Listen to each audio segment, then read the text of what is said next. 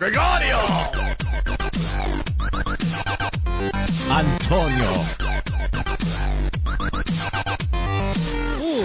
Good morning. I'm Christopher Lloyd, and I'm standing here in the studios of Sirius XM Satellite Radio. It's a weekly morning, approximately 6 a.m., and this is the Opie and Anthony Show. Never before has one radio show been so extreme.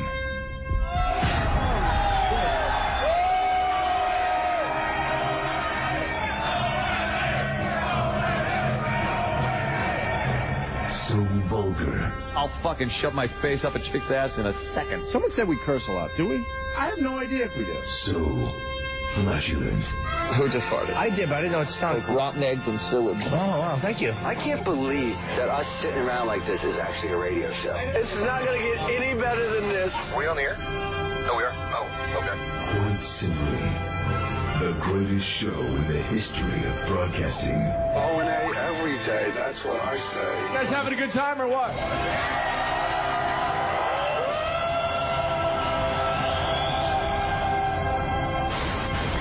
Rules are destroyed and conventions burned to the ground. Would you like to make some fucking with Opie, the Destroyer. I would eat Betty White's ass. She's 90, right? It doesn't smell too bad. Anthony, the Rage. Holy fuck, how much more fair you wanted? Tired of these people. Up my ass all the time trying to get me to help. Fuck you. And Jim Norton, lover of the transgender. Every time a transsexual walks in the room, party horn should go off. Like, surprise! It's the Opie and Anthony Show. Strap in, dicks. This one's gonna hurt. Double gun, bitch. But enough of this palaver. Let's get the show on the road. Yeah.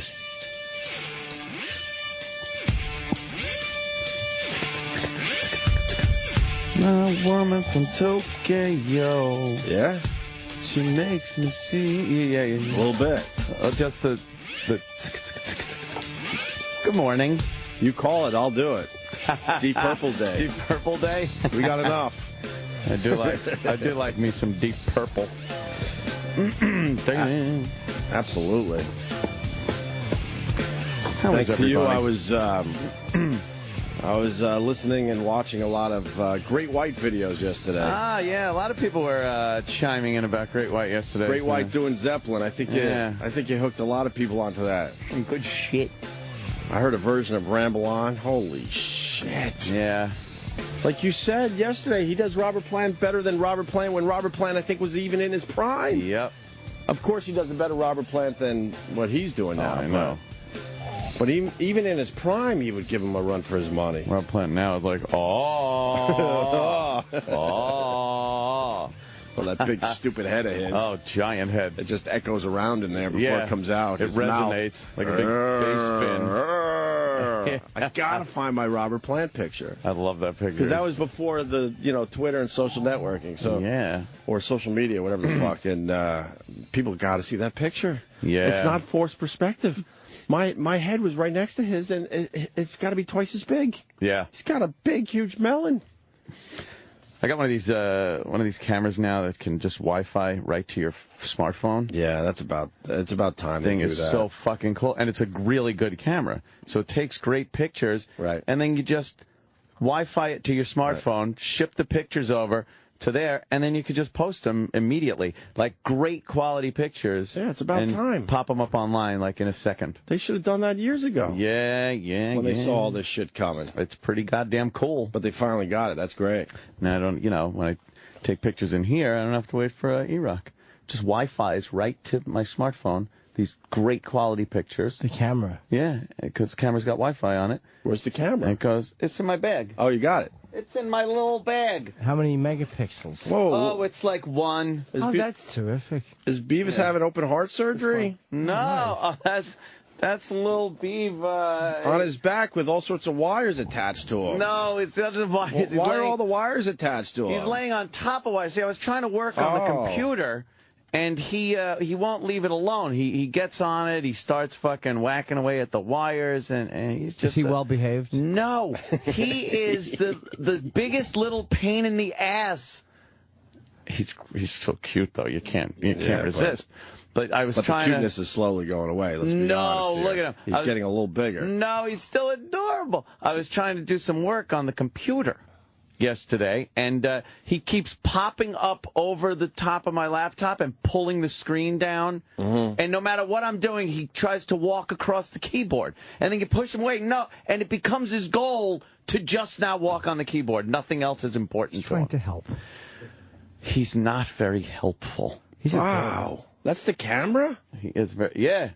Holy fuck, is that nice. Does it take video, too? Yeah, it takes video, takes great still pictures, a lot of different modes and settings for different and you didn't go Canon?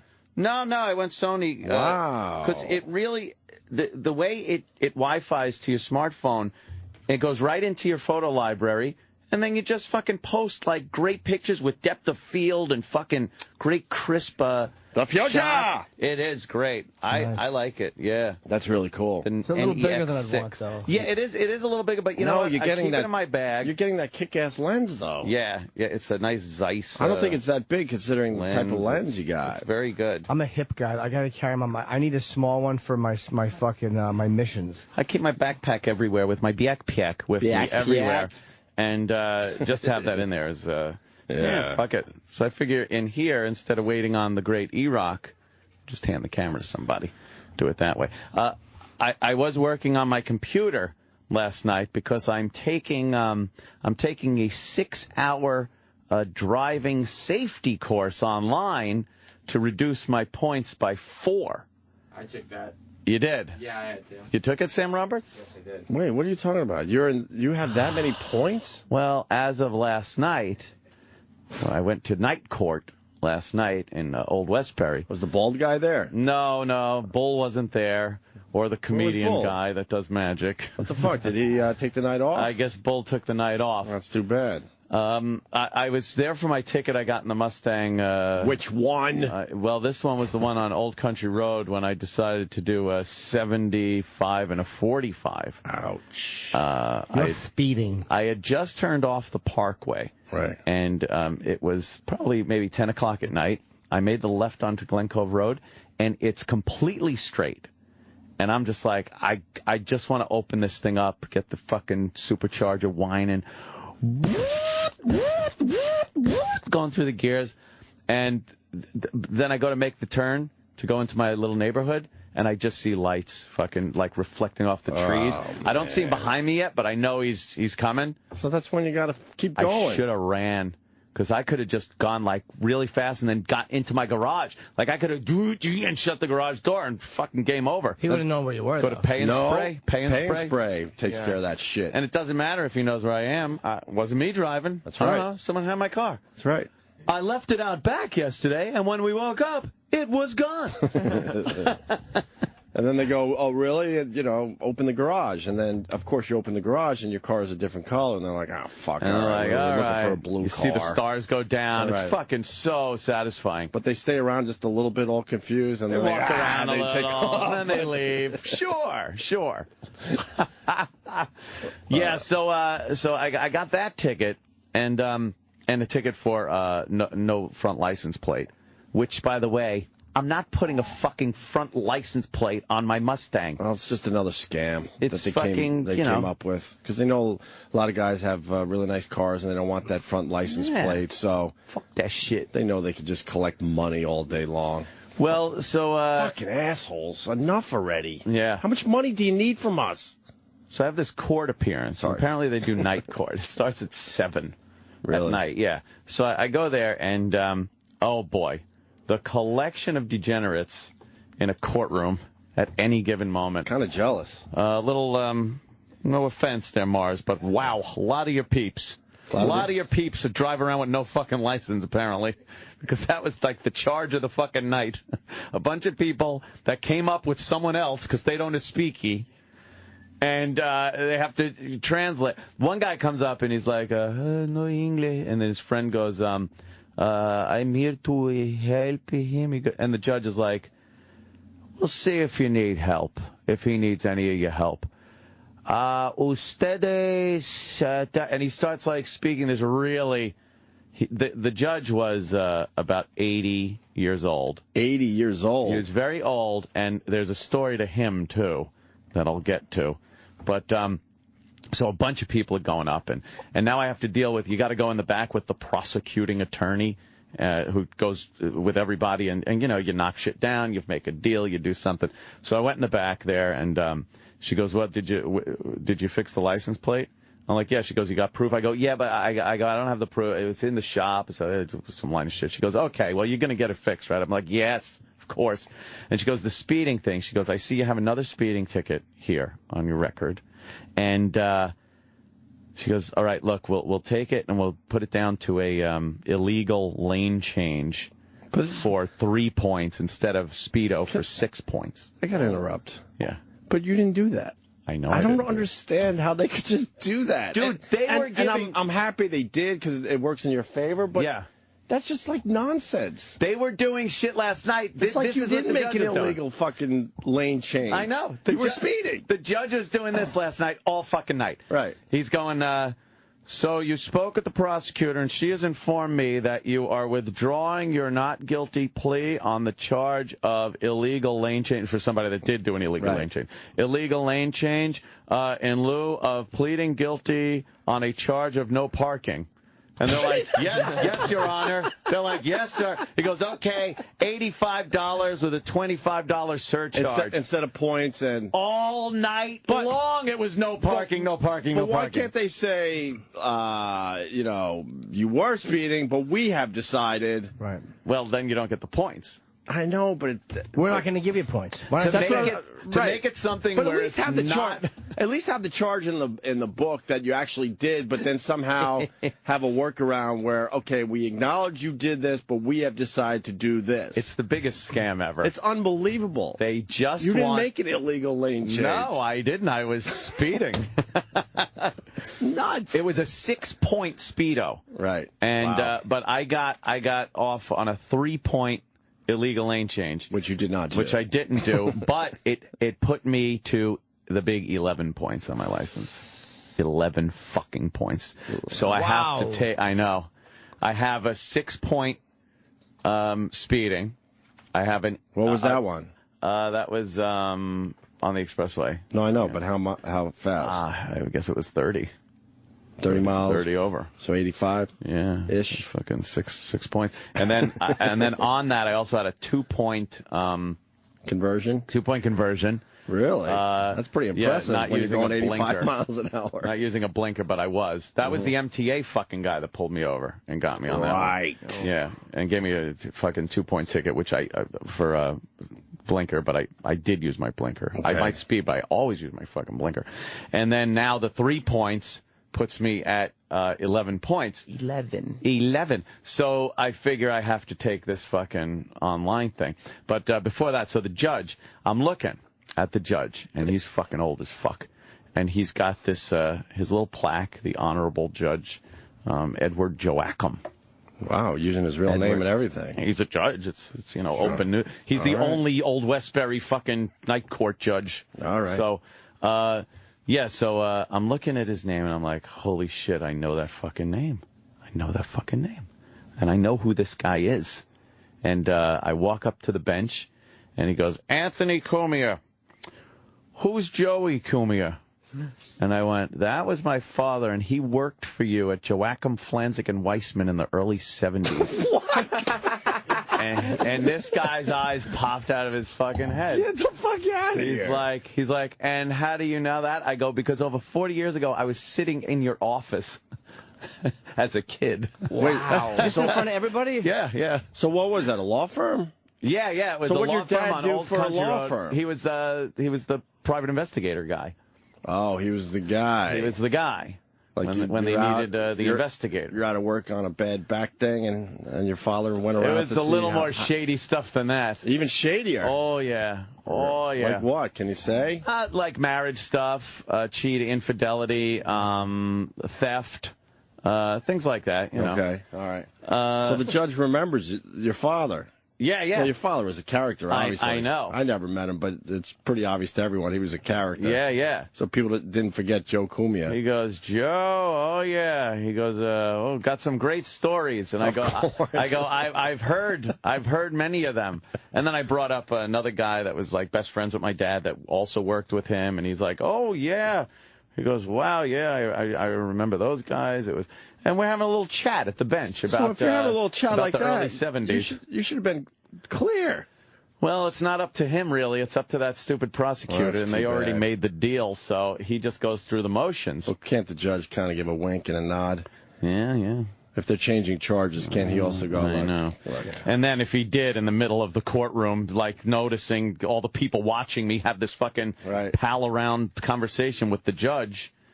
Yeah, that was really fucking weird, though. It's like there's paths crossed back then. Haven't seen the guy yet. And then all of a sudden, if you look at all your life, everywhere you went, and then all of a sudden, boom, your paths cross again. It's just an odd thing like that. It really is. He was, so he wished me well, told me to go in the back and pay some money, and that was that. And then I went home and signed up for this fucking 6-hour course. Actually 6 hours, or can you do it in a couple hours? No, they fucking make it so it's 6 hours. No, how? Online, right? Yeah, it's online. Well, how do they make it 6 hours? You have segments of this thing. They're little pieces, and they last, this one's 4 minutes, this one's 3 minutes. And no matter how, you don't even read it. You take their dumb tests. What do you do? What's your responsibilities after an accident? Run away. Nothing. Call your insurance company. Run away! I'm not kidding. So you check these things. Can they have another option? Get your fucking car off the road so they should. No one else is inconvenienced? They fucking should. As you're waiting for a cop to look at your fender bender? Bastards.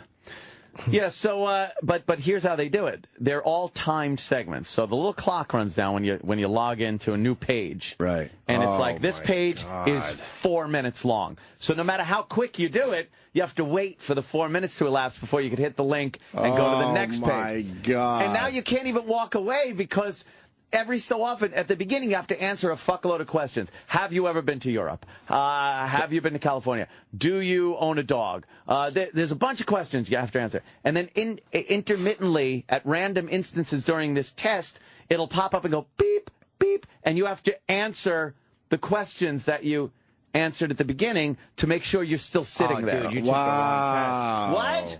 The improv, believe it or not, has its own test. It's the same, it's a licensed thing. Yeah. And what they do is they put up the page, and it's like, it's a really long page, but it's like 25 minutes.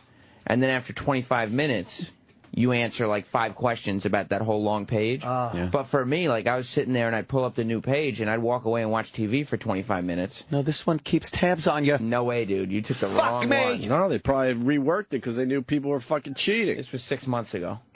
Well, 6 months is a long time. Oh, well, how much time did you do on it then? Are you done? No, last night I did probably 2 hours. Oh, my God. I got another fucking 4 hours. Can you fool around with the time on your computer? No. Kind of like the Candy Crush workaround? Like Candy Crush? No. God, you're taking that test like I play Candy Crush. You got to wait for new lives. Dude, that sucks. I don't pay attention to anything going on. Like there's videos you have to watch too. Right. Like it's like this segment is a video. It's 10 minutes long. So you turn it on. 10 minutes. And you hear like the music starts. It's like. Chevrolet's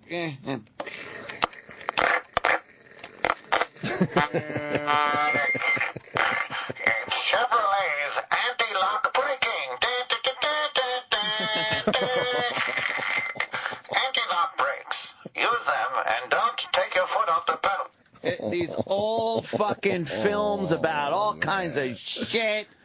Oh, you're in hell. You're in hell. It's terrible. Oh, yeah. I guess for 4 points, though, that's a lot of points to lose. That's a good amount of points to get taken off. It is, and I need it because, You're an ass. I'm an ass. Let me go to Ohio. Charlie, Charlie. He's going to explain why they changed the speeding tickets to parking tickets. All right. That's It's actually Long Island, guys. I'm in Nassau County, just like my good friend, Mr. Cumia. Welcome aboard, Charlie. Yes. Or as Opie says, NASA County. Yes, Nassau County, home of the astronauts. Even after I acknowledge that, they're still beating the shit out of me. Doesn't matter, you acknowledged it. Got a lot of words wrong. I'm keeping track. Okay. Go ahead, Charlie. God. Go ahead, buddy. Any moving violations, speeding, red light, etc., those are state laws, which means they have state surcharges and the state gets the money. No parking is a local ordinance, village, county, town, etc. That means that the local ordinance that pays that judge, they get to keep the money. They don't have to kick any of the money up to the state. Oh, okay. There's a real answer. That makes sense. There's a real answer. Thanks, Charlie. You got it. I appreciate it. We All thought right. you were a complete idiot before you talked. I we know. were wrong. Thank you, Charlie. Well, all we have to do is take another phone call, Yes, and that and- guy will say that guy was wrong. Yeah. Guy's an idiot.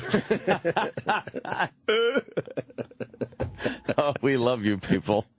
Trust us. Oh man, I think we confuse people. Most of the people are cool as shit on Twitter and everywhere else. Yeah. They should get the attention, not the fucking people that despise either individuals on the show or the whole show. Spiced. Wow. All right. Yeah, so, I'm in the middle of doing one of those. Improv? What, by improv? I'm telling you, it's the same people. It's got to be the same fucking God, thing. improv. That's right. The comedy clubs are sponsoring New York those. defensive driving. New York defensive But this driving. one, But did they tell you where to go, or No, you I get just- to pick it? Keith told me about it. All right, He's maybe like, you "Oh, did pick just, the wrong place. You just go online, you fucking put in, you know, New York State points reduction, and you do that. And how many points are you going to get back? 4. So you'll be down to what? 7. Oh my God! Which will be 1 point less than I had before I got the Speedo. And I think 18 months. I'm coming up on 18 months of that first speeding ticket. So that might be dropped. The points will be dropped after 18 months. How bad is your insurance on that fucking car? That's gotta be a lot, right?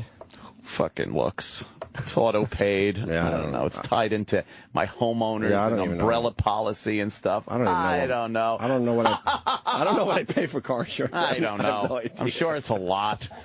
I have no idea. How many points do you lose after 18 months? You lose whatever. Oh, I lose 6, 7, 8 points. Wow. You lose that many points after 18 months? Yep. So fuck the online shit. No, Wait it out. I need it now. Wait it out. They'll suspend my license. 11 is a suspension. Yeah. You go back to that judge, he'll take care of you. Maybe. Old Joachim. He's in your town too? Joachim. Well, no, I was in Old Westbury. There were no prostitution cases or anything in night court? It was all just traffic. That's got to be boring. There was one guy, oh yeah, this other guy is Japanese, right? And he walks up with another Japanese guy because he didn't speak English. And Right. the guy's like, how long have you been here? And he's like, 10 years. 10 years? And you don't talk English? I'm like, holy fuck, this guy is just old school, old guy. And he's right. He didn't care. You're not allowed to say that anymore. Mm-hmm. You're just not allowed to. But he does. And then he's I'm talking. going to report that guy. He's talking to another guy who came in. He goes, so what do you do for? I like he baited these people. He goes, what do you do for a living? And the guy's like, well, I'm laid off, but I was working in the fashion industry. And the guy goes, oh, fashion. He goes, so where you learned how to dress? And the guy's like, excuse me? He goes, dress, you're wearing a T-shirt in court. Nice. And he's like, oh, boy. He starts looking around. And he's like, he goes, the judge goes, look around. Do you see anybody else that came to court in a T-shirt? Nice. And then the guy Love he it. goes, yeah, I see a couple of people. Oh, And the judge goes, you want to point them out? And then he starts pointing at people. I'm fucking roaring. He's like, fucking, he goes, that's not a T-shirt. He's wearing like a polo shirt with a collar, Sure. short sleeves, but it's like, As long as it's not got a T-shirt. collar, usually. And then he tried to say, well, this is a V-neck because it's a T-shirt. So then he actually really got on this guy. He had a lot of traffic tickets and whatnot. Yeah. And he goes, you're 30. He goes, you're 30 years old. Because when are you going to get some responsibility? He goes, he goes, World War II. He goes, young people were out there fighting Japanese and Germans at 20 years old, 18 years old. He goes, you're 30. Oh, it was great. Nice. He was dressing down everybody. He's beyond caring about somebody being upset. He's in his 80s. It's great to be in that spot, right? Shit. That's great. Yes. I remember him in his office. The one thing I remember about his office. Yeah. I walked in there and his clowns? son. His Lots son, of clowns? No, No he clowns. wasn't clown guy. Okay. His son was there too, and his son was a little older than I was, and his son was perusing through his father's collection of Playboy magazines in the office. That's right. So that's what I do. Jawackum there had fucking some Playboys in his office. Nice. And I was like, oh man. Jawackum? Jawackum. Get it? Jawackum. Get it? Fuck. Fuck yeah. Speaking of the Japs. Yeah. With the government shutdown, you know, the World War II memorial is getting a lot of heat. Oh, yeah. And you know, you had the old guys just taking down the barricades and saying, fuck this, you can't close this shit. It's outdoors. Yeah, because I guess I didn't even know this. There's, there's a charity that flies these guys in to see the memorial. Uh-huh. You know, so, and it's, in a lot of cases, the only time these guys are going to see the memorial because they're at the end of their lives. So they were interviewing a whole bunch of vets yesterday, and one guy right on CNN, and I was like, this is how it used to be. He was talking about how they had to, fight the Japs and hold the Japs back. And you could see the reporter just sitting there like, oh, fuck, I don't know if this is going to fly, but I can't tell this old man that they get away with he can't say Japs anymore. World War II vets have carte blanche about talking about the Japanese and Germans. I mean, so. And people put it in context, and they're like, well, they were trying to kill this motherfucker. The guy in a wheelchair, he goes, the Japs. And I'm like, wow. It just sounds so weird when you do hear it now on the news. Well, at first I was over there fighting the Jerrys. Right. Yeah, the lousy Huns, and then I went over and killed me some Nips. Right. Like, wow, dude. And the reporter, well, yes, you heard him killed Nips. Back to you in the studio. Right. Wants to know why you don't pay one of the interns to do it. I don't know what that means. I could take the test. Oh. Yeah. Not a bad idea. Yeah. Give him a quick 100 or something. Yeah, just make them sit there and take it for you. Although the interns we get, I wouldn't trust any of them to put my fucking... I don't even know their names yet. Well. Anyone know their names? I mean, I do, but... I know the one guy who looks like the Scream mask. I forget his name. He's a good dude. The Scream. The one guy with the fucking giant Mac Tonight head. He's a good boy. I've chatted with him briefly. The other guy lurks around. I don't know his name. Just insanity coming Where's off of the last girl? semester. Who, She's Nikki? still here? Yeah, she's here. I like her. She's really nice. Yeah. We great. Obviously, we can't be bothered with interns. That's silly. That's stupid. She's a lot more professional than the previous female interns. Well, we haven't talked to her about it. She's just shy. We'll We'll eventually get to them, maybe. I don't think... She doesn't like being on air or something. Well, she's, polite about it. Yeah. I'm surprised Jackie's not running here from Buffalo or wherever she is when we Rochester. We all know where she is. And then she just plops in the chair and starts fucking Hi, yapping. guys. Yeah, she would just come in and pull up a chair, relax. We were all like, all right. When is she going to visit us? What the fuck, man? Yeah. She was she talked about podcasting. I was talking to her and she was talking about podcasting. Everyone's talking about podcasting. But she's actually someone I think should do it. I think my cleaning lady's podcasting at this point. And I don't know if she's going to or not, but I think it'll be an interesting tie-in if she started, but I don't know if she started or not. I do still stand by my statement. Jimmy saw Gravity. Yeah. I saw Gravity. You got to see it at the IMAX, though, huh? I saw it in just regular 3D. Oh, IMAX 3D. I'm kind of jealous because, that movie obviously was made for IMAX 3D. Although when we got there, of course, the top section was reserved seating, but we still got good seats because Roland Hotel has a couple good seats. But I think in the IMAX, it almost doesn't matter where you sit. You're just used to getting that really cool seat in the theater, but even if you're way down or way off to the side, the whole fucking thing's right in front of your face. Yeah. That's just how the technology goes nowadays. It was, when I looked at after the movie, I'm like, this is what Hollywood does best. It was it's a masterpiece visually. Absolutely. And I thought George Clooney was great, and I thought she was fucking amazing. Yeah, and I don't really like her in movies, but she was really good. Yeah. The girl from the bus. Obviously. Yeah. She was amazing. She's going to get nominated. Whether she wins or not, I don't know. You think? Absolutely. There's so much of her in here. And it's a real role. It's not like just a fluff role. That it's really well acted. Really well acted, yeah. Like, it's not just her with a bunch of action. There was silence in the movie at moments that I was surprised at and I liked. Like, where they just show you the vastness and the emptiness of space. By being quiet. And then you're like, oh my fucking God, you're alone up there, man. Oh, man.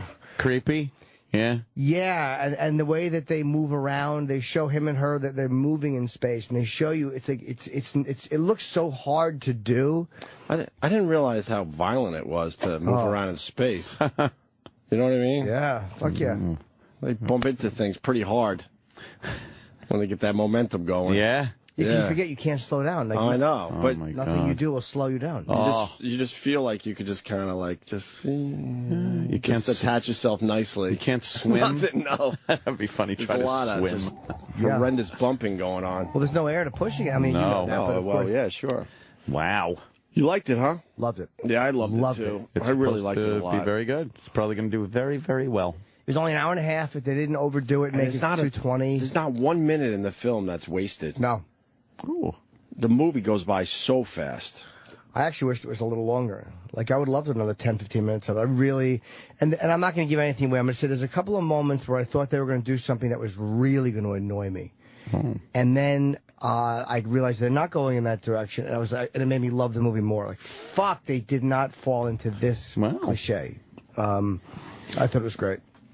I got to see that. Yeah, but try to see that on IMAX, man. Yeah, yeah. I'm sure in a regular theater it's still good, though. I mean... Without 3D? Did you see it with or without 3D? I saw 3D. Yeah. Obviously, it'll be on screens without the 3D. I don't know, man. Still be cool. It'll still be cool, but, just watching a regular movie in a theater nowadays, it looks so dated to me. It's amazing how it took so long for 3D to take off, and then they finally, using it properly, yeah, right? Yeah. There's a moment, but they got to just upgrade their shit in the regular theaters. Cause everybody knows that I guess it's way too expensive, where they would have done it by now. Everybody knows something hits the. We all saw the trailer. Everybody knows that they get thrown around. Spoiler. Yeah, everyone's seen that trailer. Yeah, yeah. But the moment when she's sitting there fixing something, you remember when she's close to the screen, and you fucking it's an amazing 3D. Like, you're literally just sitting there with Sandra Bullock in a fucking space helmet. It's so weird and so personal. So cool how they because it feels like, and she's not even doing anything. She's just repairing something, and you're like, this is fucking amazing how good this looks. That opening scene before, all hell breaks loose. We're not giving anything away because it's the whole movie. Sure. Was just amazing to watch. Yeah. It was about 10 minutes maybe. Yeah, it's great. And the opening shot, did you love that? Beautiful. Beautiful. We explained it on the show, I guess Monday, but you're looking at Earth from the I don't know, from space, because from just beyond where the characters were, I guess.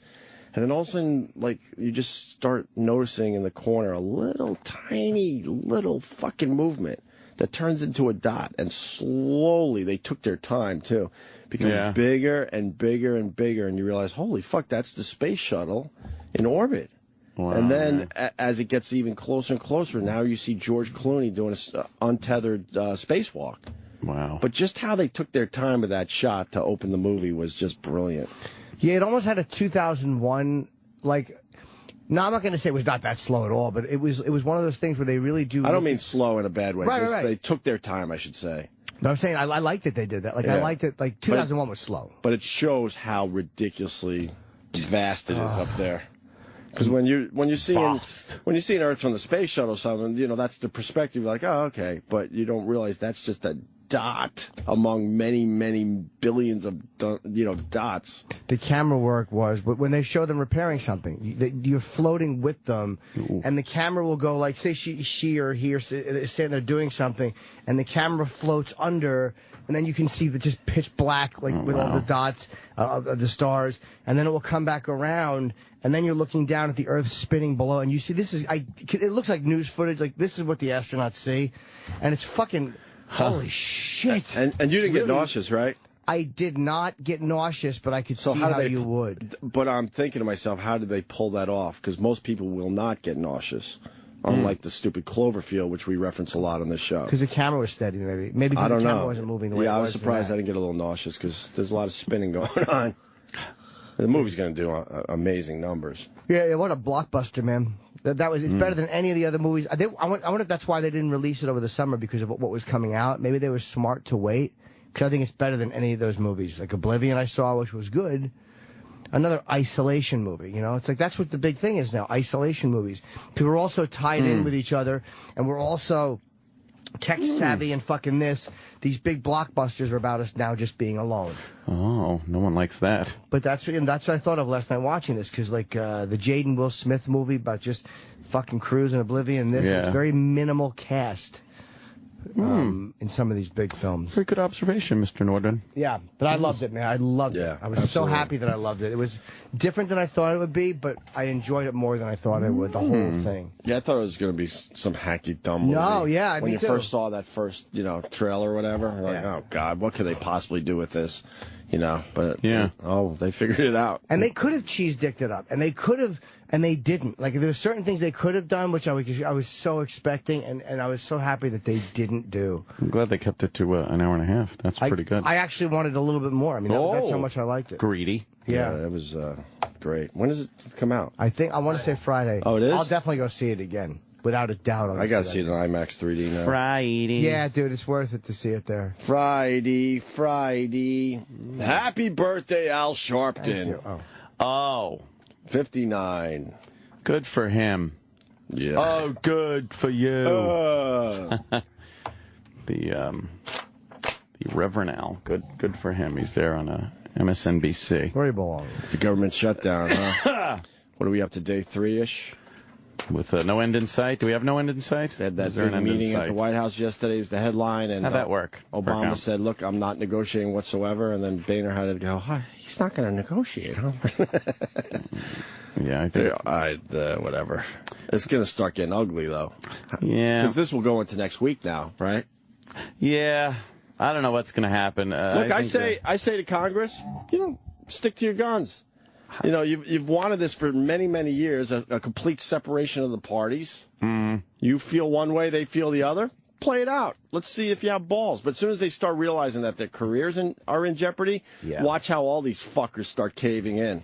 Well, that's what they're going to do. They're not going to cave in because of the American people. They're going to start realizing, wait a minute, this is going to hurt me personally. And you watch, that's when all this shit gets worked out. They're posturing for the next election. Is what they're doing. So, but they have don't the know how balls to get play it out. A lot of you guys are going to be fucked over it, but let's go. This is what you wanted. They just don't know how to get out of this at this point. Like the Republicans, I think they realize that their little bid to defund Obamacare failed. And that was the whole thing for this. Obamacare is implemented, it's in place, it's funded, it's whatever it is at this point. I think they thought maybe they'd get a little more fear into the people and the Democrats. It didn't work, so perhaps they got to start thinking of an exit strategy for this situation. Right.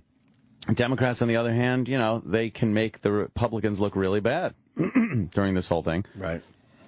And when you got the elections coming up, the midterm elections, you got to really start thinking about, what you're going to look like, what the ads are going to say, Even though it was never supposed to be about that. No, of course As soon as these guys realize, term. Fuck, I might not get reelected, they're all going to start caving. They should have one-termers so they can't fight for their goddamn stupid jobs, and they have to fight for the country. And you know what? Yeah. Can we continue talking about this? But let's just open a window and talk out a window. Oh yeah. Because nothing changes. Nothing. We all know there's major issues down there in Washington, but nothing will ever be fucking changed. Yeah. Ugh. Bunch of fucking pricks. Yeah, they really are disgusting. And they know how to get out of it. They just don't know how to get out of it and save face. That's all they care about. Yeah, that's what they're waiting for. Because they got to save their own asses now. And you can blame the Republicans, but then again, you got to look and say, well, they're doing what their constituency wants. I mean, a lot of people on the right and a lot of people that are Republicans don't like the idea of this Obamacare. It's very expensive. Him and the administration lied. They blatantly lied about what this is and what it's going to cost. And the Republicans are like, no, we're doing what our people kind of want. So you can't blame them on that front. But it's gotten way out of hand. No one's doing anything. It's just a two-party. I told you when I met Ron Paul briefly here, I want to interview him so bad. I'm like, when are we going to get out of this? He had time for one question. I'm like, when do you think we're going to get out of this two-party system that we're stuck in? And it's like, what else do you ask him? And he goes, well, you mean we have to get a second party because the other two is the same one? Same one. Oh, I'm like, yeah, I guess he's right. Wow. They really are the same fucking person on both sides. There's no difference. No difference. It's terrible. I hate it. A lot of guys are out of work, though, man. And the government, a lot of people. Don't the politicians still get their health care? Like, while this whole thing's going on, they're still taking care of. They get paid. They're getting paid through this whole thing. They have their own health care, which they're exempt from the Obamacare thing. Why? Because they can make up whatever fucking rules they want. And any American that looks at that and doesn't see that there's a fucking problem is blind and stupid. They should live like the average American. Then they would understand what people are going through. That's how they're supposed to represent. Of course. Is by being a citizen. Right. Whatever. It's cray. It's cray. Yes, they are exempt. Shut up. Congress isn't exempt from Obamacare. Yes, they are. Shut up. Yes, they are. Shut up. Yes, they are. Shut up. Well, there goes that. Hey, man, we made a blog. Huh? Remember the old days we'd come in here and go, hey, man, we made I don't know, Time magazine or we're on the news last night. Like now we get excited when a blog talks about us. Blog. Is it a big blog? I don't even know. It's probably locally. Yeah. In Atlanta. Our Jocktober's getting a little heat already. Remember that? Jocktober. Yeah, I guess somebody reported on a blog. Do you even remember the show we did yesterday? No, I never remember. I remember they were in Atlanta. Yesterday's show. Yeah. And there was a broad that had maybe a DUI thing happening. I don't remember the name of the show. Right. Morning Mashup? That's right. That's what we tell these shows. Don't worry about it. It's one day. It's one day. Hang in there. You can make it for a day. And then I swear most of us don't even remember the name of the show, your names. Don't worry about it. It's nothing personal. Don't take it so personally. But this guy does a radio and TV talk column, or is this a one and done? Rodney Ho.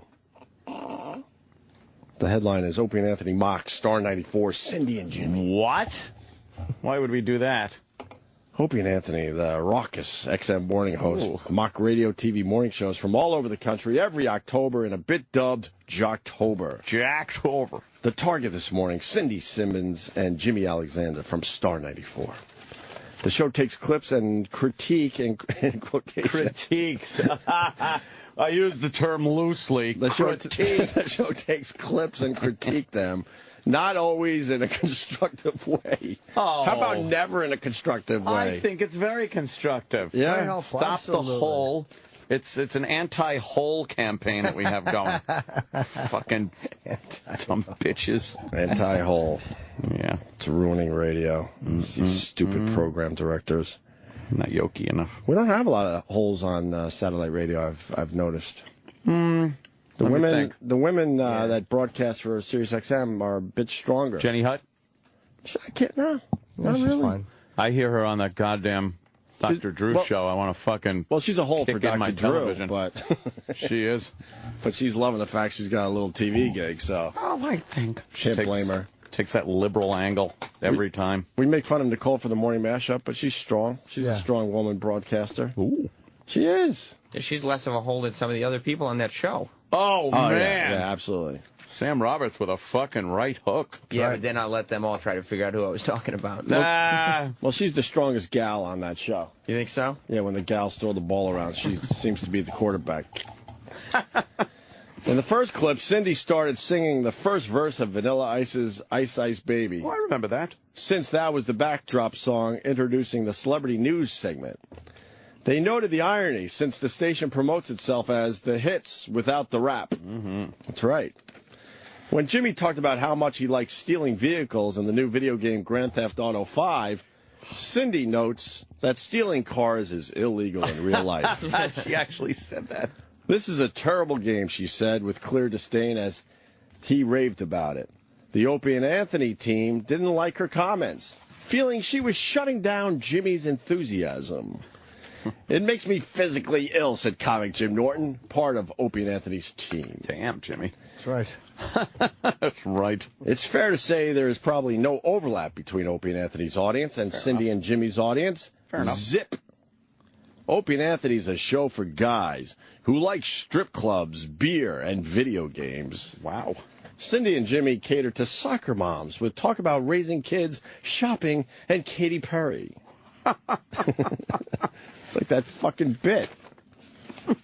What was it? Doofus and Goofus? Goofus and Gallant. Goofus and Gallant. There you go. Or Gallant. I don't know. I don't remember the exact name of that, but it's fair to say there's probably... Okay, we did that. So it's no shock Opie and Anthony groaned as they listened to Cindy and a caller who squealed after she won a purse. Then Cindy shared her meal from the night before: salmon, Parmesan noodles, and a mix of squash, zucchini, and mushrooms.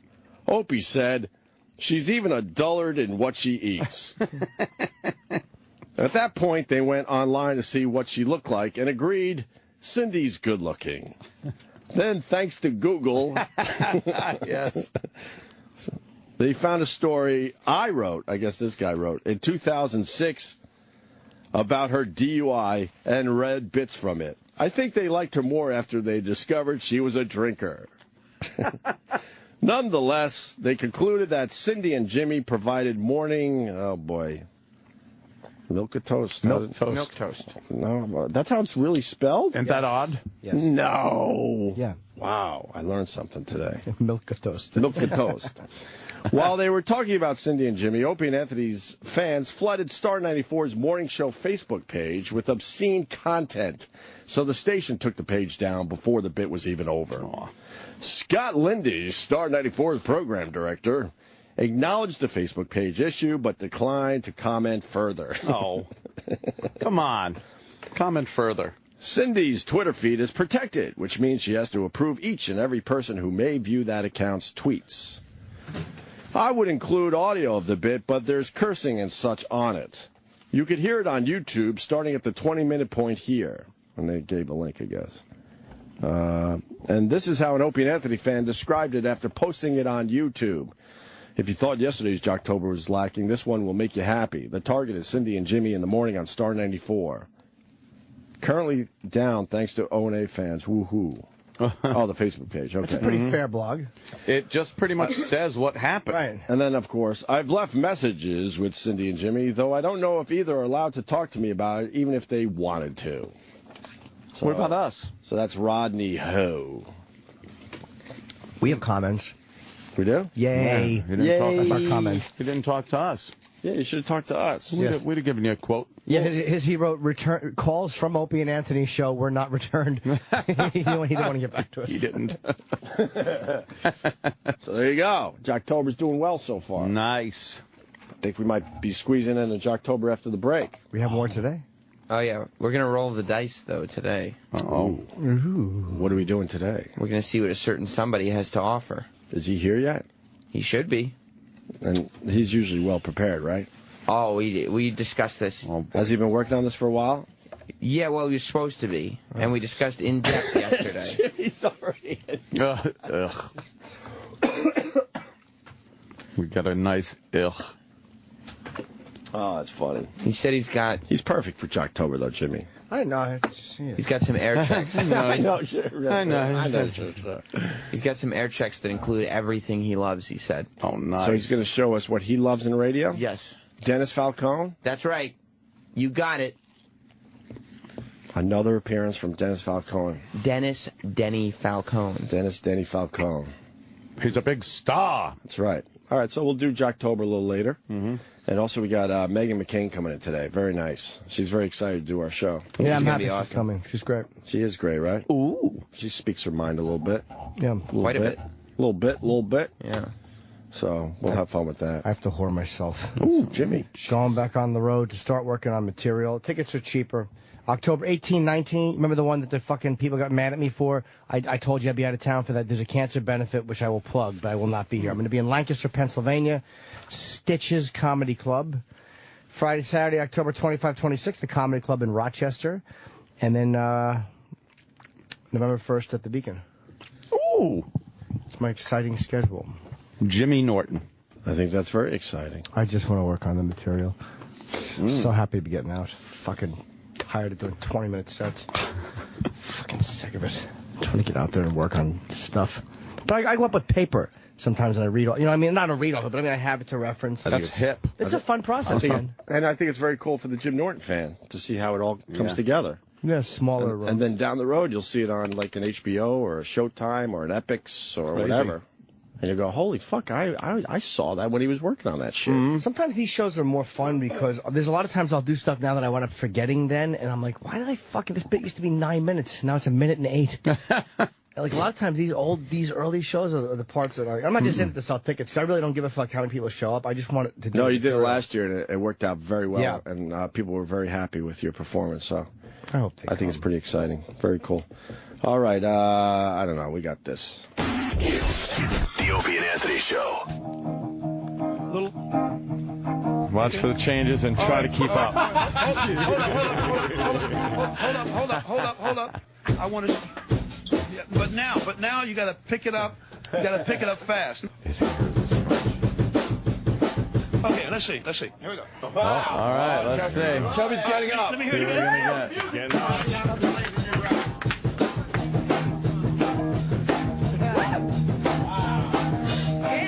Once again, when I cut down, I want to cut. 1, 2, 3, ha!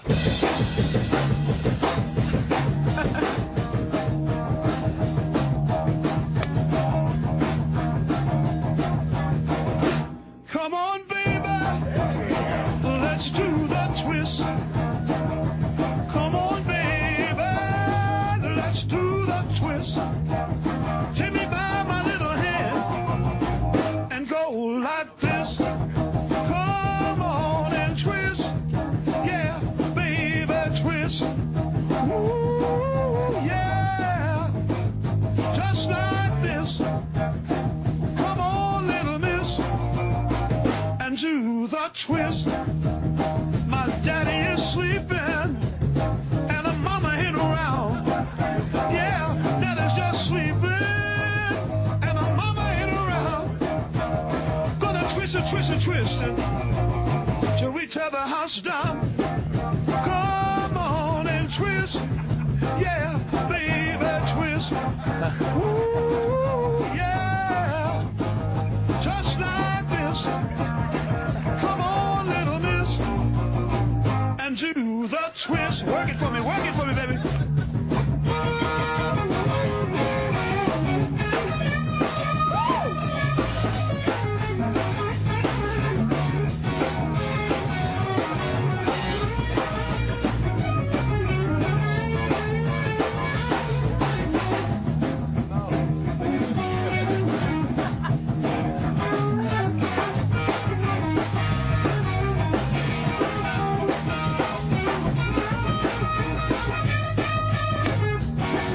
Yeah, you should see my little sis. You should see my little sis. She really knows how to rock. She knows how to twist. Come on and twist. Yeah, baby, twist. Ooh, yeah. Just like this. Come on, little miss, and do the twist. Come on. Yeah. That's all right. Yeah. Twist all night. Twist.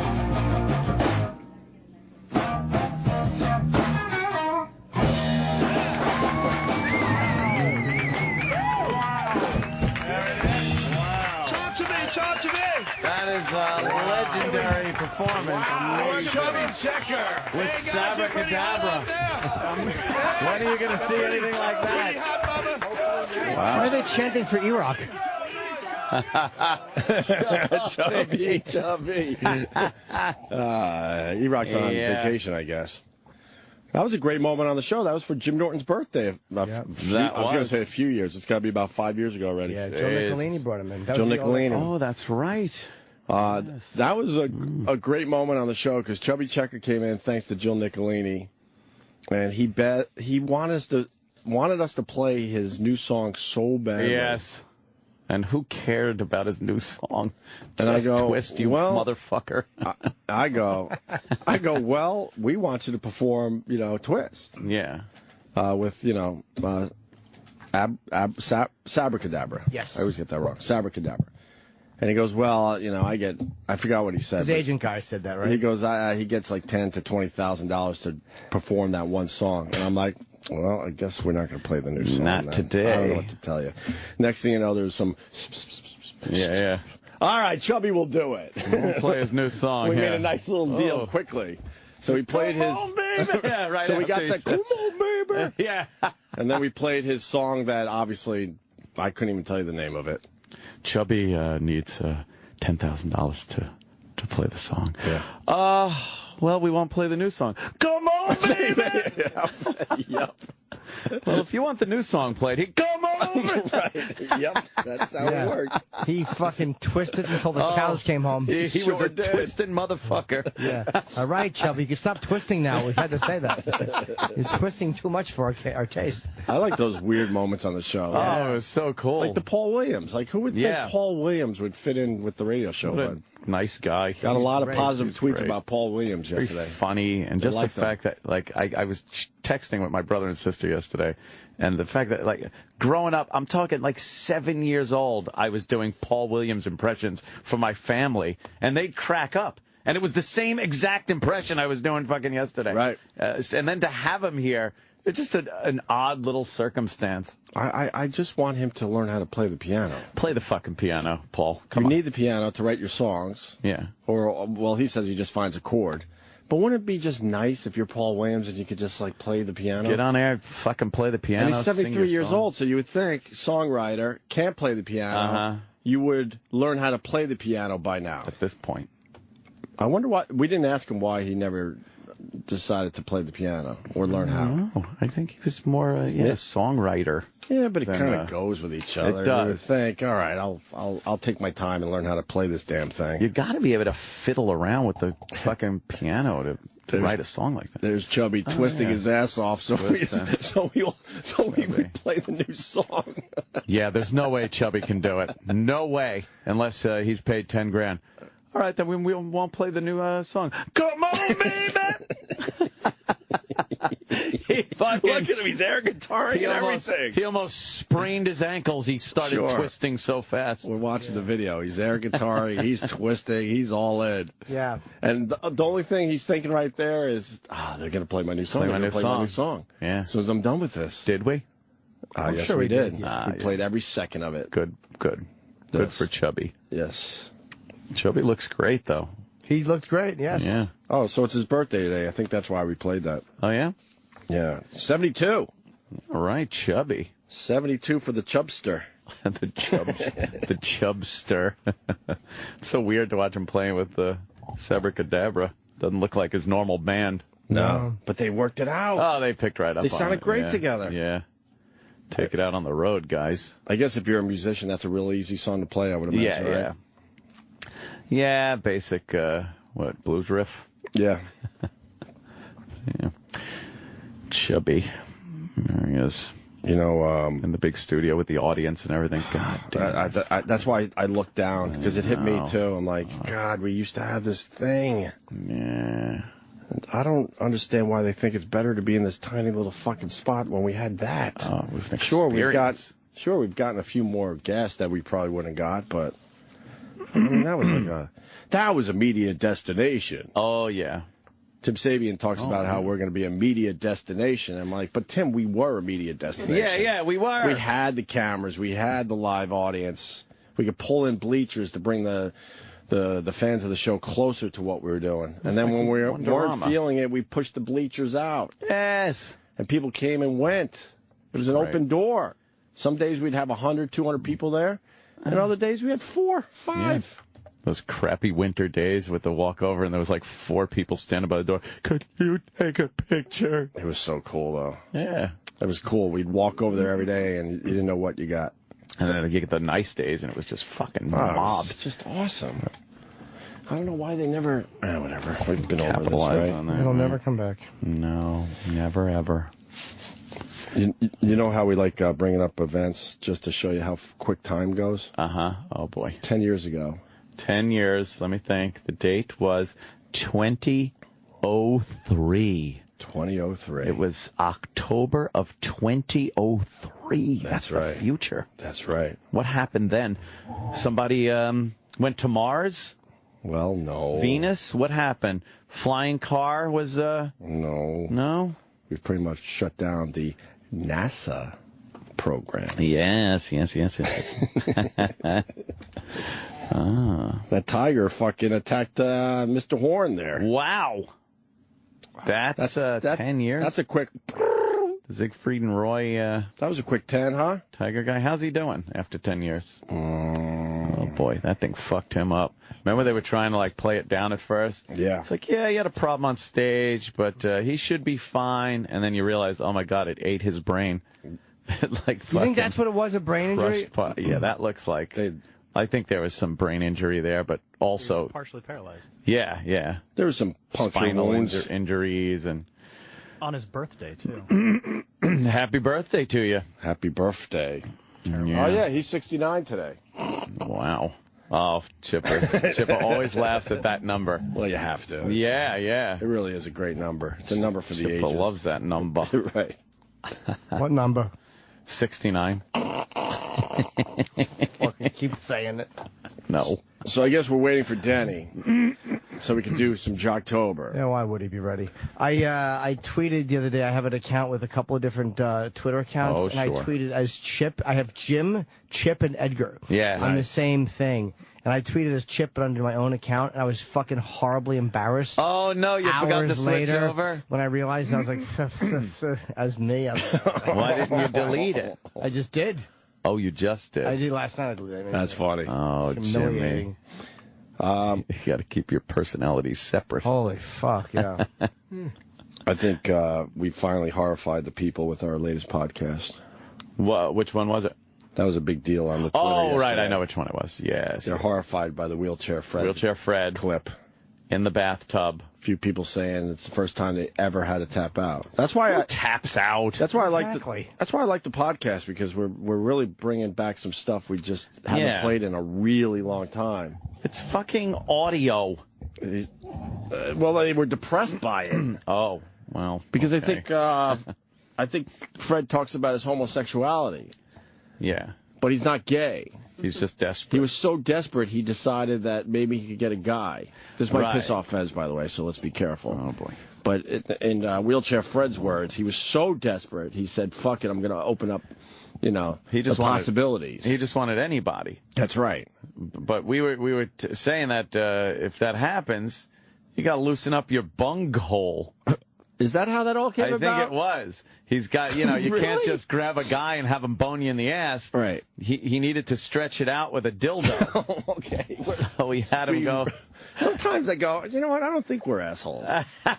And then other times it's confirmed. All right. And then yes, we are. And then we're reminded, no, we're assholes. Oh, that's how that whole bit went down? I'm pretty sure that's how it went I might down. have to listen to this podcast. He had to practice with the dildo. Right. And he did in the bathtub. He went in the bathtub. And then realized he couldn't get out of the bathtub. And what are we going to do? We're in New York. You're in Boston. So deal with it. We might have left him hanging. Yeah. What else could we do, though? But he was in an accident years ago, and his speech is all fucked up, and he's a gimp, and wow, His brain was never affected by his motorcycle accident. I'm pushing it in now. Oh, God. It was disgusting. So go get our latest podcast. Every Wednesday we put up a new podcast, and this one is a bit on the horrific side. We also have James Caan telling some great Godfather stories. So we also do, throw a current bit in there every once in a while. And then Brother Joe with an amazing rendition of the Godfather theme on his guitar. Yeah. As the O&A Nugget. Talking, I like that James Caan talking about Luca Brasi. Yeah, man, that was some great inside Oh, my shit, God, right? yeah. Talking about what a fucking nut he was. Lenny. Yeah, that's pretty cool. What's going on with the motorcycle guy? I guess a couple of arrests, but definitely people backing the motorcyclists and other people backing the guy that was in the SUV. Yeah, two different stories. I was fortunate. I was telling Aunt before the show that I was walking around yesterday, and I was stuck at a light waiting, and there were two black guys. Important, I guess, for the discussion. Maybe not. I don't know. And I swear, I walked upon, and this is the first words I heard. I hear, "You hear that motherfucker ran over that motorcycle guy?" Uh-huh. Like he was all about that. It was the driver's fault in the Range Rover.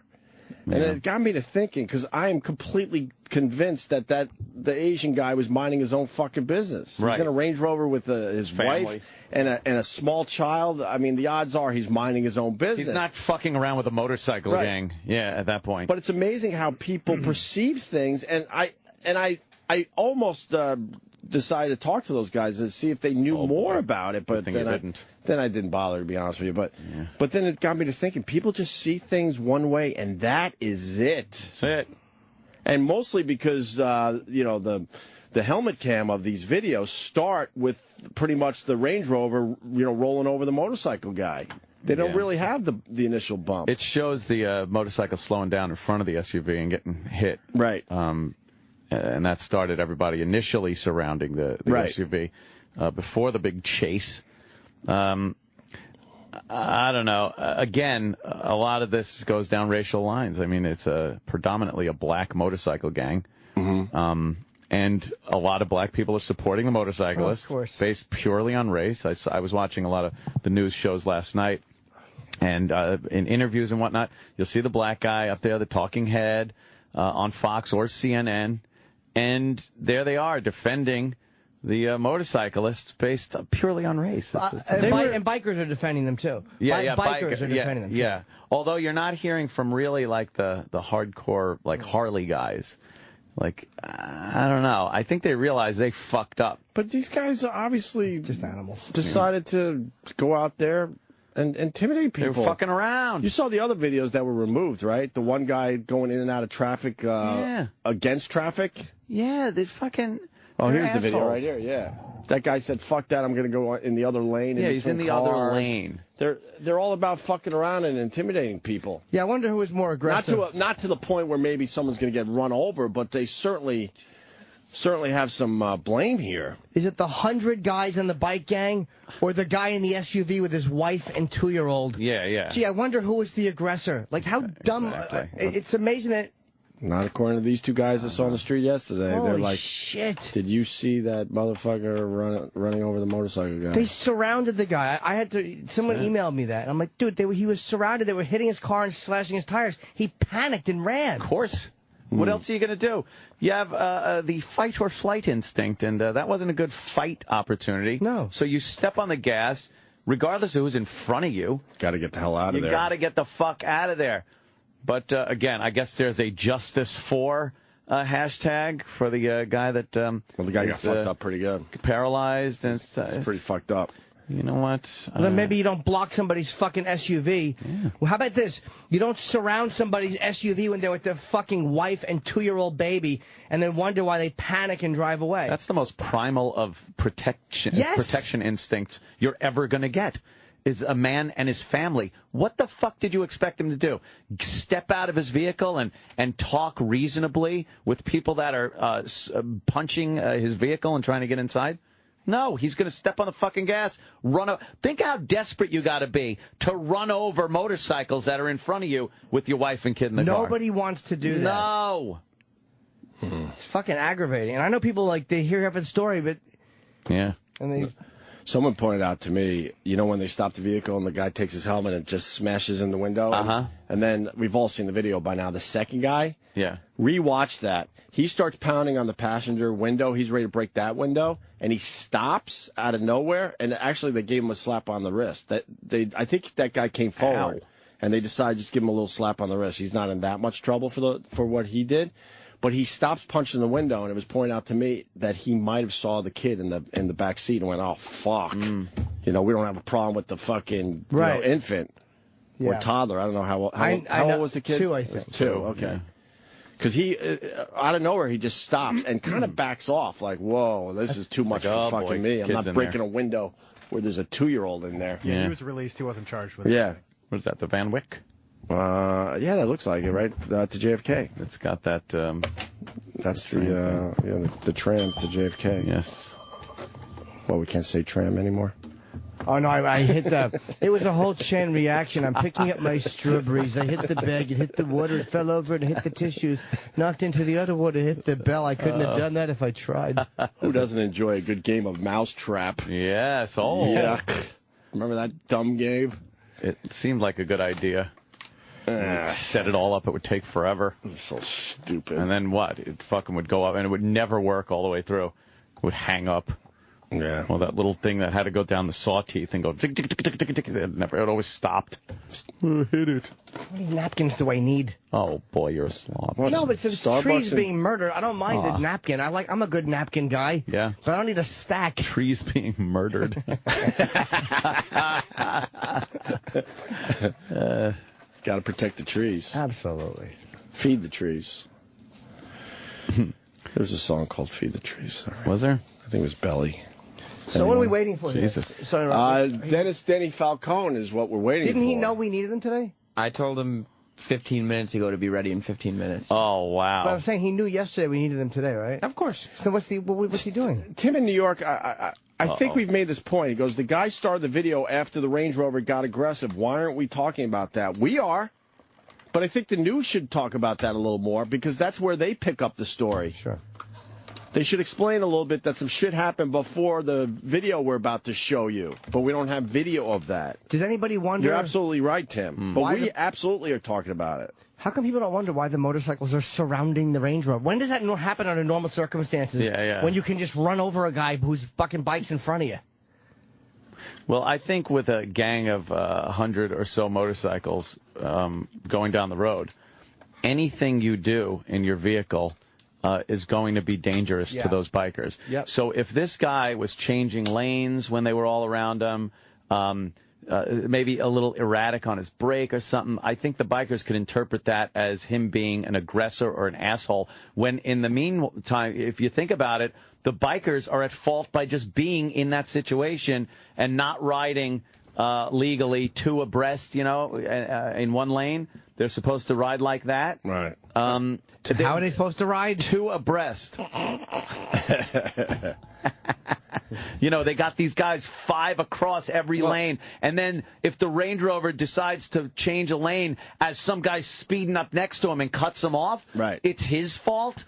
No, you're driving like fucking assholes. Nothing is the other guy's fault at that point. You're forfeiting your ability to say that somebody else was fucking up, being the aggressor, cutting you off, because your whole group is putting themselves in a situation to be put in danger. So, no, I can't see that guy, that fucking guy with his wife and kid, doing anything that would put him in danger of an accident or in trouble with 100 fucking motorcycle guys. Plus, another thing that people are ignoring, even though Ray Kelly said it, the police commissioner, he said there was over 200 911 calls that day. Yeah.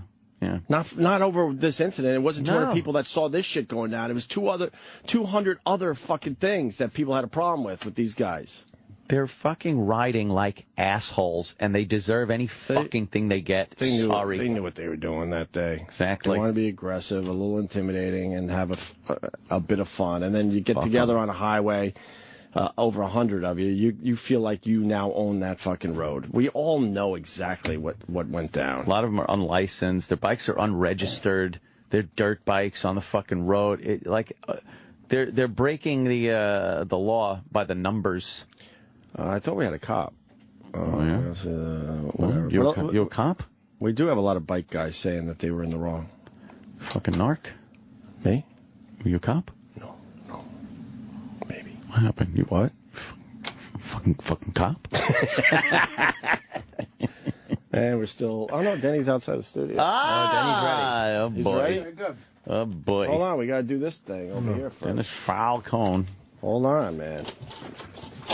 There he is. I said hold on, man. Sirius XM hat. I said hold on, man. Oh, boy. Just preparing. It's not a hot mic. It's not a hot mic yet. Cold mic. It's freezing. Wait for the big intro, please. It's Jocktober. A celebration of all things shitty in radio. That's not very nice. Fantastic failures of pontificating proportions. That's so bad. Wow. An interactive exploration of what makes radio rancid. Jocktober.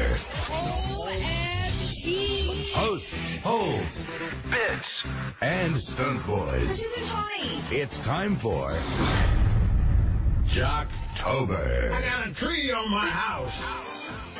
You know, we got more guys on the phones. I know we're moving on. Dave goes, the bikers were blocking the highway, which we've said many times.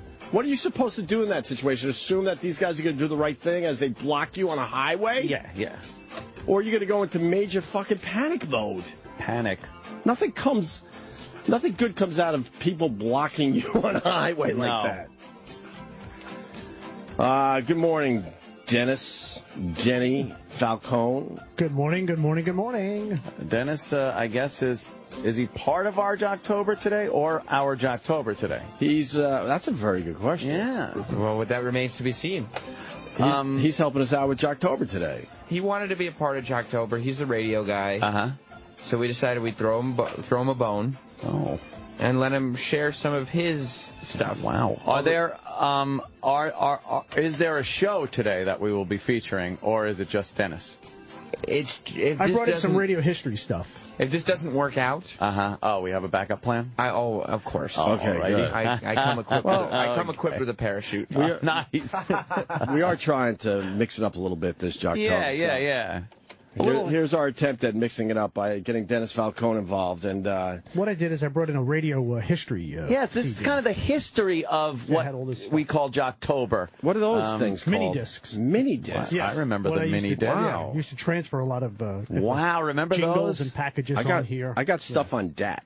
DAT, yeah. I need a DAT machine. You want to check in on that one? We have DAT machines here. Yeah, we have DAT machines here. No, you want to check in on the DAT? DAT one over there. No. DAT machine. And the mini disc was good. Mini disc came out around 1993. What fucking disc? And you could erase them, and you could move things around on there. And we used to put commercials on there, and jingles, and traffic reports, and how would you cue them? They have it's like a CD, so you have a cut, automatic cut. So I transferred a lot of my stuff from cassette and reel to reels to these mini discs. Because that was the future. Yeah, mini disc, the future. I think it'll still take off. Still is in my It comes in the plastic, the square plastic case, and the disc goes in it, and you just pop the whole case and everything into the machine. Yeah, I used to record my sets on those. I used to really. I was the mini disc kid. I have a lot of those. Yeah, these are great. I love these things. Yeah. Oh, we thought those were going to be the fucking thing. Well, the problem is then Sony came out with a recordable CD shortly thereafter. They certainly did, with a lot more capacity. Yeah. And it was easier. People already had CD players. And who thought we'd come to a realm where there is no actual hard media? Sean Parker. Don't even need it anymore. Oh, yeah? And for about 5 minutes. Napster. That's what I mean. Napster. Everybody was like, well, why just put it on my computer? It's like, why do I need anything that actually is a thing when this exists digitally? We could just fucking throw it around. And now we're just in the clouds. It's in the cloud. They even call it the cloud. That's it. Our shit is up there in the now. clouds. Bunch of digital information. People very mad that we didn't get your walk-on music today. Oh, man. Oh, WOLD, Harry Chapin. Do you know if we had no electricity, a lot of history would disappear at this point? First of all, who prints out their pictures anymore? No one takes pictures and prints them out anymore. They're on your computer. You lose that, and it's just digital fucking gone. You see people, I can't find the Photomat anymore. Yeah, you can't find Photomat anymore. Remember Photomat? Photomat? How old? In the shopping centers? That time you fell in love with the girl at the Photomat. You bought 40 rolls of fucking film. You don't even own a camera. But you could still go to Walmart. They have machines that you could print out pictures. You bring in a thumb drive. Or we'll talk about what you want to talk about. I love it. Instead of enjoying a really good impression. Just saying people don't print out. But we don't care right now. It's just a great impression from Fast Times at Ridgemont High. Fast Times. I remember the Photomat. Like breathe, Dennis. I'm going to teach you something. Learn how to breathe. This isn't it does a little something. Yeah, let that impression breathe a little bit. A little bit. We got over 4 hours to fill, Dennis. Right, we like silence is a good thing. Dennis Silence doesn't like is dead golden. air, that's all. Okay. I listen to the Ron and Fez show. Sometimes I think the station goes off the air. Trying to figure out if you're in a weak signal area. Yeah, because they'll just stop talking. Well, there'll be dead silence, and then you'll hear Ronnie like, Wait. So, what do you mean they'll stop Oh, talking? right. Ronnie looks at Fez to see if he's ready to talk. That's all that's about. There's no real talent there. He's actually just looking to see if Fez is ready. That's all. No. And the answer is Usually no. usually no. But we all know he's just trying to ban all words, so it's brilliant on his part. This isn't very good. What? What happened? Well, since Dennis Falcone is going to be featured on Jocktober with somebody just put his Facebook address up on. Are you kidding me? Up on Pal Talk, so I guess people will be going. Oh boy, Dennis Falcone's. That's very confusing. Oh, Denny. Oh, are you going to have to clean house? Oh, Denny. Yeah, there he is. That's him. Whoa, you got to update your picture. Wow, I like the oldie style microphone picture in the back there. I like those microphones. Golden Dennis Falcone in that black and white picture behind you. You look like you could be in 1940s radio. Yeah. I have a picture with Elvis's original microphone. I took that in Graceland. Really? Wow. Yes, I do. It's a lovely picture. Oh, no. I'm pretending to sing into it. Oh, really? Were you singing like Elvis? Yeah, I was singing about touching myself. Oh, I'm touching myself. Oh, that bit stinks. That was a good joke. Oh, terrible. I'm touching myself. I'm touching myself. Oh, God. Wow, look at Dennis with a bunch of celebrities. You got your celebrity Jeffrey pictures. Tambor and Doc Gooden. And this is what Sal would drive. Wait, Sal crazy. you got a picture with the Pitbull. Oh. Who's the Pitbull? The Bobby Pitbull, Slayton. the Pitbull of comedy. Bobby Slayton. I like Bobby. Bobby's exhausting. Bobby Slayton. Neil Diamond. Slayton's Neil exhausting. Diamond. Oh, that's a good one. Look at a sick kid next to him. Sweet Dennis Falcone. Doc Gooden. How tall Doc is. With the Mets hat on. Very smart. Oh, man. He's got a lot of different hats. Dennis looks like a progeria kid in those pictures. You really do. Oh my goodness. The oldest progeria kid ever. Congratulations. How old are you? 12? 13? Oh, Mark Harmon. Mark Harmon. Remember Mark Harmon? Summer school, anybody? Summer school. Exactly. And that's it for your pictures? Wow. There might be some more. It's a hideous photo. Danny, why are you in the middle of the woods with the microphone? Out in the woods. Wow, WGLI Long Look at Island. him in his pedo mustache. Wow, you had that fucking mustache crank. Who's he with there? Jeff Scott. Jeff Scott. Who's Jeff Scott? Another radio Who's another guy with disc two jockey? first names. What a That's all you have to do. That was non-memorable name. 1979. If you want a radio name, just take two names that are absolute first names, Like put Sam them together. Roberts? Sam Robert, it would be it. Oh. Sam Robert. How many radio stations have you worked for, Dennis? About 7 or 8. That's it? I thought it would be higher. Do you remember what happened to Jeff Scott? He's still around. He's teaching broadcasting now. Who want to learn it Those from him? that can't do. Oh, teach. Was he a good broadcaster? Yeah, he's a good guy. He's a good guy. He's got Good guy, voice, but good good pipes. voice. Yeah. Good pipes. guy. Wow. Good pipes. Where did he get Oh, him? my God, look at that mustache. Who's that? That's Ron Lundy and Bill Brown. Ron Lundy! See, we know that one. Yeah, he's pretty famous. Ron Lundy, CBS FM. You're a creepy looking guy. How'd You- you? It's a black mustache. Wow, That's with all the it was. little thin 80s tie. Yeah. You look Middle You Eastern look there. swarthy. Yeah, Like man. Omar Sharif. That's That's some hairdo. Don't touch my hair. be selling falafels. Oh my God, you're like a with different fucking Cousin race. Brucey. Cousin Brucey, right there. What's creepy about the cousin Bruce? He's been wearing that exact same hairpiece since. Oh, yeah. What year is this? 1990, 1992, around there. Wow. Yeah, so that's 20 years ago, and he looks exactly like that because his hair hasn't Hey! changed. Vince McMahon? Dan Ingram. Dan Ingram. Dan Ingram, go, go, go. See? I like I know some I radio remember shit. that. Well, let's get into this. You brought in some radio history. Yeah, that was like I had about a 15, today's 20 Jocktober. minute, 15, 20 minute montage of, and I took bits out for you, like different minutes and stuff like that. Okay. Comedy stuff. Comedy stuff. Funny. I would love to hear what's on that disc. I would Yeah, love to what's hear on the your comedy comedy stuff? stuff. I don't Mini even disc. know. I don't even know. I'll have to put it in the CD player. Oh, How about we do that? Yeah. A little comedy stuff. Yeah, after this, you gotta Tracks. find some tracks from your comedy stuff mini disc. Oh, please. Zany shots. So what's the first track here? I don't know. It's the intro of WABC. I think 1010 wins, and so if you hit it, you'll enjoy it. It's all good stuff on there. He's not even going to set it up. He's just telling you to just hit I it. want you to You'll hit enjoy it because you go into it and you'll hear that it's basically radio from the 60s and 70s, WORFM, and the transition of how. And I want to make it perfectly clear. Dennis thinks this is so good that he has saved it on a mini disc. Yeah. It's perfect. Yeah. This is gold to him. For all eternity. WORFM 139 with Bill Brown in the big town and presenting one of the grooviest songs to hit the musical scene in a long, long time. If this sounds like your kind of radio, join me, Brother John, and we'll all be part of a new breed of people-to-people radio called Love, coming any day now to WABC-FM. Stereo. WABC-FM, New York's medium with a message.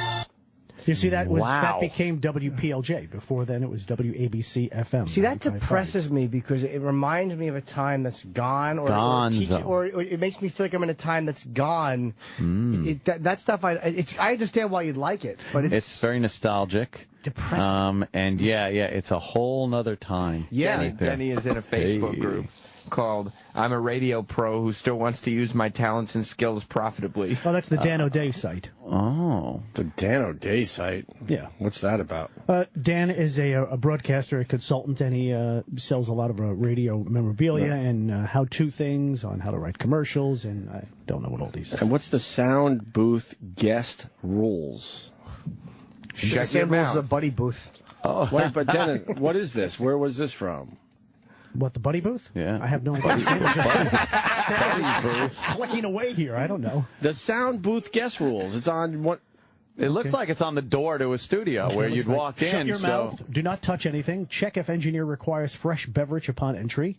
Do not intercept any hot girls that approach the booth. They're not here to talk to you. If you have any questions, refer to rule number 1, which is shut your mouth. If you have any questions about rule number 1, refer to number 7, which is then get out. So I guess it may be that's very strict. An engineer.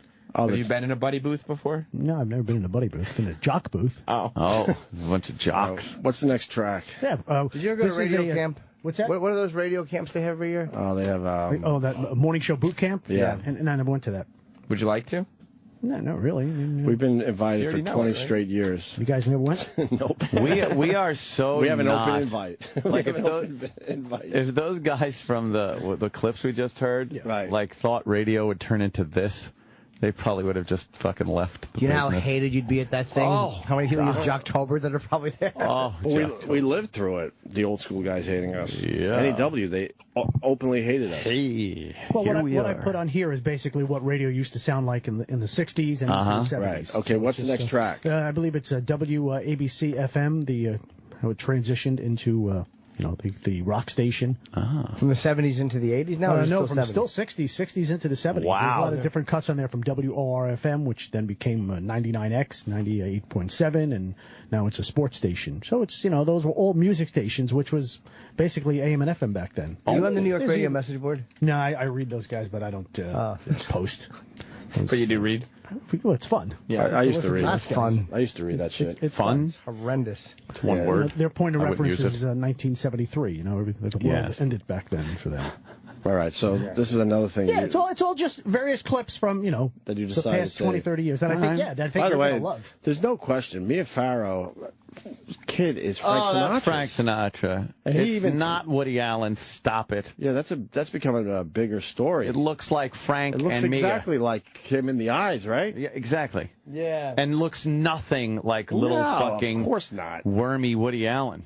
Woody's not going to have a good-looking son. No. He's going to have like a troll-looking son. Frank laid some pipe into Mia Farrow and fucking had a kid. Yeah. That big fucking Sinatra hog. You think he came in her? Come here, toots, I'm going to fuck you. That's what he You got to did. think it's fucking thick. I'm shooting my goo. He fucking unloaded right in her.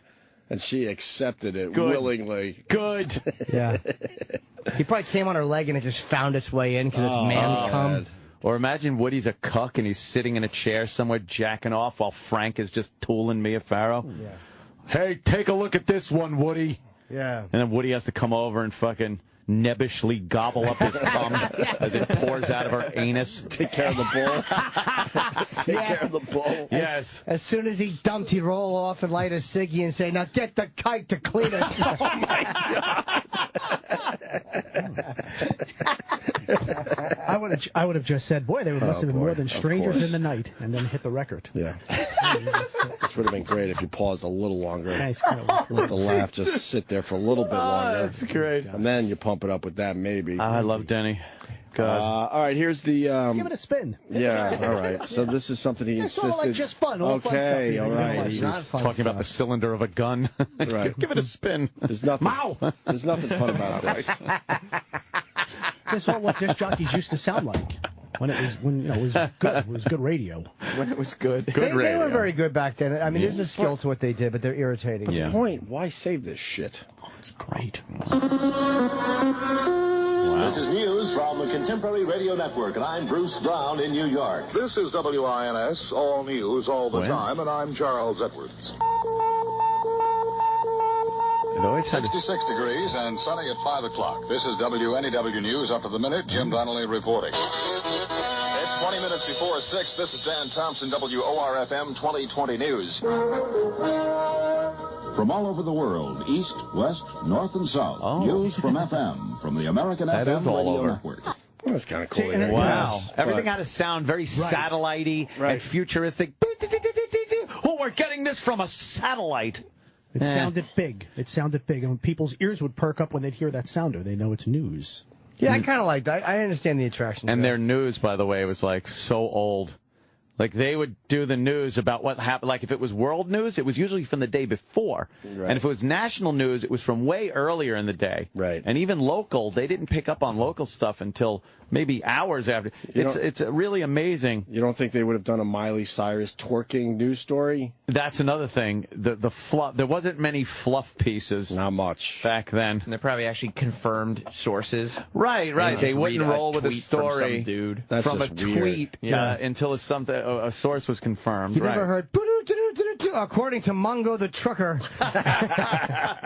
Yeah, the UPI machines and the AP machines. Yep. Yeah. The old tickers. Spitting out news. Yeah. And 1010 Wins still has the little ticker sound in the background. Yeah. Actually, the AP machine, I have to agree with Denny. Yeah. I was around long enough to fucking see it. And while the music was playing, you go to the AP machine because you would get fucking the freshest shit coming Brandy new news. way before anyone was broadcasting it because it went out to everybody at the same time. Yep. And that's when you would learn about some big celebrity dying or something. You're like, holy fuck, I know before anybody. Is that how the news? I always wondered how the news got around. I guess the AP machine. It was the AP machine, and that thing would just spit out shit all day long. They had it in the background years ago for real at 1010 Wins. Yep. And then when they stopped, people didn't like it. They were upset at the quiet with the newscaster going, so they recorded it. And they just play it on a loop now. It's just a sound effect under the broadcasters every single second they're on the air. So did it used to be in the that's where that came from? It was literally really in the background. That yeah. I worked at a bunch of radio stations. There was always just a room dedicated to the AP machine because it would roll out paper. The whole room would fill up with it. He knows. Yeah. Would just fill up, and then it was your job to fucking, to throw some of it away. And you know how mad the morning news guy would come in if the overnight guy didn't replace the ribbon, and he came in, and all you know how like it would just be so too light, you can't see it. Yeah, they must have gone through a lot of ink on those. Oh things. yeah, one of my fucking jobs way back in the day was I had to when I was doing overnights, I had to rip up the AP copy and save the good shit and highlight it and leave it for the morning guy. Yep. You remember this? Yeah, sure, yeah. You have to do all that. Cut it up, keep it there. No rip and read. Make sure you rewrite your stories. You don't want to rip and read off of the AP rewrite wire. It yourself. You rewrite it and what? Throw in some of your own little spin? Well, because a lot of it was written very, very formal, and you try to make it more conversational. But everyone ripped and read. Yeah. Everybody. True. You didn't have time to fucking rewrite your stories. Don't rip and read. Oh, I like that. Right. All right, what are we going to hear now? I do that on the shitter. They said on the set of the Brady Bunch. Rip and read. What are you doing? Rip and read? That's what the well-hung guest star said. He fucked his hiney. Yes, he did. What's the third track there, Dennis? Cousin Brucey or WMCA. It's all various New York stuff. They kind of rushed me in the studio before I get you a cue sheet. A cue sheet. I should have gotten you a cue sheet. So, play it and we'll go with it. I-ho, hey, hey. Wrigley Spearmint Gum. 22 till 6 o'clock, hit power time. Let's give away a sweatshirt to Cheryl Lornatori. WMCA. Name it and claim it. Call me right back. Let's give away a sweatshirt. Yeah, WMCA Good Guy sweatshirts. They were great prizes. But you don't have one yet, right? No, not yet. You want one? Yeah, a lot of people keep calling and want to send me one and want to get me one. So Makes your mouth so nice. fresh and clean. Well, after meals and in between. It's cum. What size are you? No, well, I'll get one. Don't worry about it. There's We'll a lot of buy guys. you No, one. you don't have to buy me one. Don't worry. What size are you? He's a small. He's a Are slight you man. a slight man now? I'm a medium. You're not a medium. You're small. Well, We you talked want to about that See a yesterday. good guy. You want to put a mock turtle under it in the wintertime. It's just Oh my God.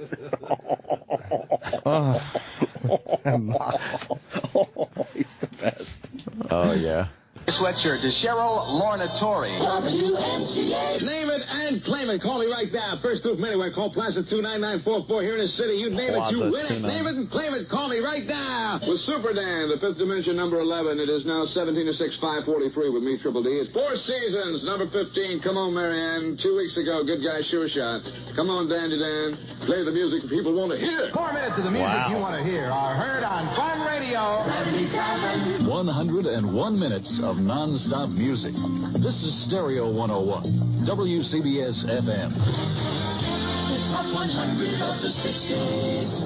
ORFM presents the number one song of the 60s. Hey Jude. Oh, it was Hey Jude. Oh, wow. See, everything was very big back It then. was big. Like, there's energy there, right? Exactly. Wow. That's why everybody was always talking loud. Now everyone's too cool for the room. Yeah. Right, no, Denny? It's too laid back. You don't have jingles, straight segues. Not professional. It's not a show anymore. Back Now then it I was understand show why business. Denny takes this so seriously and is so critical of people that don't take this business seriously. Those were some good Seasoned moments. professionals. I feel like it's museum day.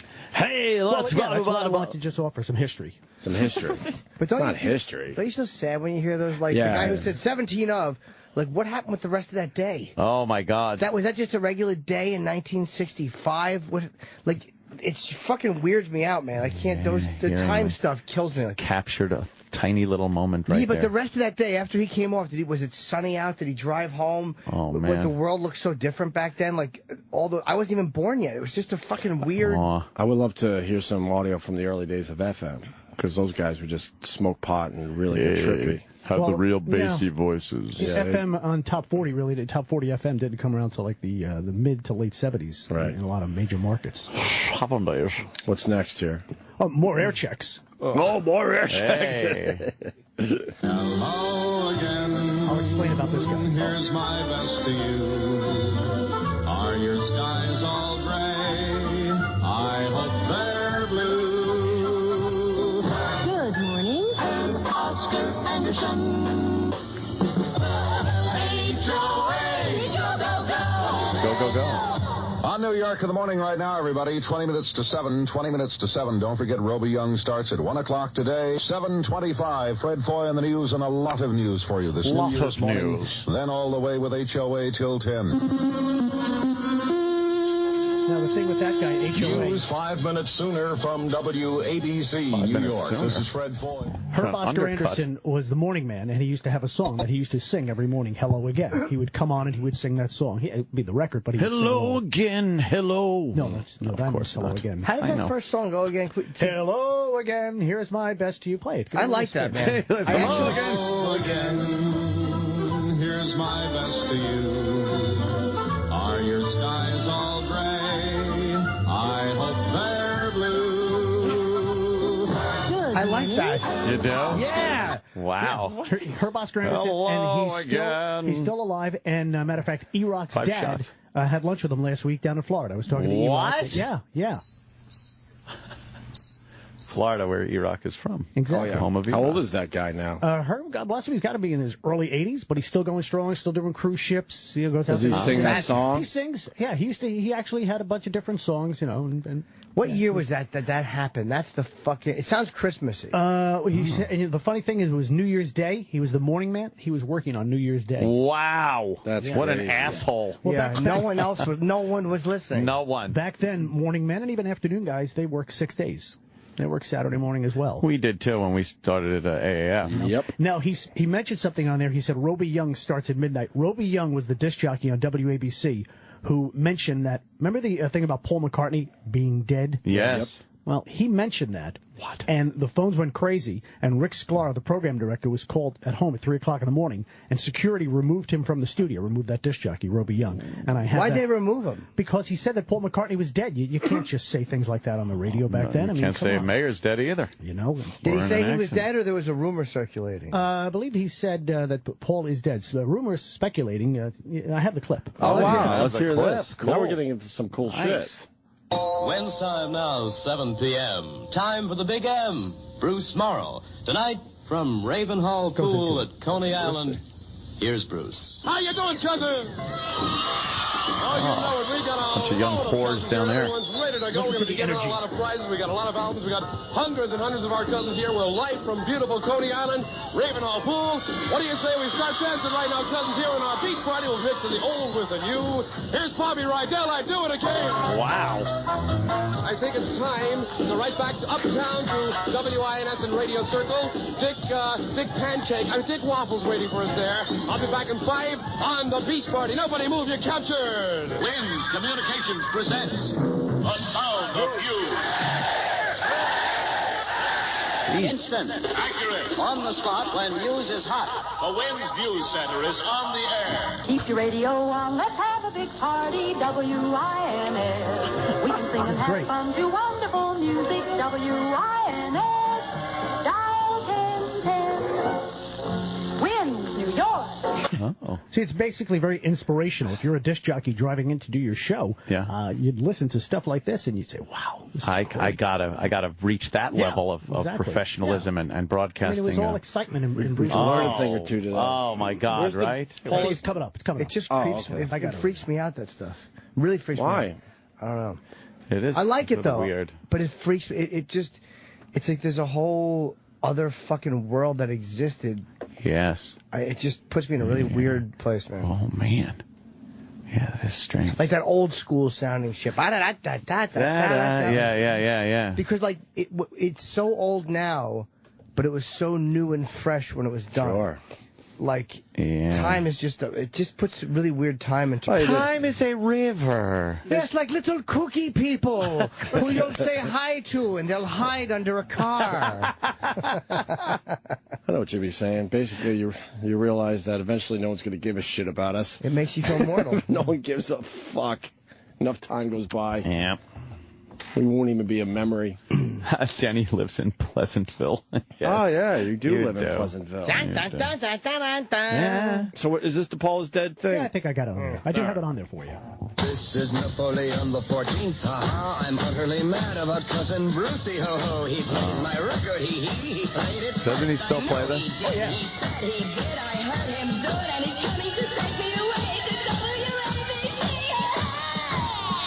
Scott Muni and cousin Brucey and everybody down there. Hello, Scott Show. Bruce, come right in. Listen to this. Hey, what? This is the whole Beatles thing. This is when the Beatles were at the Warwick Hotel in New York City. And ABC was broadcasting live. The late Scott Muni was at the hotel. Dan was back at the studio. When they first came to America, they stayed at the Warwick? Yeah. So this is the first time they were in America? Where's the Warwick? We passed that. It was on 6th Avenue, here, right? 6th Avenue, 52nd, 53rd Street. Yeah, we pass it every day. Yeah. Wait, who convinced them to come to the U.S.? Somebody we... well, Sid Bernstein, who was the Paul promoter. Anka. I remember Paul Anka. Paul Anka was a part of that. Well, that's when they came. They came first to do the Ed Sullivan Show. Sure. And then in the summer, then they came back to do Shea Stadium, the outdoor concert. They're 20-minute concerts. Just listen to this whole thing. I mean, you're never going to get people excited about a group like this anymore. Standing outside the Justin Bieber. Yeah. Or One Direction. Oh boy. Yeah. Face. Just packed Rockefeller Center. Yeah, this is the Beatles, though. Face. Yeah. These are the Beatles. Never be another group like and the the Beatles. DJ's out there fucking tossing it back and forth. And he had the microphone. You listen to the crowd. Could you imagine the traffic on 6th Avenue? Oh my God! Yeah, big fucking wired cord on the microphone. It happened. It just happened when One Direction was here. Must have been Zayn. Yeah, but not the Beatles, though. Oh no. I know, but it was the same thing. They closed down. Oh no. Face. Ryan Seacrest was there, I'm sure. Oh it was God. really. That's just like Scott Sullivan. Could you, any one of you guys, give me the first 4 names of the members of One Direction? Yeah. John, Paul, George, and Ringo. There you go. Those are the Beatles. Yes, Chipper. Chip's right on this one, Denny. Everybody's down there. Hello, Scott Show. Bruce, come right in. Hiya, Dan. Boy, I'll tell you, the crowd is really restless. They're yelling down there on Park Avenue, we want the beat. Is that Muni? Yes, kind of Muni. like John Wayne. Well, Scott I'll tell it. I can't do John Wayne, unfortunately. That's pretty much it. Just And then Scott would leave. God. I hate that. The Rappin' Duke. I gotta tell you, man. He knows it's the Rappin' Duke. Is it on your comedy mini I disc? might have it on the hard drive of hits, though. We need to know what's on your I comedy will mini look disc. at it. I don't know what it is. It might right. be some Beheadings. zany stuff. We might have exactly. Sick fuck. Mississippi burning news reports. But you got to get it I before will get it 9 for- because I know. Meghan McCain's coming in All today. right, That's gonna be a big fucking interview today. I might have some other stuff to do here today, but I'm going to try to get it. You have nothing. I just might. Oh, well, I guess 60s on 6 is a little more important than We're gonna a have to wait. O&A show. Wow. It's great hearing Scott Muni in his prime, and I'll say it every time. He was the best to us. Oh, he was the only old school guy at NEW that was cool to us. And he should have been the biggest dick because he was the big, huge star. The big kahuna. Forever. And he was cool as shit. Invited us into his office and just, he was awesome. And what year we is liked this him a lot. that we're hearing? What year is this? This is 62. 64. Oh, 64. 64. When did the Beatles come? When they came to New York. 64, Jesus. What's that meant 64. The crowd is really restless. They're yelling down there on Park Avenue, we want the Beatles. And I got news, everybody down there on Park Avenue and listening to WABC, WABC, Paul and Ringo. Wow. Paul I think these kids are going to go far. Will be with us in a few minutes. Wow. That's a huge get. Yeah, you guys want Paul and Ringo? Would you like it if for the rest of the show we played nothing but Beatles records? Okay, you got a deal right here. Beatles music on your Ingram playing group on 77 Radio, New Yorktown. The Beatles Spectacular is really moving. Oh, my God. All those hairy pussies. Oh, yeah. No, it's good. Yeah, Scott Show. What's happening? Ringo is here. Ringo is here on WABC. Holy shit. You know what? That's cool. That's great. Huge. That's That's cool. great. That is a that's huge pretty piece cool. of history And right they there. got them. We could. Yeah. Roland's fucking grandfather's out there. I think I could get you to be. Yeah. You got to take Herman's Hermits first, and then we might get you the Beatles. Well, Beatles. George Harrison wants to try Cronuts. George Harrison was a Corona. Roland, what happened? Ringo was sick. Reschedule. But next time he comes, reschedule. John Lennon got shot. It's 1972. John Lennon got shot. No, he didn't. An observation about that. So you got going to Jimmy's point where it was another time. You got the Beatles. They couldn't walk around New York whatsoever. The whole fucking that part of the city shut down. Blah blah blah. Okay, you fast forward a couple decades. Eastside Dave tells the story of following fucking Paul McCartney, who was just walking down 57th Street one day. Certainly not getting the same, fanfare. Right. Obviously a huge star still, but now, thanks to time, he now can walk around New York more or less. They know to leave So him alone. weird. His fans are more mature and older. Right, They but- all recognize him. But back then, man, they couldn't leave their fucking hotel for nothing. What's the next track? Might be the one where the guy says that Paul is no longer with us. Oh, that's terrible. We really do need that cue sheet. You got no idea what This the is next fun. track It's sort is. of like suspense, sort of keeping you listening across those core hours. It's just not professional. You know that. It should be a cue sheet. To not There have should any be. idea I was what the making next track coffee, is. and the young man, the intern, he came and said, "They want you in the studio now." I told you they wanted you in 15 minutes. Well, okay, I was preparing. All right. You were making That coffee became 5 instead of doing minutes. a Oh, cue sheet. boy. he was CD making burning. coffee. The CD was burning. You could have made a cue sheet while the Go CD ahead, was give burning. it a spin. I don't even know what Give it it a was. spin. Back up all your cares and woes. Oh, the good guys. Say hi when you feel low. With The good Hey, guys. let's sing a song. Yeah. O'Brien and Harrison, start your day. Listen to this. Land comes back there. Oh, I say. With This is good? the good guys. Classic. After Jack will tell you what you're needing. Yeah, Dandy Dan and then be Mitchell Dandy Dan. Reed. Dandy Dan Ingram. Dandy Dan Daniels. Oh. Swing along, good guys. That's a diamond 3 pennies out Wow. of 7 with your leader BM on the wide, weird wheel. And stand by. You could be a winner of the musical love letters contest. Maybe. Here's one right now. These are the chiffons. Listen. Chiffons. My question after that track, I've heard of the good guys, but why were they so famous? They're WMCA. They were. They all had to wear 57. like a tie and shit. Yeah, they I all wore think. shirt and ties, and they were very Like Jack Reservoir Spector, Dogs. exactly. Jack Spector didn't hide the fact that he was Jewish. You heard him say "Oy vey." You know, Oy vey. He would say "booby" on the air. They were very, very folksy. He would say booby on the air? Yeah. Like talking about tits? And Chip, I can't take hearing booby. And Jack's sign-off was be "Watch out, streets, here I come." Watch out, street, here I come. Oh, because he's going out on the streets. That would be 1965, 64. Oh, man. That we were just hearing? Yeah. Because then Harry Harrison went to WABC to be the morning man.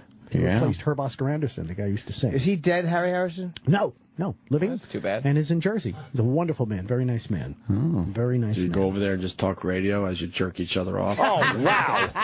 Very nice That's man. a little much. Very nice man.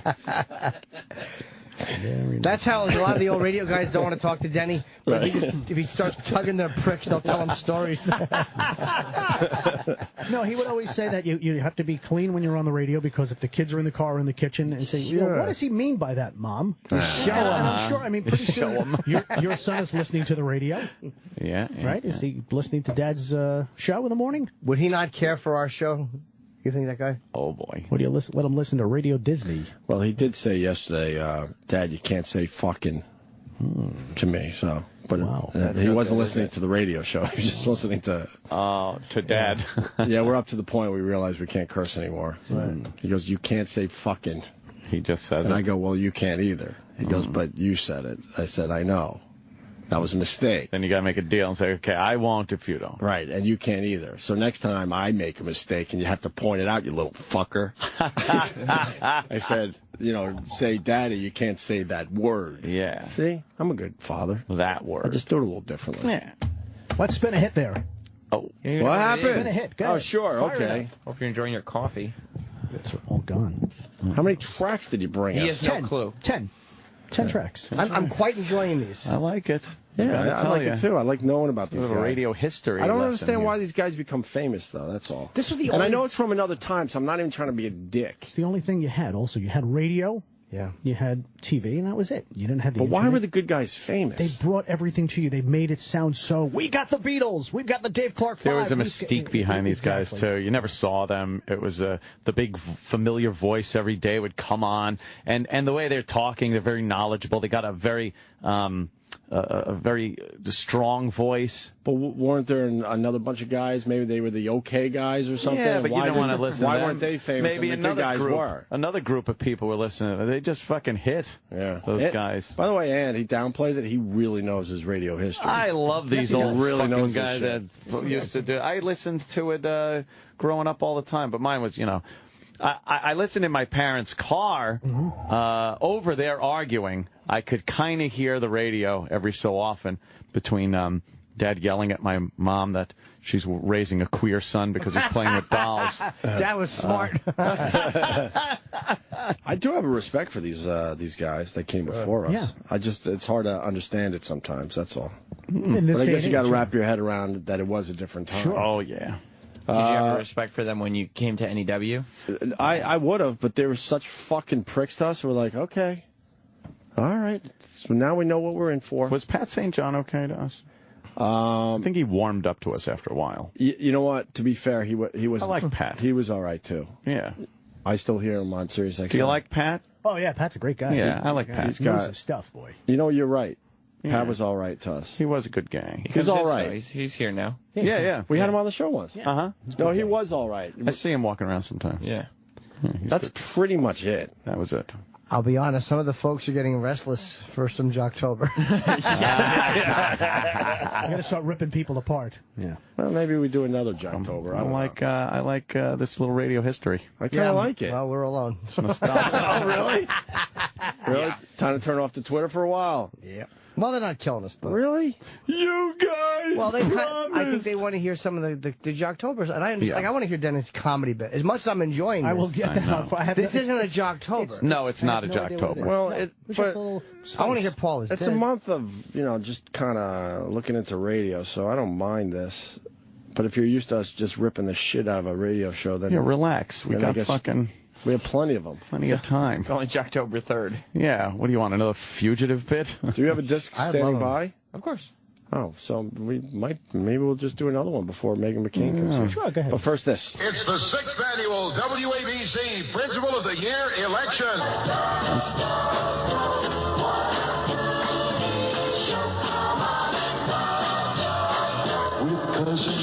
Okay, here we go, everybody. We've got 4 minutes now past 12 o'clock noon on a Friday Bob Dayton show. This is WABC's Solid Gold Summer Spectacular, in progress all summer long. And this is the 20th anniversary of the bombing of Hiroshima, I understand. So in view of that... His last break on WABC. He got fired for that? Right after that. He got fired for that. Bob Dayton, yeah, playing Happy Birthday on the anniversary of bombing Hiroshima. That was a fucking great. I think that's where we made our mistake today. You should have brought like some of that edgy shit from the old guys. The original edgy. The original edgy, because that far and few between. I understand how crazy that would be for that fucking radio station. That was his last break? Yep. 20 years later, they weren't still, fucking Japs. No? Nope. Why were they mad at him for that, though? It was... I guess. Goodbye. Did he know he was on his way out, or he didn't? Bob he didn't have was a an clue? interesting guy. I worked with Bob at a radio station. Bob who again? Bob Dayton. Bob Dayton. And then he kind of floated back. And, Who's he fucking going out with? No, it's probably spelled D-A-Y-T-O-N. Yeah, he fell on some hard times.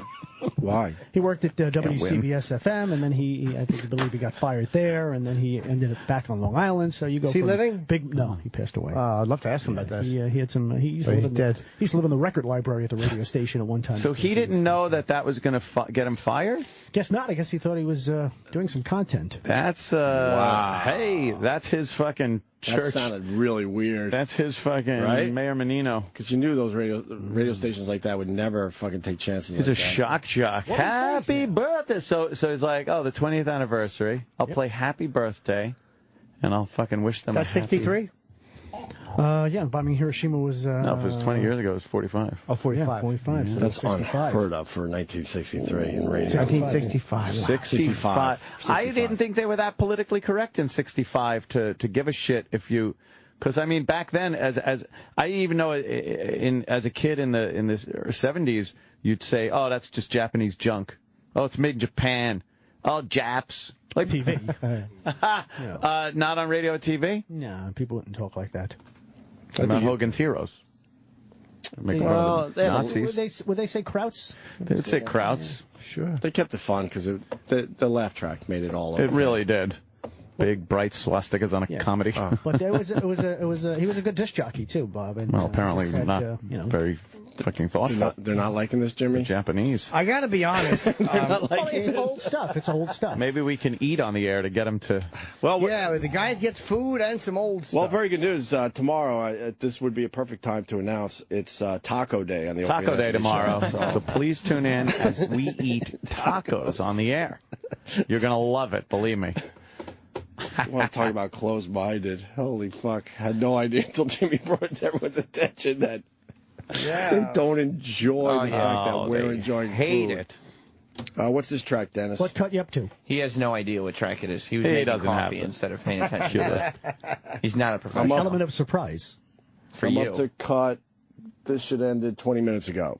Should be on cut 9? Yeah, which cut is that? 9. 12.5 minutes before 1 o'clock on WABC. Roby Young here in New York with all night music power. The Beatle Paul may be dead. Les Marshak here, and, we've been getting some phone calls. The switchboard downstairs has been inundated regarding some speculating that Roby Young was doing earlier this morning regarding Paul McCartney. If you were listening, you're aware of it. But please be assured that those speculations are untrue. They are untrue. Please don't call, all right? Wait, what happened? Oh, boy. Which guy got fired? The guy who said Paul may be dead. He goes, Paul McCartney may be dead. I didn't have everything that went after that, unfortunately. Then he went into the Okay, I'll explain. He went into the record, and when he went to the record, I guess the switchboard went crazy. Because he said Paul may be dead. So that was his tease. And then he's going to play some music, and then he's going to talk about it further. Don't mention anything about Paul being dead. The program director might have, said, look, there's this stuff. Don't mention it. He went in there, and he said, Paul may be dead. Phones went crazy. Rick Sklar calls up the disc jockey, Les Marshak, and they said, get in here. And Les did the rest of the show. Wow. The phones were just going crazy.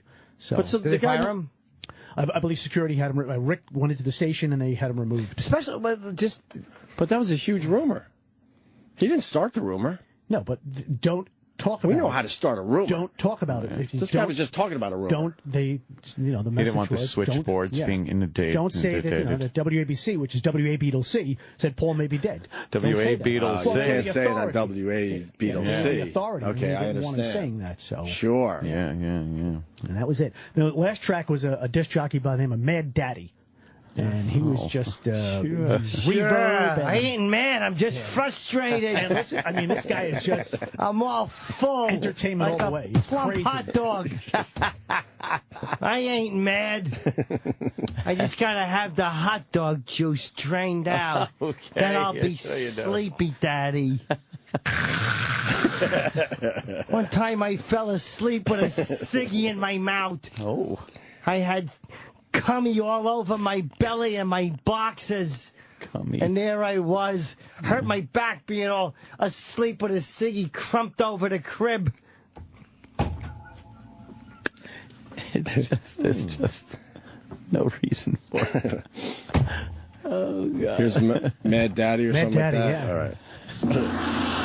Uh-oh. From the little radio station around the corner and up your block, the Mad Daddy Show. All right, Mad Daddy here in the Monday scene. Another week is moving on. great. You heard it up and coming. Natalie and Wood. Wasn't that a hummer? That's the win premier sound. It ain't a square record, but we only play round. Take your daddy's advice now and turn the lights down low. Upcoming something nice on the Monday Show. Here 'tis the sound you can use. A kissy face song. To chase your Monday blues. Ruby and the romantic, You like that?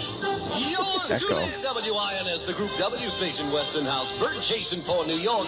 And this is Mad Daddy. Stand by for news. He talked all that reverb and echo. Yeah, a lot of reverb and echo. The Echoplex. News Center. Wait, I tell you, isn't it? I tell you, Rob is not a fan of Denny. What did you write there? Oh boy, this guy No, you writes. can keep that. You can keep that for yourself. That's okay. Rob writes, Thank what the you. fuck is this, Jocktober? Dennis is boring as shit. Who wants to hear this old radio checks? Fucking utter dreck. And then he went on to a couple Open-minded. of more hard. Yeah. Utter dreck. He says, great Jocktober today. Wow, what's next? Did you actually prepare this shit? Easily the worst show of 2013. Holy shit. Oh, Rob is none too pleased with your Rob contribution. doesn't like this. Oh, that's too bad. Oh, Daddy. I want to hear some of the comedy bits on Denny's thing. 'cause I think that we would can like make fun to of hear that. some comedy. Yeah, I think you might have. It would have been good if you picked like better clips, Some like more comedy. scandalous clips, They don't have any of those. or more like Scott Muni talking to the Beatles for the first time. Oh. Well, I'll see what I could get from Or- my radio cohorts. Cohorts. What do you have in the Jocktober wise? We're just. Who, me? Yeah, anybody. Well, I got a show. I mean, Oh, all right. I got a full-on... All right, let's do that. But you see, what you Really? guys did is you guys kind of enjoyed Right. that, and you honored those gentlemen. You I didn't did rip them enjoy that, apart. but Rob is right. Richard It's so writes, funny. They all enjoyed it, but now they're listening to the listener feedback, and they're trying to... Well, the bottom line is I did enjoy it, but it's not technically a Jocktober bit, so I I understand kind the of enjoyed complaint. it. I enjoyed it selfishly. Yes, exactly. selfishly. Selfishly, I enjoyed it, but not thinking that maybe the listeners were They want enjoying it Jocktober. as well. Richard Cranium, who, of course, it's Dickhead. Sure. He says, sorry, but I've had enough of this no payoff Denny bullshit. Turning on me. They certainly Yeah, a little are. bit. Well, they should be. That only means you should go back into your cubicle that's almost out of the building, near the supply closet. You know why they moved him. Hey, get back in there and fucking prove these people wrong. Yeah, Daddy. Denny, get some comedy on that thing. You go down that fucking hall with a little energy, and you prove these assholes wrong. When you walk, I want you to hear this in your head. That's right. I want you to hear that theme song. have some pride. That's right. And take all those bits and put them in your arms, and then march into an open elevator shaft.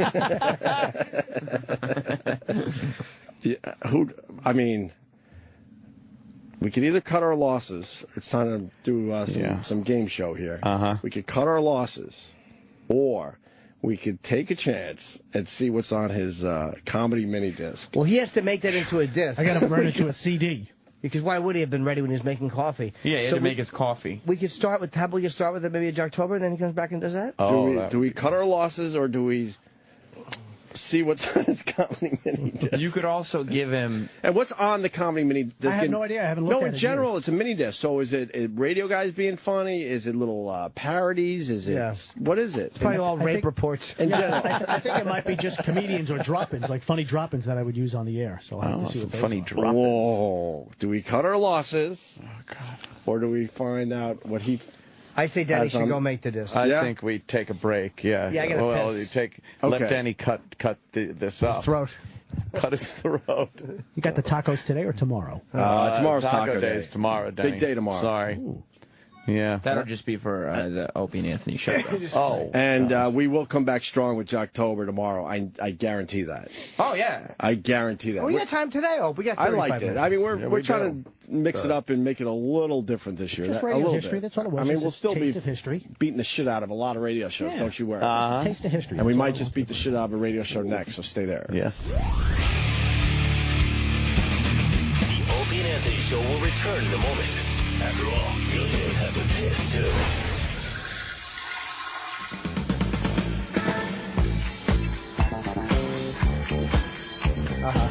Good choice.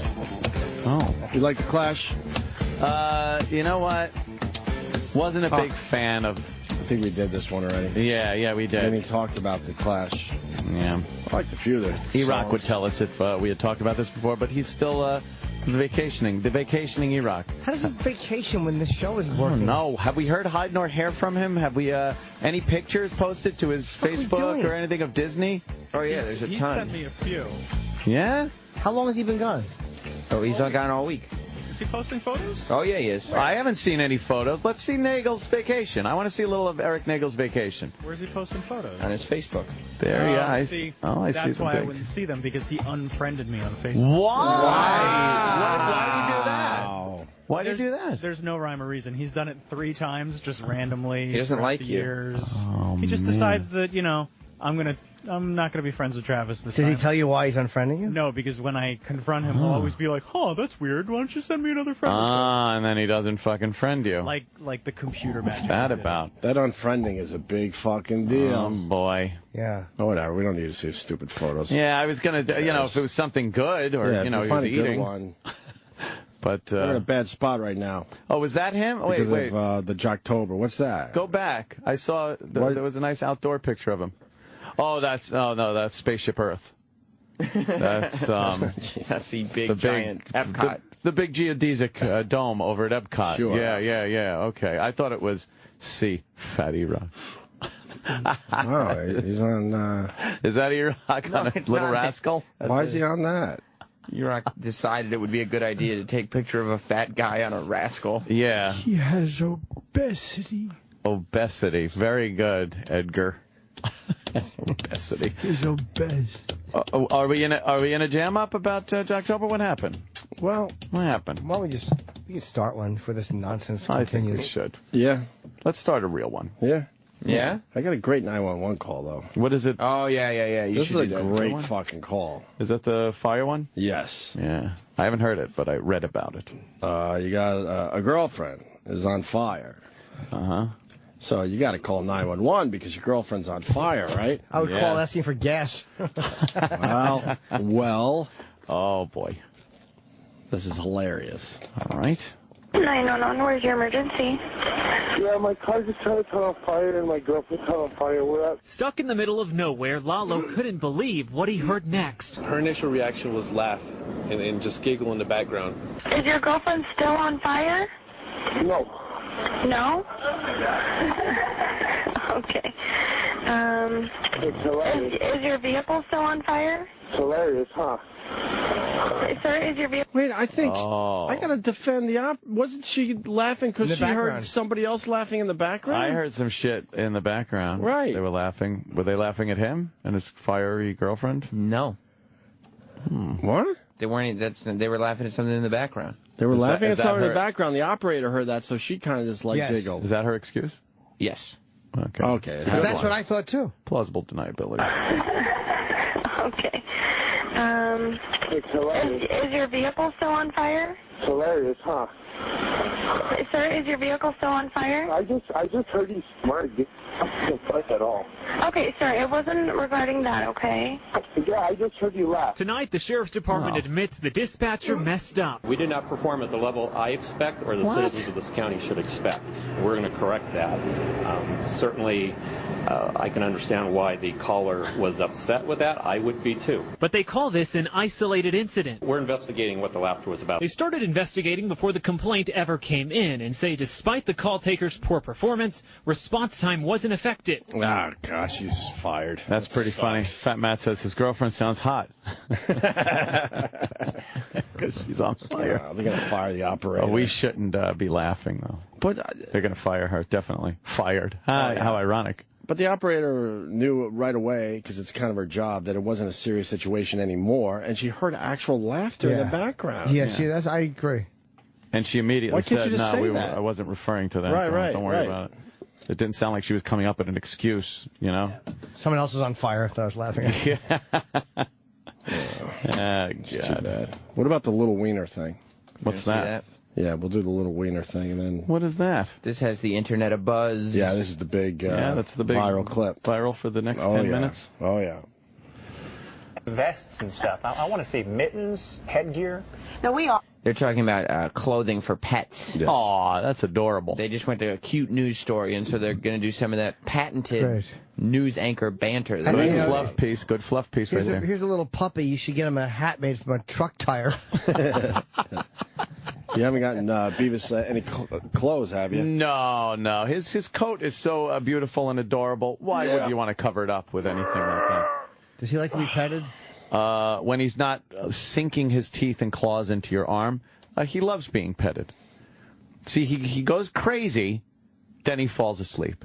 Then he wakes up and goes crazy, then he falls asleep. That's pretty much the life cycle of little Beavis at this point. I walk into the kitchen, he'll bite my ankles. Oh. He climbs up my pant leg when I stop, and then if I'm sitting on the couch, he will come out of nowhere, bounce straight up in the air, and come straight down, and whatever he lands on, he will sink his teeth into.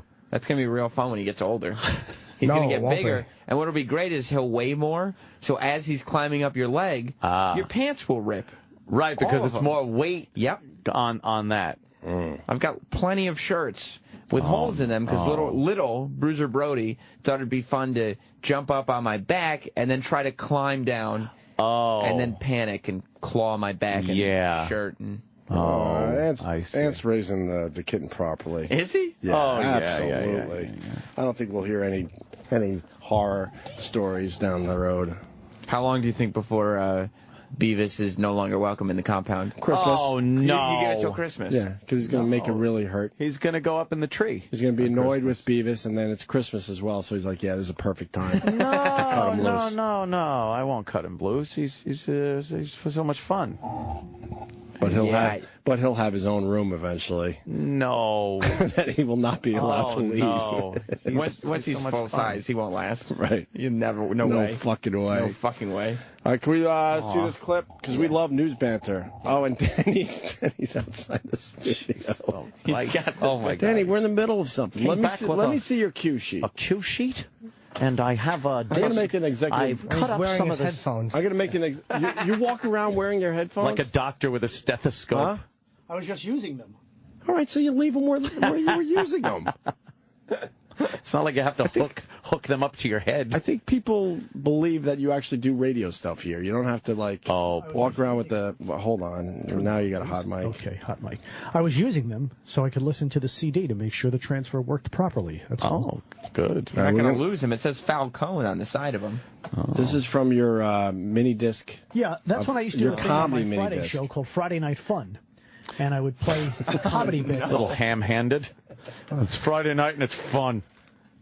You'd play a bit, hit a jingle, and back into a song. It's Friday Night Fun. Really? All right. It was just professional. I do have a cue sheet. So it's just quick clips from professional comedians. I kind of did this in between records a little bit, too. Okay. Oh, you do. I have to confess. You and me, Yeah, we're but the you same. moved on from it. Yeah, we sort of started in the same place, and then I realized it was all bullshit, and I decided to become a multimillionaire. Oh, boy, Denny embraced it. And you embraced it. Instead of collecting paychecks, Denny decided to collect air checks. Oh, damn. Nice. Yeah. You and I should work together, Sam. Oh, think so? Right? Denny and Sam, the in-between man. Sam and Denny. I'd probably go Sam and Denny, yeah. Stop Denny believing. Stop believing in it. Don't stop believing. Hit music from Journey. Oh, God damn it. He never stops. You're telling him to change his life, and I'm trying. He's got to pretend he's introing a song. Right. That's great. That's not going to pay the bills. Just a sad man. You don't want to be a mobile disc jockey. I know you don't. I do enjoy it. But you wish you didn't have to do Steve it. Puma's house, we had a good time. But if you're getting but if you were getting a great salary, you would fucking blow that off immediately. No, I love bringing. You would throw that speakers hard up and drive down of the hits stairs. into the Hudson River. You have a hard drive of hits? Fuck no. You reference it. I heard you mention that last week. You said, "Oh, I got this song on my hard drive of hits." So you're it's a using some of joke. the vernacular. Your phone is like your hard drive of hits. Yeah, it was just a joke. Then. Yeah. Everybody's saying vernacular now.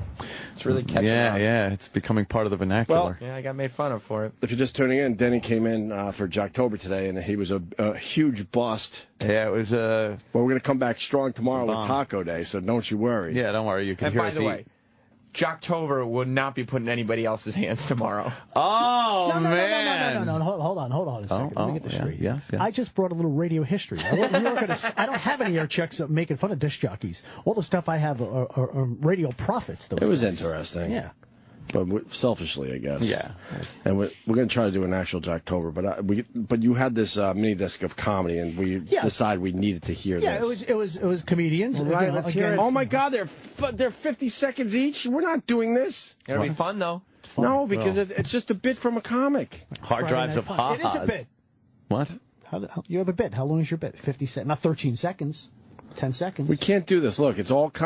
We know what Why this is. don't we go through one? It's We with could the spare comedian. 50 seconds. Harlan, it's just regular comics. That's all It's just it is. regular. That's all it is. That's Okay, what I yeah. said. That's I what thought it you is. had like goofy parodies, like Disco No. Duck type shit. No. Dickie Goodman type shit. No, we did that last week. No, this is going to be good quality clips from That's what it is. From comics. Friday have Night Fun. Wait, you do have an All in the Family clip here. Let me go to that. Anna liked this one. Oh, okay.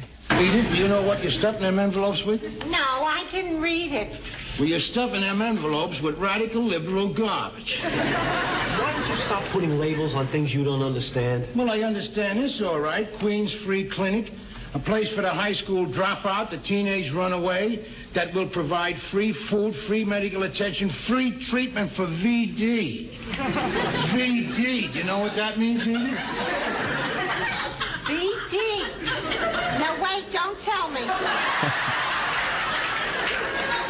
I know it's someone's initial. I keep thinking it had something to do with flags and parades and things.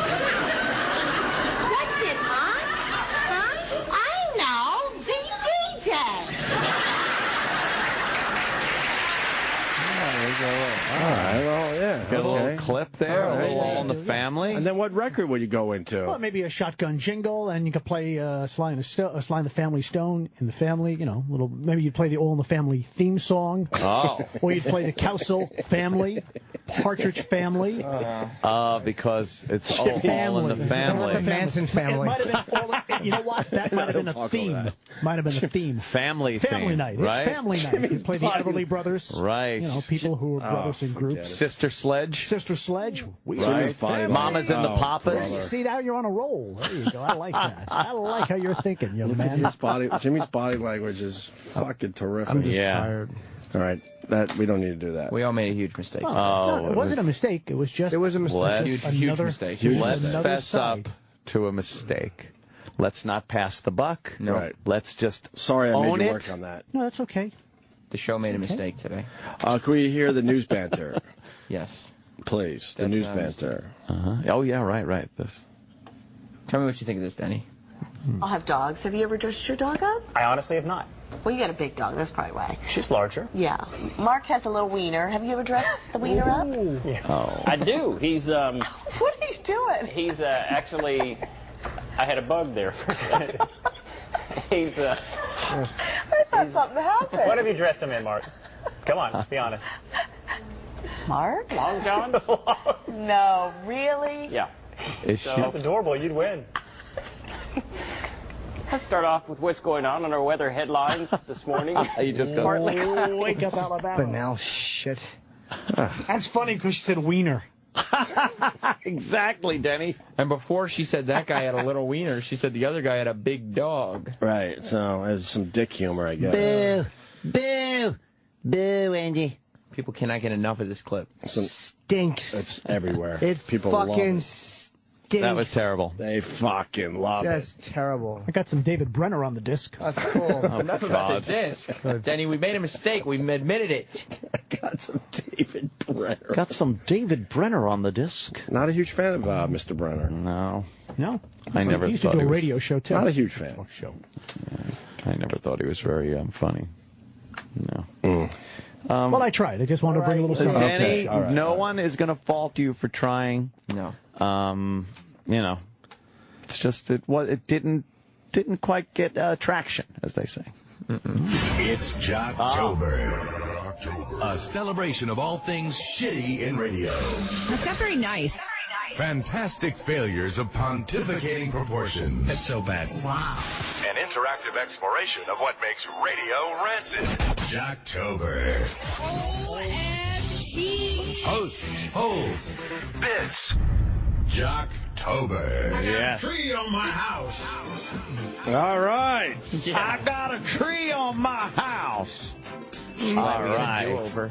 Now we are going to get into The real true Jocktober? spirit of Jocktober. Fudge, yeah. I thought for a second that I could ease up on the controls and kind of spread the Well, I'm stuck with this. Yeah, it's Denny your should have gig. been like an add-on. Like, we're doing Jocktober, so a little history before we actually do the Jocktober part, but It's whatever. like we tried to make a full meal out of little appetizers. Yeah, and the appetizer was shit. Yeah. Here we go. Mm-hmm. Jocktober. We're going to... Where?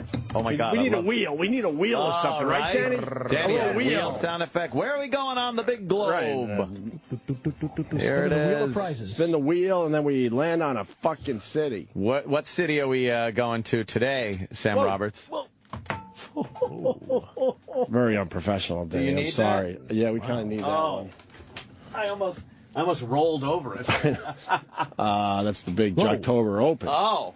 We're going to Flint, Michigan. That's right, Daddy. Flint, Michigan. Flint, Michigan. The home of that fat fucking cocksucker, Eric Nagel. No, Michael Moore. Oh. But we were very pleasant with him when we had him in studio. That's got to change. We were very pleasant with the man. Yeah, because he's full of shit. Kind of likes us, too. Kind of likes our show. Yeah, but he's an asshole. So we should, like, air it out with him. I don't think so. What is this? Wow. Well, we're going to Flint, Michigan. The show is on CK 105. That's right. CK 105. And we're talking about a husband and wife team sort of thing. They're not Sort of, really even though married. they're not really married. Like a radio husband But and they wife. act like it on the air because, there's that banter. There's Mike. she's keeping him in check. He's like, all right, well, what am I going to do? I just got depressed for these guys, and I don't even know them. Shitty radio in a shitty city. That is a shitty city. That's a shitty city right now. Yeah. I know a lot of the boys are, hanging in there, but How do you talk up the people of Flint, Michigan my to get them in a good mood in the morning? First of all, morning drive's got to suck because no one's going to work. do they give away nooses in the morning? Your chance to win a noose in the 7 o'clock hour. Hey, we're going to give you an extra day before you get evicted. Right. We'll pay for one more day. Flint, Michigan. Who are the players here? Well, this is Mike and Stephanie in the morning. Mike and Stephanie in the morning. Stephanie. That's right. Stephanie, That's really, wow, that's Let a me see her, sexy Sam. getup. Really showing a lot of skin there, huh? Jesus. One She's of all those, buttoned up tight. Oh, man, a turtleneck up to her chin. And a charm necklace? Yuck. She's She's got to be a ball of laughs. heavy sweater. so you can't really make So you out. can't see the sweater meat. Yeah, what? I want to see her sweater meat. You need to see her sweater meat. Something that we learned from the bio on the website. If she wasn't doing radio, her dream job to be a salesperson on QVC. Oh, really? Yes. So they're selling like jewelry, maybe, or yeah. knives. She loves ordering from QVC. She just talks about QVC for a paragraph. If she would show off a little of the sweater meat. I won 125 auctions. Oh, have you seen that fucking pig? Yes. That a poor guy that would have to come home to that lump of shit. And I won this. What kind of music do they do on Mike and Stephanie? Opie, I'm glad you asked. Thank you. All the hits. All of them? Oh, they don't leave out any of the hits. Not one. Every single hit. Except all is not underlined. Hits is. So it's all the hits. All the hits. So why They can't play the best of Jake LaMotta, his wife, because he beat her. Why wouldn't you underline all? It's like we play all the hits. All the hits. You don't go, we play all the hits. Right, just call it hit music. Be done with it. Top of the muffin to you. We play all the hits. Why would they put pictures like that up on their Facebook page? Oh, the blonde sucking a big black dick, Mommy and Lamar. Don't know. Wow, they were edgy up there Must have been in Michigan. Must have been a promotion when I wasn't listening. I don't know for sure. That's really crazy because we certainly did not give out the Facebook page. Yeah, CK105 in Flint, Michigan. Mike and Stephanie in the morning. Let's get right into them. Please. Did you read the bios? Yes. Because the bio banter is usually pretty good. If you see anything else that catches your eye, please let us know. What is his story? Yeah, what's my Mike, he likes Kanye West, the Goo Goo Dolls, Black Eyed Peas. That guy does not like Kanye West. I like a little Kanye. But this is the important thing. If you weren't working on the radio, what would you be doing? Yeah. He says he'd be the role of Carlos on Desperate Housewives. It would be me and Ava, baby. That's terrific. That's terrific. He looks pretty nerdy. Yeah, he's but he's listening up a little bit. You could tell he has kind of a Harry Anderson look to him. A few buttons undone. He's not going with the white undershirt. It's a little yellow. No, but he's got like a blazer on over it. He stays professional, but knows how to have a little fun. Am I right, Jenny? Yeah. Right, Jenny. God can't like you if he makes you do radio in Flint, Michigan. No. Flint, Michigan. Okay. You did something wrong in a past life. Now I tell you saw something. a third guy. That is who is it? Chachi. Ah, he's a producer. Another He's not really on the Chachi show. in radio. Oh. He's a producer. How many Chachis have we worked with? At least two, I think. Hey, Chachi. You can blame God for putting Mike and Stephanie in Flint all you want, but they are doing nothing to get themselves out of this market. Oh, really? Nothing. I want to hear a little bit of them. Yeah. Well, let's do it then. Let's get to it. So they're coming out of Bruno Mars.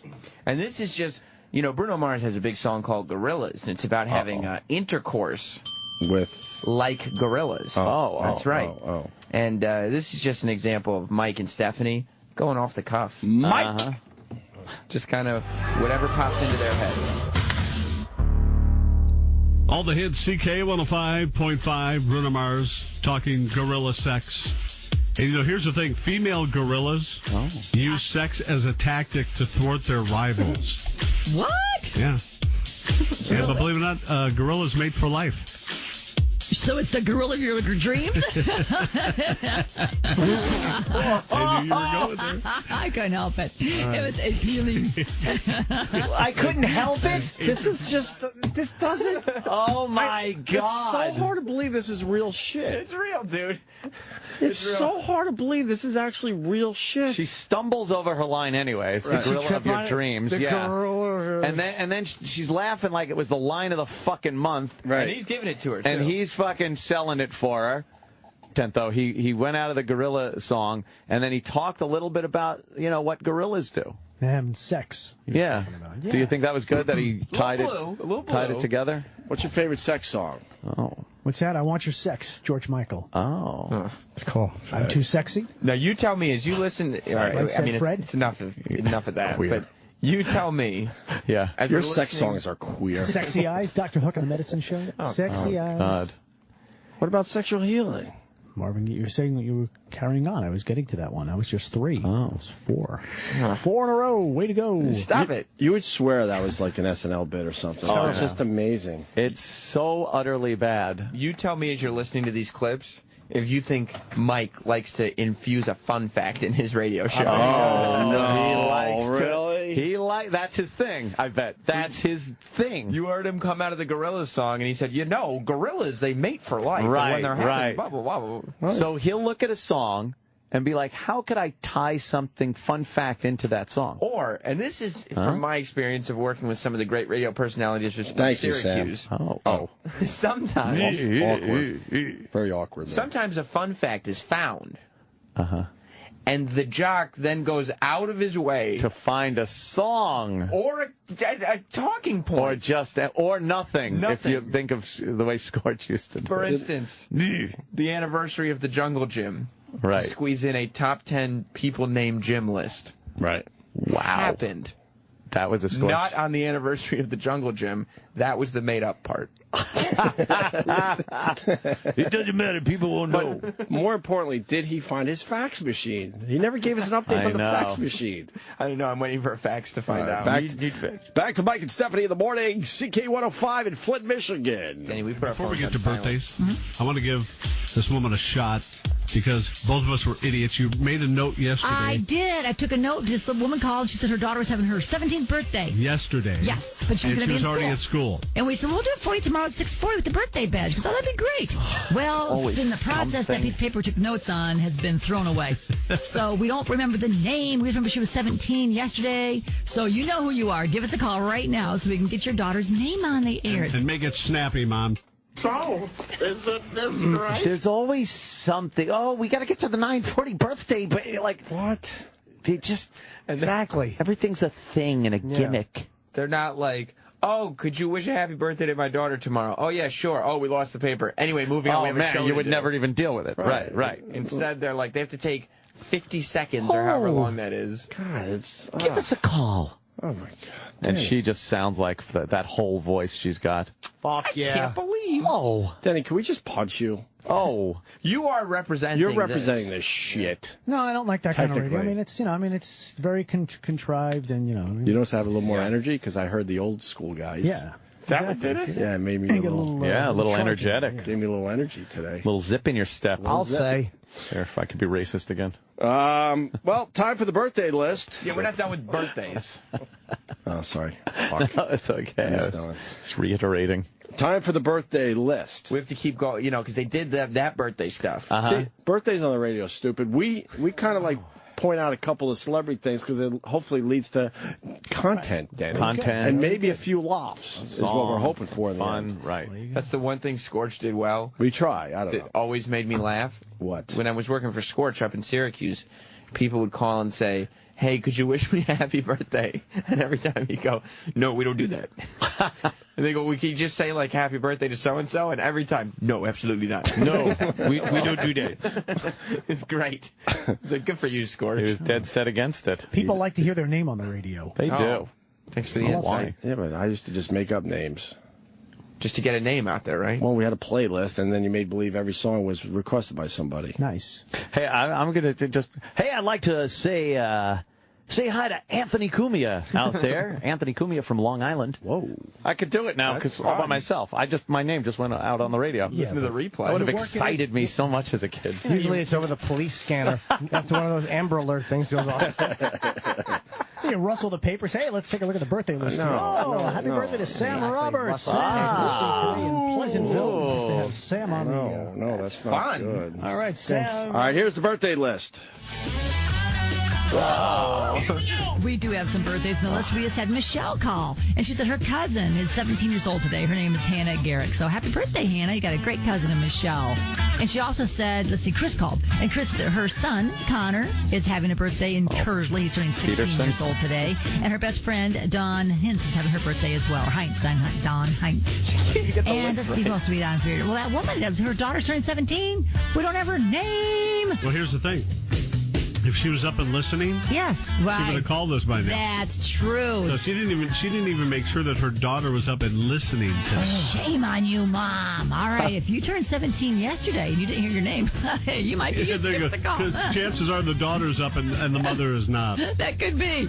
All right. Oh, my God. It's so annoying. They're still talking about Like they're the trying to make birthdays a thing. It's not a thing. Well, they got a pussy picture on their website. Oh, On their that's Facebook terrible. page. Some guy named Bill Tetley left this comment. Who's Bill Tetley? I don't know, one of their listeners. Bill Tetley. Which is friendly banter. That's what they were doing. That's terrible. But who's sitting there going, oh, God.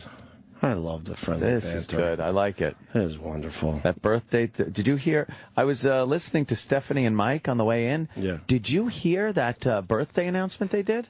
No, tell me It about was fantastic. They said that this girl was 17 and that the mother had called, but they forgot her name, and she didn't even call back. Wow, that's kind of crazy. If you're gonna set up, okay, this says Dennis Falcone is our Fuhrer, and it's got Dennis. Well, even though Dennis had a shitty fucking segment on our show today, they are still embracing you as the leader of Jocktober. Well, Dennis is, which I kind of appreciate. Photoshopped into a picture of Hitler, right? Giving a big Nuremberg speech. Sure, Hitler's body and a giant podium with a huge swastika on it. Oh, yeah. But Dennis Falcone's head is there. Dennis Nice. is our Fuhrer. He's the leader of the Jocktober army. Yeah. What? Oh no. What do we got? No. What's wrong, Opie? No way. No, What? No. What's the only problem? thing I've ever seen during Jocktober that gets Opie this upset? No. Oh, okay. No, it's not the It's fugitive. not what you think it is. That was a Fuhrer. Oh no. Okay. And Oh no. they are officially done with the birthday topic. Oh, that's good news. They left it a little open-ended because of that call that Well, didn't we're still come waiting through. for the 17-year-old. Her name. We need to know her name. But they're stacking up those quarter hours is what they're doing. Eating up some quarter hours. I don't even want to tell you what this track is. All right, let me hear. Okay. All right, so what does a woman really keep in her purse? Interesting, huh, Denny? Why? See, if we did it, we'd go with like coat hanger. Oh, of course. You know, drill dough. Plan B. That's probably on one of the prep sheets on. That was one of the topics. Prep burger? Of course. A little prep burger action? Right along with these guys can't even come up with their own fucking content. They have to get it from some other lame source. They get the topics on Prep Burger, then Mike finds some fun facts that he has to insert. Yeah. Oh, Jimmy, wait till you hear this one. I'm replaying it for Jimmy. Oh, who just please, came back. I had to piss badly. All right, so what does a woman really keep in her purse? Oh, my gosh. You don't even want to know. I have everything. If I ever had one of those TV shows where you could win for having... How about just say, let's make a deal? Wow, Not one of those TV shows. terrible. There was one TV show. It was called Let's Make a Deal. Let's make a deal. Well, unless they're a sponsor, you don't want to mention somebody else's brand. She is a stuttering, muttering fuck. She can't even spit out these words. Yeah, you know what she should have in her purse? Fucking a handgun. Or fucking arsenic. I'm getting hurt thing. I can't say a word. You can't even. She trips on everything. was where you could win for having whatever they asked you was in your purse. I'd win. Well, let me say this. My wife has so much crap in her purse. But she always has what you need, now doesn't she? Thank you. Well, not only that, but she knows tapes of this exactly where to show? find it. Now, that's the scary part.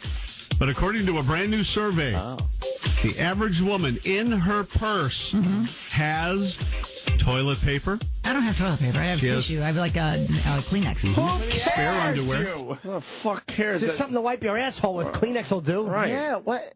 Gotta mop up some pussy dampness. Yeah. All Toilet right, paper could great. mean tissue paper. She's going into a big fucking thing about, no, I have Kleenex. Oh, I don't have tissue paper. I have a sticky black dildo and a thing of certs. Look, call what you want, but it's something to wipe your shitter. Exactly. Exactly.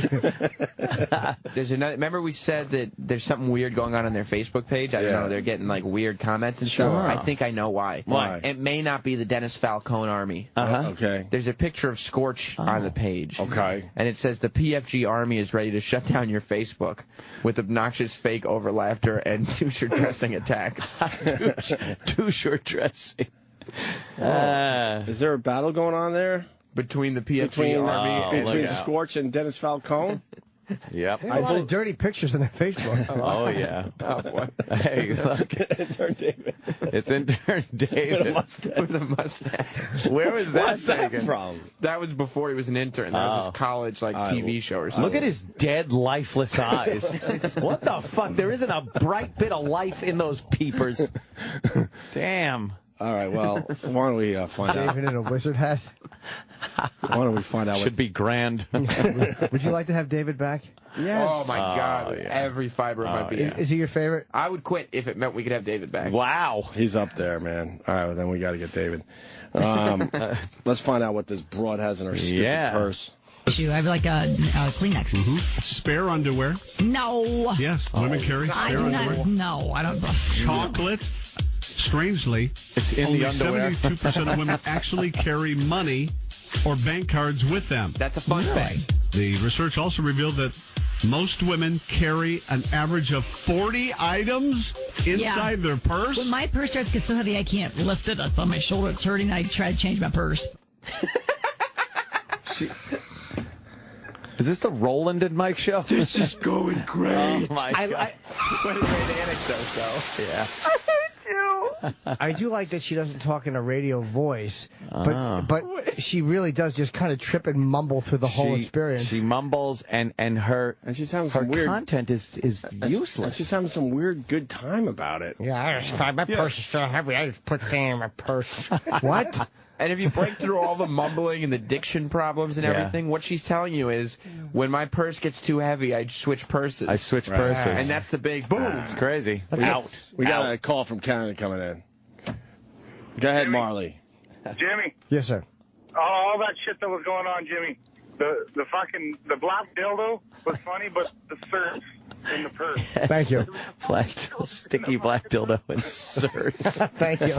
It's all in the combination. Great combo of things. All right, Marley in Canada. Thank you, sir. Thank you, buddy. We got to move on with the Mike and Stephanie what's show. the Bob Marley or something? No, Chip. Well, very good news, guys. They're still talking about purses. Oh, good. They needed to fucking explore this topic I like this. a little further. That's great. CQ 105 in Flint, Michigan is today's Jocktober. Mike and Stephanie in the morning. What the heck do you need with 40 items Well, in you your have purse? the makeup and the brush and the wallet and the nail file and the nail polish and the tissue and the sunglasses and this goes on and on. It's good to be a guy. I'm telling you, right? It's awesome being a guy. Yeah, where do you keep all your stuff? Well, And your mom's purse and your wife's purse someplace, yeah. All right, so, ladies, what do you carry in your purse that would blow all of us away? A gun. C4. Oh. It's getting the phones going. This is a phone topic? It's a phone It's called a phone topic, right, Dennis? Getting the phones going. A little water cooler talk, too. Did you hear what they were talking about this morning? You What do start with think a of bit, your purse? then you include the listeners. There you go. To see what they got on the My topic. stillborn fetus. It should be. I carry him around. A half gallon of elephant cum. I thought Iraq got rid of that. He takes it home with him. Get it? It's an elephant. Yeah, a bag of the Nagel seed. Yes. Oh, Now, wow. The key here is anytime a percentage, a number, or the report says is mentioned, that's fun facts. Fun fact. Because that means he's researching and some He's fun all facts about the to share. fun This facts. guy does prep. Mike. That's some prep. How about talking about something in your personal life, Mike, or just being interesting as a guy? These dumb facts. And he's laughing Stephanie at like, switches her what? purse? 40 items. So why would you laugh at that? Exactly. It's not funny. Exactly. Why would you need 40 items in your purse? Maybe it's one tapered log and 39 pennies. Oh my goodness, this show's great. I guess you can't post pictures anymore on the Facebook page. Oh, did they phase one? That's They reached Facebook phase one. Looks like it. Now, Damn. unfortunately, for all of us who wanted the payoff, they did not receive any calls about purses. Oh, see, I thought we were going to What? hear some calls. But they did such a great job setting up the whole thing. This is a show. What? They don't quit, okay? So the purse thing doesn't work, okay. Maybe we need to dumb this down a little bit. Maybe we need to make it a little more simple than what's in your purse. Oh, no. So with that, we find out what month it is and how we can tie in both phone calls and the month. Fun facts. Fun facts. Yes. No. Month it is. Fun facts. Tie in. Okay. In case you didn't know this, October is National Pizza Month. Oh, my God. And he That's a plays shit. the Godfather Oh, did you theme. notice that? Yes, Do you very think good. there'll be any impressions? It's Italian. Oh, no. I'm going to order Oh, some pizza. no. I want a pepperoni. Oh, no. I wish he'd fucking go to Louis in the Bronx for some Italian food.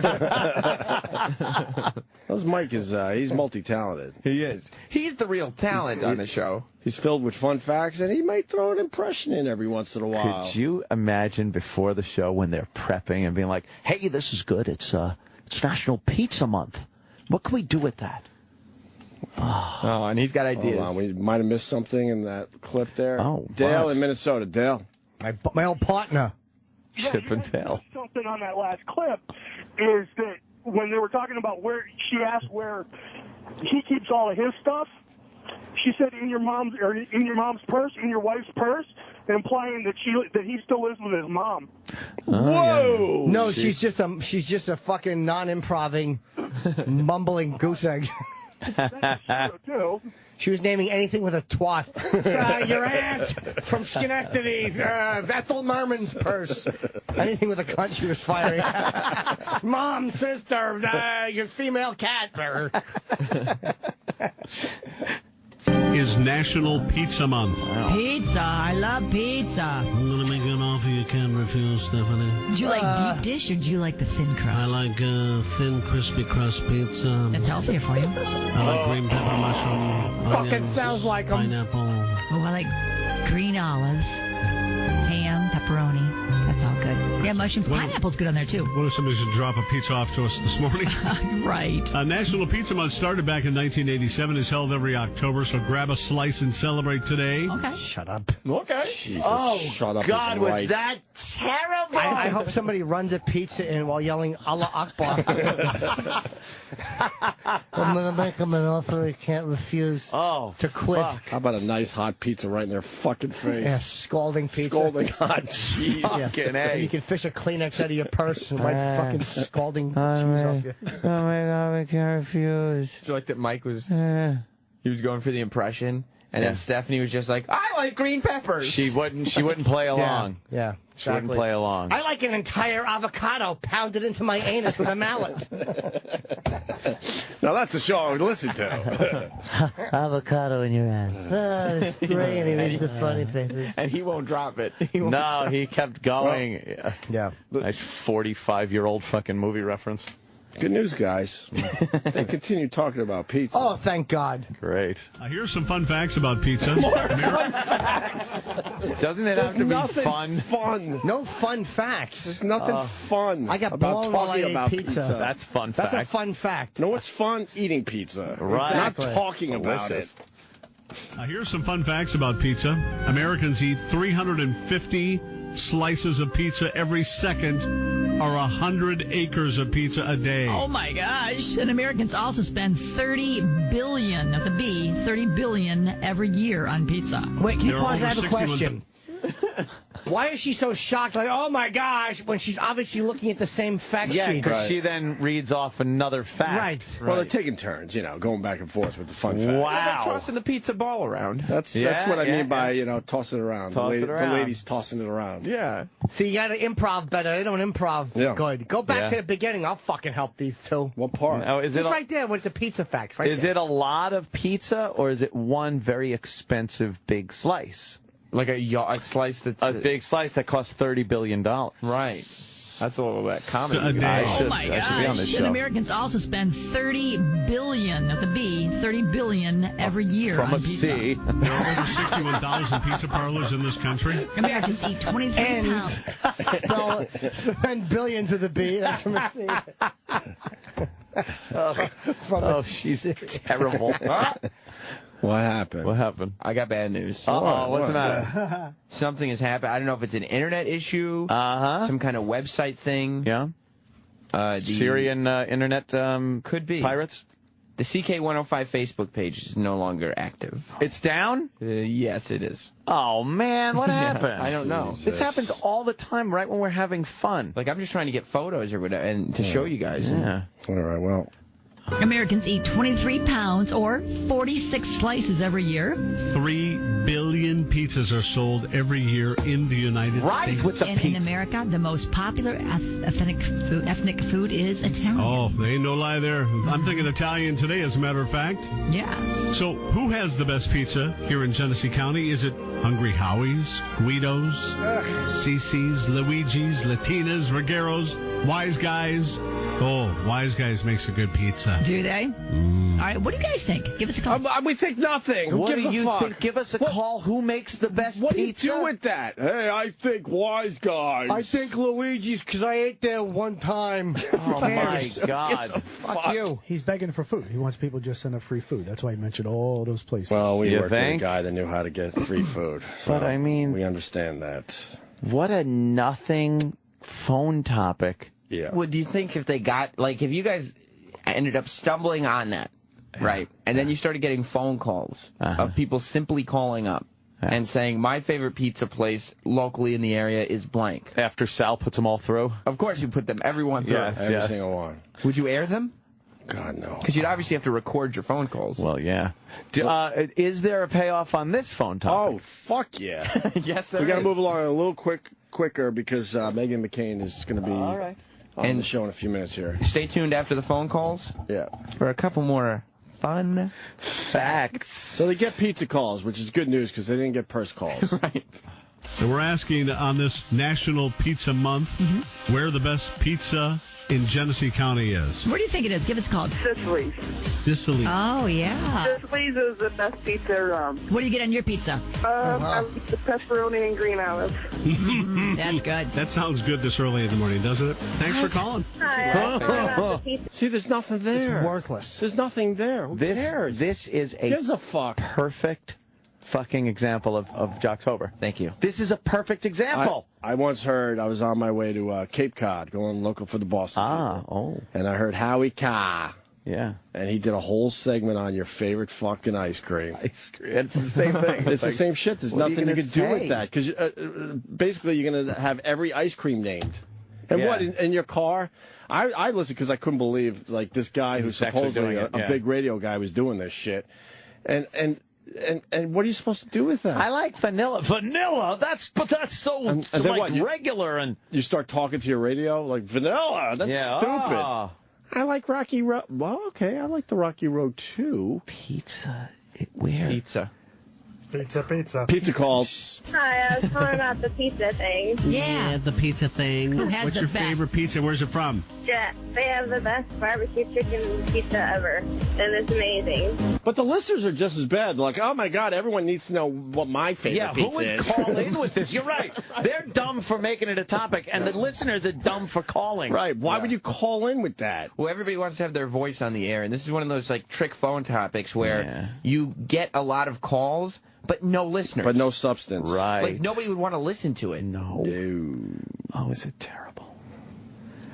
And it's amazing. Hey, I'm calling about the best pizza place in Genesee County. Yes. That would be Pizza Company in Davidson. I have never heard of the pizza company in Davidson. Oh, it is the best. The deep dish, sorry, it's the is the best. Mendy's, Jerry, it's the breadsticks best. are to die for. Hi, you're asking for the best pizza restaurant in Genesee County? Yes. Johnny's Pizzeria in Flint, Michigan. Is that the one that's right there downtown? North Leroy. He is my old boss. And he just passed away last week. This is Yeah, I was hearing infuriating. about that. Here's a fucking This is where it's located. I'm getting mad. Now they're doing Google Maps. He's doing local angle, the local angle. It stinks. Dennis, Local angle shut the fuck stinks. up, okay? We're done with you. The local angle Let us do our stinks. thing now. I'm trying to save this thing, Dennis. All right, we're trying to save Jocktober. Remember, you were the one that fucked it up? Oh, no. No, we're not blaming Dennis. We didn't blame anybody. Okay, fair enough. Sorry, Daddy. The show made a mistake. I apologize. But we're ready for a fun fact. Yeah, I was sorry to hear about that. Yeah. I've been in there, and the pizza is awesome. Yes, it is. And speaking of awesome pizza, 36% of all pizza orders include pepperoni. Oh, really? I can see that. Almighty. I've got a couple of pepperonis in my dildo drawer. Really? I could see that. Well, that's really adding a lot. Yeah. Wow. The fucking whole... She's not as whole-ish, though. No, she's not stopping Mike from doing anything, but Mike isn't doing anything that she needs to stop. Right. If Mike got a little feisty and stuff, she would be the hole and step in. But she's just terrible. She's also dumb as a brick. Yes. So that doesn't help anything. Wow. Well, we're about to conclude today's Jocktober. Oh, what an example. CK 105 in Flint, Michigan. I just feel Mike like and Stephanie. if we end it here, though, there would just be too many open ends with this show of mystery. You're right, Sam. So we get the conclusion to something. That's right. All right. All right? I'm glad. My big birthday that we missed yesterday, if you can believe this. And she's so cute over the... The big birthday that we missed yesterday. The 17-year-old that they missed. Did you hear how he said it? If you could believe this. And he means that, by the way. Oh, yeah. Yeah. He means it like, could you believe we actually missed the birthday yesterday? Listen again. My big birthday that we missed yesterday, if you can believe this. And she's so cute over the phone. Yes, she is named Sam, but short for Samantha. Sam Roberts? No, it's not. She's named Sam Roberts. My name's Sam. She's got big fucking curly bush of cunt hair. Why is it? Why should you have to add in that word? I don't know. And he thinks she's cute. You think Mike's trying to dip into some of that young pussy? Oh, yeah. Or is this just something we don't understand, just innocence, just general innocence? Yeah. No, it's the pussy thing. You think he's going for the pussy thing, or yes. is he just being a nice guy? No. There's nothing nice Yes, about she is Mike. named Sam, but short for Samantha. Samantha Jo Marrow. So Sam and Joe, she's 17 years old as of yesterday, and she's going to Clio School, but that's the first year there because she was going to Millington, and I guess she had my daughter, Taylor Confer, for an art teacher over there in Millington. Yeah, so I want to... How local is this show? Holy shit. Are they broadcasting to their family? Broadcasting a 5-block radius. Holy fuck. I understand local, Dennis, but that's a bit local. This is also the third clip that we've had on this chick's birthday. All right, hold on a minute. I got getting some intel. Josh in Massachusetts. Hey, the station is taking calls from O&A listeners. Are they putting them on the air? I don't know. I'm obviously in Massachusetts, so I don't know. But they took my call. Yeah. I asked them what I wanted. I said, what's wrong with your Facebook page? And they said, we're having some issues with it. We're trying to update it. And, I'm like, I really wanted to check it out.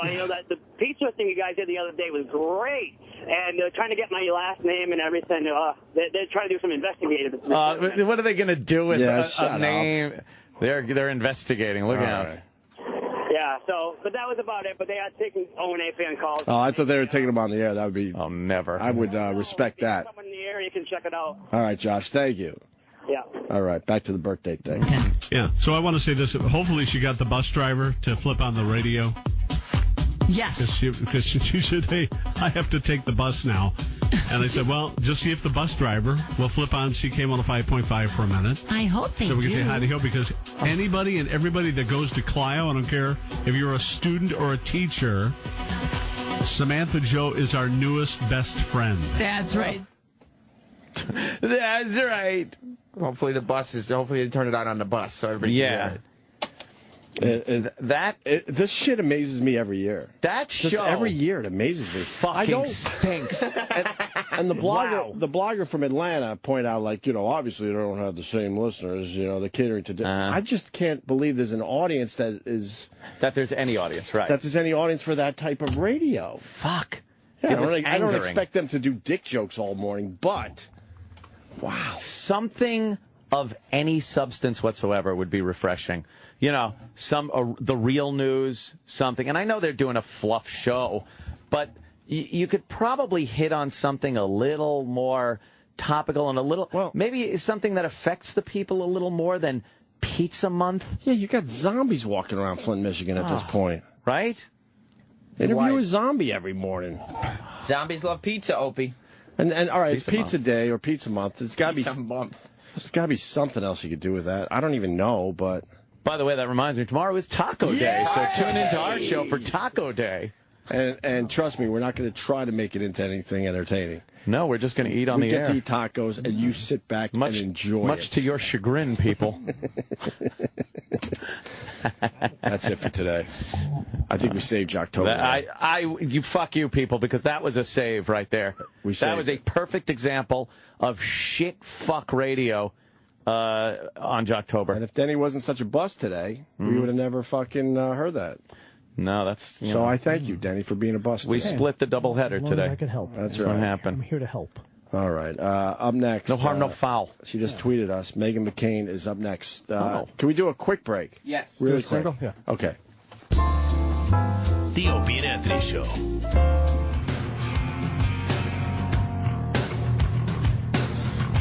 Meghan McCain coming into the studio.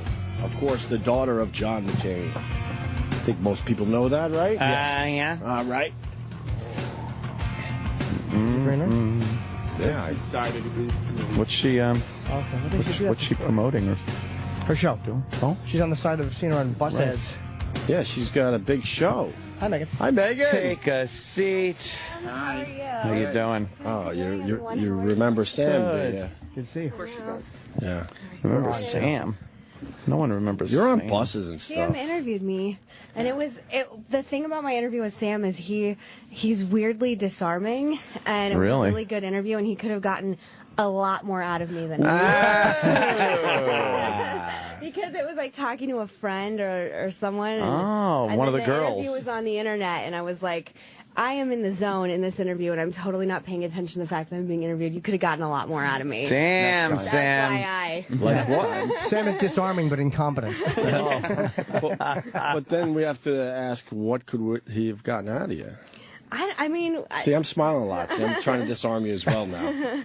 It was just the two of us in a room, and it was like the last interview. We're talking about like tattoos, so it was fun. Thank you again. Thank you. Wow. Jeez, Sam's Sam blushing a little bit. Roberts. Yeah, am I making you uncomfortable? No, it's the other three that are making me uncomfortable. Why? We don't like you being complimented. I know, that's why I'm uncomfortable, because I'm waiting for the other shoe to fall. Oh. No, it was fun. We're not good with compliments around here. We're very insecure. Thank you guys for having me this morning. Of course. I've been seeing you on buses and Yeah. It's amazing how I'm just. What is it? What's it called? It's a giant. How can I wait? It's a wrap. They wrap the buses. Right. What's the name of the show? Because it's on every bus. Raising McCain. Raising McCain. My favorite part about it is how much it has. Can you swear on this show? Yes. How much it has mind fucked all my ex-boyfriends. Oh man, Seeing your really? ex-girlfriend on a bus down the street. It makes me so nice when they're on the happy. grill of it. I know. I've seen a few of mine on milk cartons. Wow. We got to ask the basic question. What's the show about? It's a talk show, but it's filmed like a documentary, and we talk about issues that are serious, but we do it in like a fun way. It's really different and experimental, and people really love it, and people really hate it. So it's take your pick. When I saw you at the Comedy Cellar one night in the You saw Olive me Tree. when I was taping. Right. Crazy enough. Yeah. What was the segment you were doing? That was the one on bullying, and we interviewed Judah Friedlander after his set. He is a bully. Yeah, he's a Judah. Friedlander? Yeah, we all know that. World champion my ass at bullying. Exactly. I loved him, actually. He's He's great. an interesting We like dude. He is a strange guy, An but interesting dude. We talked about how really his funny. house had flooded in Queens, and he lived in Queens, and he's like, I was like, you should really be careful about mold. Like, that's really dangerous. And he was like, yeah, I bet mold is dangerous. I bet mold is dangerous. Yeah. Hi, Judah. He's very confusing. Sometimes I think some of his stuff is a work. Like, you know what I mean? You can't tell with him. You can't tell if he's putting one over on all of us sometimes. I couldn't. When we were talking in the interview, I was like, so when you're a comedian, I worked with a comedian named Michael Ian Black. Like, do you get lots of like groupies coming after you? And he was like, no. And I was like, oh, I was just curious. I don't know. So he didn't want to go there with anything personal, which whatever. Really? I understand. Well, he probably doesn't get a lot of groupies. Well, maybe there are some Judah groupies I just don't know about. I don't think that there are. Hey, do you have to watch what you say and do, like, because John McCain's your dad? It's like, it just seems like they're always picking, like, the press will always try to see what a brother or a daughter or son or something is doing so they can try to embarrass the politician or get them in some type of trouble. Do you watch what you say sometimes, especially with a show? It's kind of, you want to speak your mind. I don't censor myself very much. No? I kind of think people that want to hate will, and I don't know. People can go fuck themselves. I'm not gonna see, I like that. But from the point of view of your father, has he ever given you a talking to? Like Megan, come on. My help me out Playboy here. interview, he was Really? not happy Oh, with it all. The whole thing. The whole fact that I thing. did it, the fact that I was talking about sex, he was humiliated. Oh, really? That man. one is the one that I might, if I could take anything back, I might not do that again. And it was only 20 questions. I didn't pose or How anything. bad were the questions? We just talked about sex in the interview, but I Okay. thought if one does an interview with Playboy and they ask you about sex in this publication, you should sort of play ball. You know what I mean? So, but my father was not, Oh, man. not into Not it having it, at huh? all. Did you call? He called you? No, we had lunch in Phoenix, and it was the most awkward, one of the most awkward lunches of my life. And he was like, it was obviously a mistake, and you realize what's on the internet. My press secretary told me what's on the internet, and it was just really What embarrassing. was the worst question from the interview, you think, for... It was just the for quote him? that got taken out of context. Which I mean, one? it wasn't taken out of Yeah. context. I just said I love sex and I love men, and it's not boy. the That's greatest. That's It's not, crazy. but coming from a senator's Oh, yeah. daughter's mouth and a Republican. You I mean, human being. Ew. I know, but all these people went crazy, and they were tweeting me, you know, you're such a slut and all this stuff, and I was Oh, like, boy. and then I was like, okay, do you hate sex? Do you want to say that publicly? Whatever. And people were I was working at MSNBC at the time, and people that I worked with were very like, oh, she was talking about sex and Playboy, and I was like, get a life. Yeah, exactly. If I were a guy, you would be probably high-fiving me, so. Relax. Tell him to Calm down. relax. Wow, man. He's a very nice man, your dad. It was so He weird. really likes you. Yeah, he was. They were on the Tonight Show together. Yeah. And I walked in, and Megan and I guess, talked the day before. I'm like, I was really happy to do it. I'm like, I'm doing the Tonight Show with your father. And I'm there, and they're like, John McCain is asking for you. Like, they came into my dressing room and got me. So me and my Jonathan went and talked to him. We had like a really... He's like, we didn't want to bother him. We're standing there trying to talk to him politely, but then we're like, okay, thank you. And he's like, all right, stay. Like, it was like he was having a real conversation. It was odd. Are you nice. are you very political? Do you delve into politics? Yeah. Yeah, I Pay was attention. pretty blown out after the last election, and just kind of over it, and over the partisanship, and it's a lot of politics. Well, thank God it got better. Oh, I know. And that's all anybody's been talking about this week. And I'm like, Congress is a bunch of children that can't get along, and it's I mean, amazing. I They am can't to a figure it point, out. but I'm kind of controversial. People really hate me, and people really love me, and people love and hate my political beliefs. So, I don't know. Where do you put yourself as far as which way you lean, or? You're quite conservative. Is that correct? Yeah. But I'll surprise conservatives. Like do I love a good abortion? Oh my God. I don't even give a crap. Let them fly. My God. Let fly, people. I don't care about that stuff. I'm not very religious. I'm not like a religious conservative in that way. I'm very fiscally conservative. But there are a few ideas that I think conservatives would look at me like, oh, what are you, a For liberal? gay marriage? Like, stuff yeah, that? I don't care about gay marriage. Some loosening of drug laws. I'm for some of that and stuff. But as far as the hard-hitting issues, immigration, guns, yes, I'm a huge Second Amendment guy. Me too. Fucking love a good gun. Yeah. So do I, actually. Do you? Yeah. Yeah, I'm from Arizona. You're from Arizona. Oh, it's the law there. You pretty much have to have a gun. Lawlessness. Yeah. My little brother Jimmy at home, he carries his gun on him, and he's like, it's legal here, and you know, never gonna know what happens. Yeah. I'm like, all right, Jimmy, whatever. Well, I had to go through about $5,000 in legal fees and stuff, and about a year straight to be able to get a carry permit for New York City. $5,000. Yeah, it was, and that was pretty cheap. I got off cheap. Yeah, you can't. But that's supposed to be your right. I have to pay, and I had to give up information like everything, tax records. Like, why would exercising my Second Amendment right entail me having to give up my IRS tax records? It makes no sense whatsoever. It doesn't say you have the right to bear arms if you make a certain amount of money or if you have a job where you carry a lot of money. All that is bullshit. It's been infringed upon horrifically, especially in New York State. It was to deter you, obviously. Yeah. But have some fishy shit with your taxes and they'll say, persevered. like, you know what, I don't need a gun after all. I got out of a ticket yesterday. But it works by flashing that and better driving than away. by pointing the gun at the cop's face. twice and I drove off. Didn't even have to fire this time.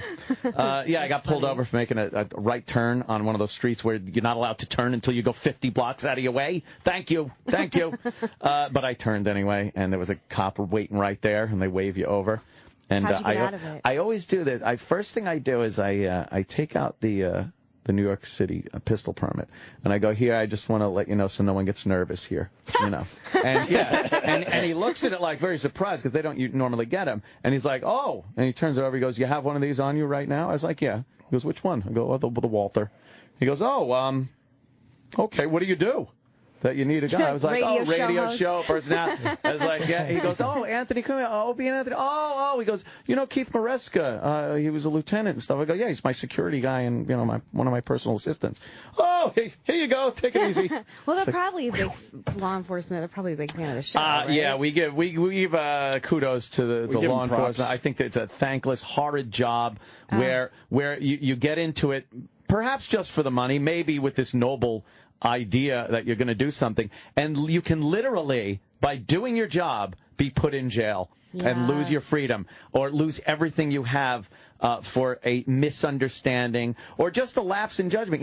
When you make a sandwich in a deli and you put the wrong kind of cheese on it and the guy comes back, you give him another sandwich. You fuck up as a cop, you can go to prison. That's true, but you don't hit the cheese with a nightstick.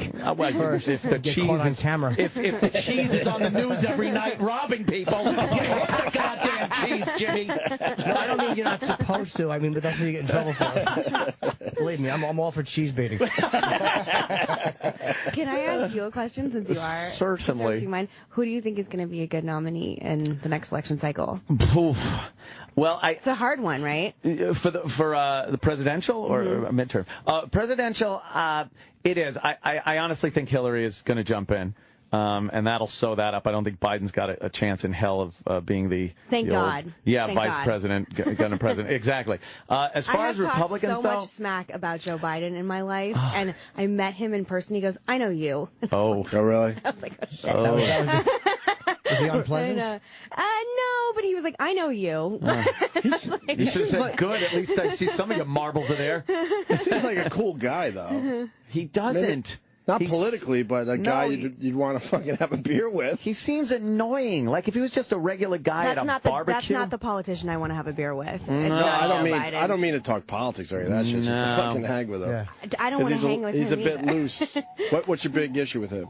His gaffes all the time. I don't know. He doesn't inspire me. It's surprising that he made it all the way up to VP. Certainly. Some of the things he has said, I think people forget how insane. I don't know. I just think he's. There's a difference between Democrats and Republicans when it comes to that. I mean, we saw years ago Dan Quayle just get eviscerated in the media for every fuck up he did. And boy, I'm not making excuses. He was a bumbling idiot and could not present himself in an intellectual manner.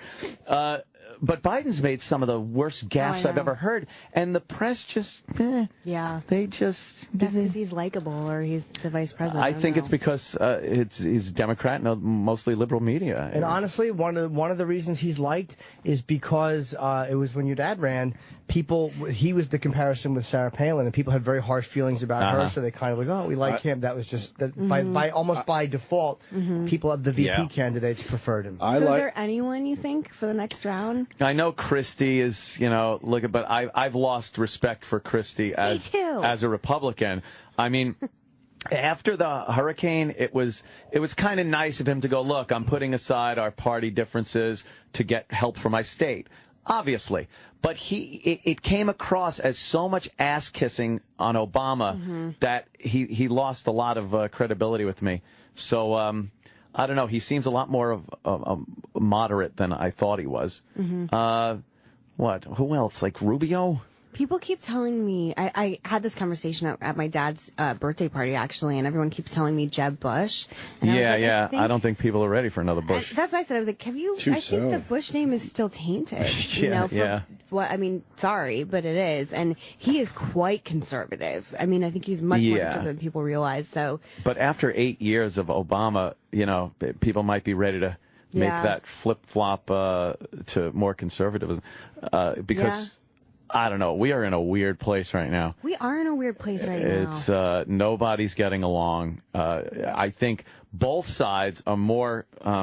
They're concentrating more on the next election than they are what's good for the country. They don't want to do anything that makes the other party look good. Like, oh, that's a great idea. I'll support it. I'll go past party lines here and support your idea. And then it's just used against you in the election. He actually, and Republicans supported this, so vote for him. So no one wants to do it because you don't want to become a campaign ad for the other guy during the midterms, so nothing gets done. I don't know how you feel about this, but I don't like that there's no term limits because it puts these guys in a professional politician position. They have no incentive to do anything for the country.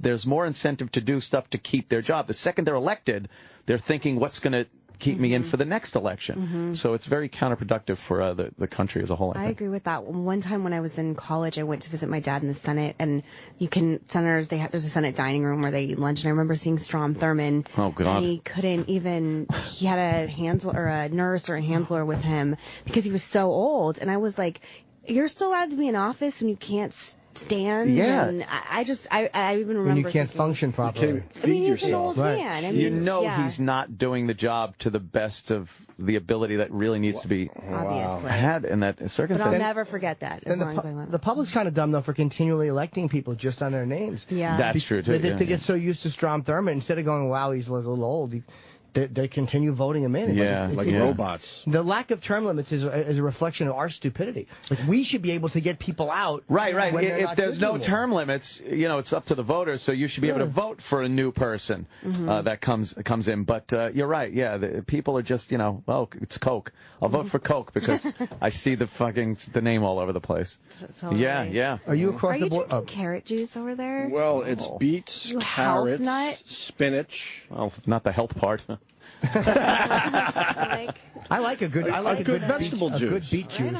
All right, I'm trying to lose the baby weight there, Megan. Can we talk about how good Jim looks? Oh, please. Well, that's why he was doing this shit. He does. He looks great. It's amazing. When I saw you at the Comedy Cellar, I was like, you look totally different. We've seen some older pictures of him. People post them. It's like, here's me with Jimmy from a couple of years ago. He was at a club. And it's like, wow, you see how much weight he lost. It was terrible. Still an asshole. But. Yeah, I haven't become a better person. No. I'm just harder to spot in a crowd. I'm still an asshole. I'm still human garbage, but I'm a medium. But yeah, it's really wow. Let me see. The one with the yellow flowers. I was at that photo shoot. Oh, that was 2003. Holy fuck, that's 10 years ago already. Oh, that's me. You just had it on the other heavier. page. I mean, the other page. That was Who's that? That's Paula Paddington. Yeah, she's beautiful. She was from Mission Impossible. She's what's his name? Robin Thicke's wife. Yeah, she's beautiful. Yeah. That one. That's wow. Why would you take a picture in your underwear it was a goof. I did it on purpose to be awful. Okay. Yeah, they want me to do a photo shoot. That's gonna be the new background on my phone. Not right now. Yeah. I was dating a girl in 2003, and whenever they would ask for press pictures, I would send that one. And there was a double-page centerfold in a magazine, and then her brother had left it out and goes, "That's who you're dating."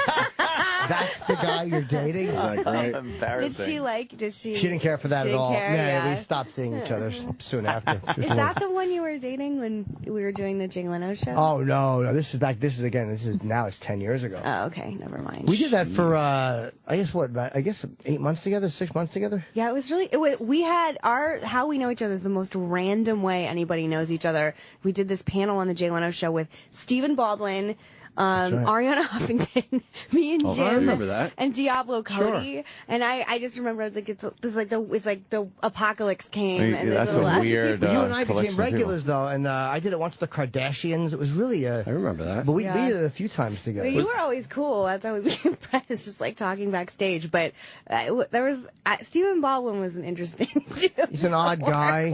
Yeah, he is a weird dude. We've had our run-ins with He's him. an interesting man. How about Ariana Huffington? He's you a not like her? weirdo. No, I thought she was really nice. As a person, right? She was really nice. She's always been really nice to me. Oh, okay. I thought she had given it's always weird if somebody writes stuff about you or the family or the whatever. No, the Huffington Post has actually been really cool to me. Oh, they have been. Okay. Yeah, that's not I don't have a problem with Huffington Post.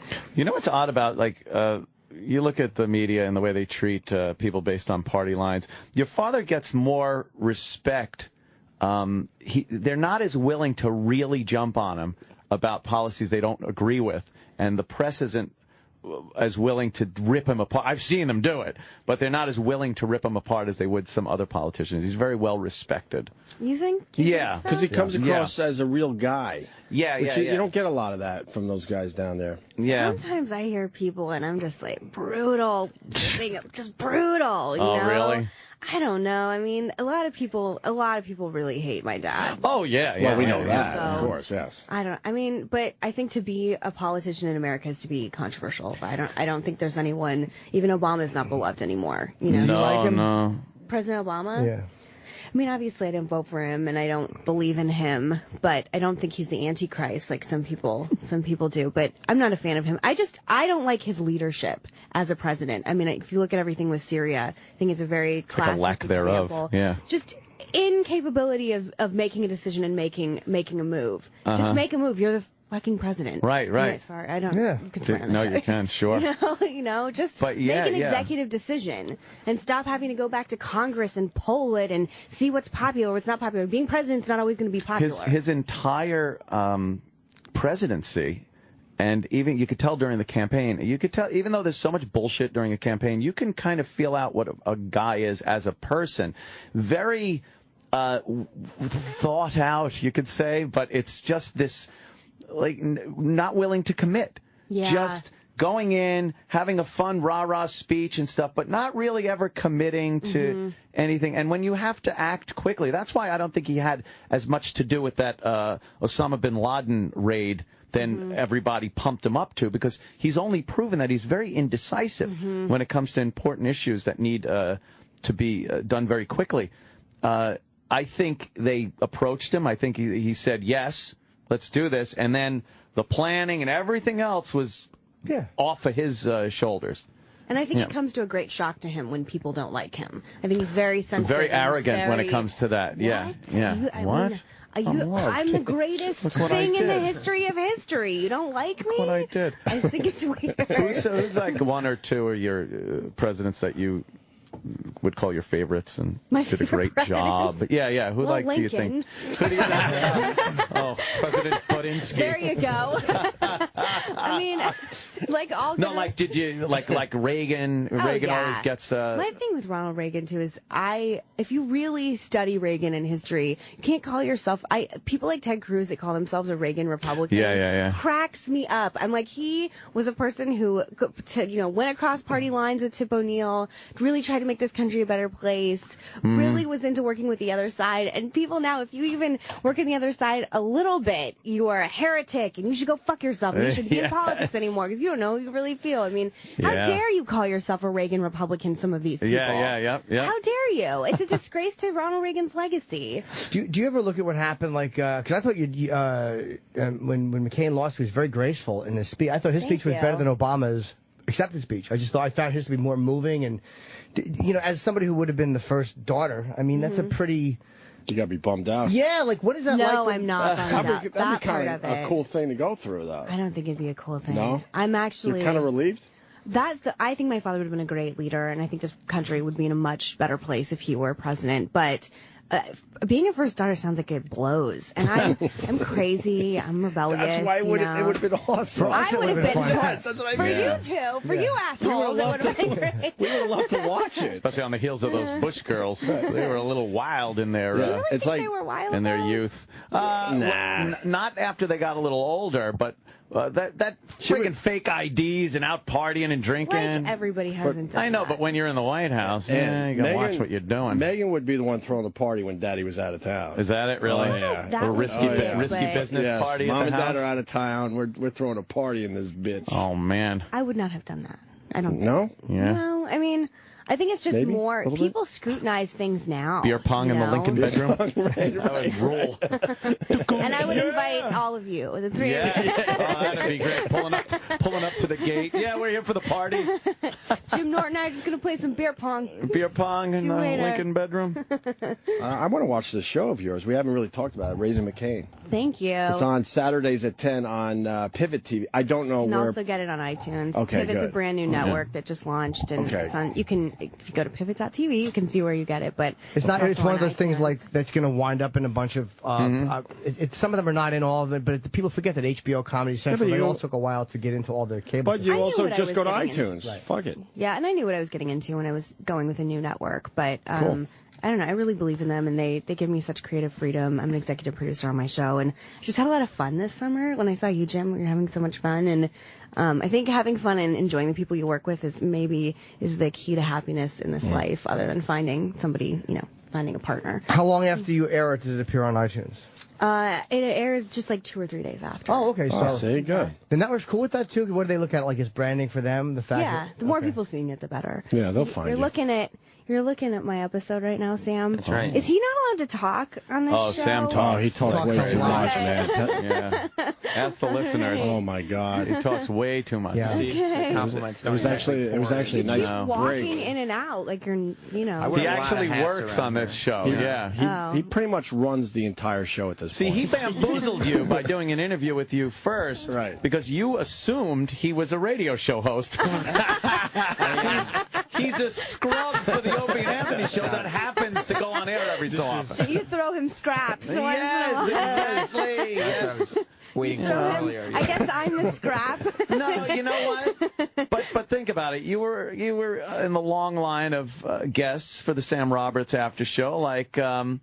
Let me think. Well, the Loverboy. Loverboy? Yeah, the Loverboy dude. I interviewed William The band H. Macy. Loverboy? I interviewed a lot of very famous talent. Loverboy? Loverboy. Oh, the band Loverboy? Everybody's working for the weekend. How is that? I got him to sing "Working for the Weekend." What else are they going to do? Well, they didn't want to. So, in all fairness to Sam, talk about? Well, we talked about the fact that a prank caller that sounded much like Anthony Cumia was making fun of his red leather pants. You wear red leather pants? No, I was making fun of the guy. I was wearing red leather pants from Loverboy. Oh. See, I was driving home. We sabotage his show constantly. Which is what they're doing right now, actually, by making you believe that it's not a real show. Right. Oh, it's a real show. Thank you. I'm a real guest, and it was a real show. What about this episode that's up on the website? This was the one that aired last week that was about has technology killed romance and dating. Oh. And it was this episode was particularly awkward because they set me and my producers up on a group date, and it was horrible. Group date? It was horrible. I know. I mean, people were very nice, but I think dating in general is uncomfortable, let alone when there are cameras around. Boy. That was the bookend. But that one was a fun Well, one. was the conclusion that it had, because I have mixed feelings, like it ruins monogamous relationships for people in my age group because we're such creeps that we forget do chicks like tweet you or any of you in here like tweet the Opie and Anthony Show and be like, I want to go out with Anthony? Oh no! Look at us! Look at us! Of course they do. We just drowning in pussy. On the Opie and Anthony Show. It is odd though because people get in touch with you and tweet you comments and things that like they normally wouldn't have any way of saying anything to you in the old days. So that's kind of weird. You don't need the face-to-face. You could get rid of the preliminary bullshit now online through texts, so you could be a little more bold. Thing. When you used to have to go to a bar or a club, where the fuck you met people back then, you'd have to put your game face on and approach somebody. It was frightening. Now all that preliminary stuff, you're just like, yeah, you want to fuck? And you get a no and you walk away. It's like, you get to see their pussies before you meet them. Kind of true. Oh, God. Oh, my What's going to be on Saturday's show? Yeah. Screw the show that already aired. Let's promote the new one. The one coming up is about coming out in America and how millennials come out earlier and what happens if you support gay marriage as a young person but your family doesn't. Sam, it's a good show for you. I'm not a homosexual. Aren't you married? Yes, to a female. Okay. Oh, man. To a female. Well done. You got to add that now. Craig. Well done. You got to kind of add You're that now. young to be married, though. You're almost 30, right? Yeah, I'm 30. Oh. That's young to get married. Well, You think?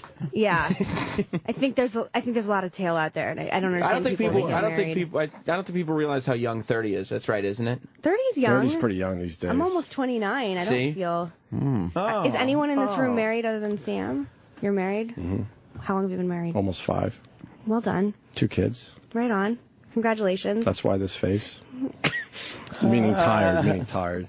Well, I got a 3-year-old and an almost 1-year-old. No wonder you're tired. Yeah, that's what I'm saying, yeah. Do you talk about it on the air a lot? A little bit, yeah. A little? Okay. When it matters. Well, congratulations to both of you. Thank you very much. Wonderful. Do you want to be married? I don't think so. Oh, man. Really? No. Why? It seems like jail. I don't know. It doesn't Bravo. seem like the best. I don't know, man. One dude forever is a tall order. I don't know. It kind of scares me. I always wanted to. I got married late. Wives? Yeah. Oh, that's what it sounded like. No, It's like I've always wanted to. I always wanted to. I just was with the wrong people, so I wasn't stupid enough to just do it. How old were you when you got married? 40 fluff. Okay. In my 40s. 40 fluff. So you got to live a little. Oh, yeah. What No about regrets. you, Jim? See, you make it sound like... I'm 45. I love how she makes it sound like your life's over. Yeah, she's like, well, you lived. It's good you cashed it in your That's how it feels 40s. to people who are married, though. That's how it feels. It actually could be pretty cool. You can find somebody like you enjoy their company. I have friends that really love being married and like it, but I have the attention span of a hamster. Right. And I don't know. It seems like really intense. But in all fairness to your comment, like there's a lot of people that are not happy being married. I say it all the time. Yes. Yeah. I've never been close. I've never lived with a woman. I've never. 2.5 years is my longest one, and I've been single for over 2 years. It's my longest relationship. Wow. I'm terrible. I'm a shit boyfriend. Because you're on the road all the time? Part of it, yeah. And the fact that the old dirt road. The fact that I just can't stop texting certain photos. Why don't I just cut it out already? You've seen one, you've seen them all. How many pictures do I need with my feet in the background? I do an extra 2.5 when I know it's over. I stay in too long. That was my problem. I stayed in these relationships way too fucking long. Oh, boy, I'm the king of that. I used to stay in I stayed in a marriage for 9 fucking years. When it was over, like the next day, I was just like, oh, well. He's not exaggerating. I'll be out the of next day, he realized he made a mistake. Are you serious? And then 9 years later, you he got married, and the next day you realized you made a mistake. Yeah, and then Seriously? And then 9 years later, he did something about it. And 9 years later, I decided to get out of it. But then I was doing radio. Like, I was just getting into radio, so it was a good distraction. I was just like, Did you panic the next day? Yeah. Oh, my God. Anxiety. But you had nothing to lose by getting a divorce. What could they have taken from you back then? Once it was over, it was over. Back then, I should have. Yeah. No, I paid. She would have got your jet through the ski, I nose. think. That's about it. How old were you when you got married? 30.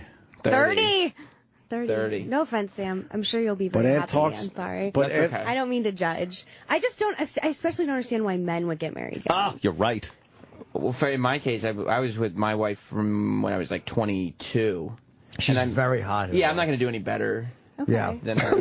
Right on. She certainly could. And if you really love her, go forth and conquer. That sounds like a great marriage. I'm not going to do any better. Well, definitely not. All right. But I love her, so. It turned me off to marriage. There's some people that are like monogamous and like it. I don't know. I just think it seems outdated.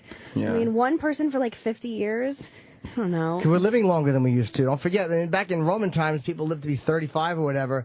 All right. Who wants to be sitting there while your fucking wife is like, Morty, I have the Swiffer. and he's trying to sleep and she's yelling at him? Morty, it's some type of a mopping device.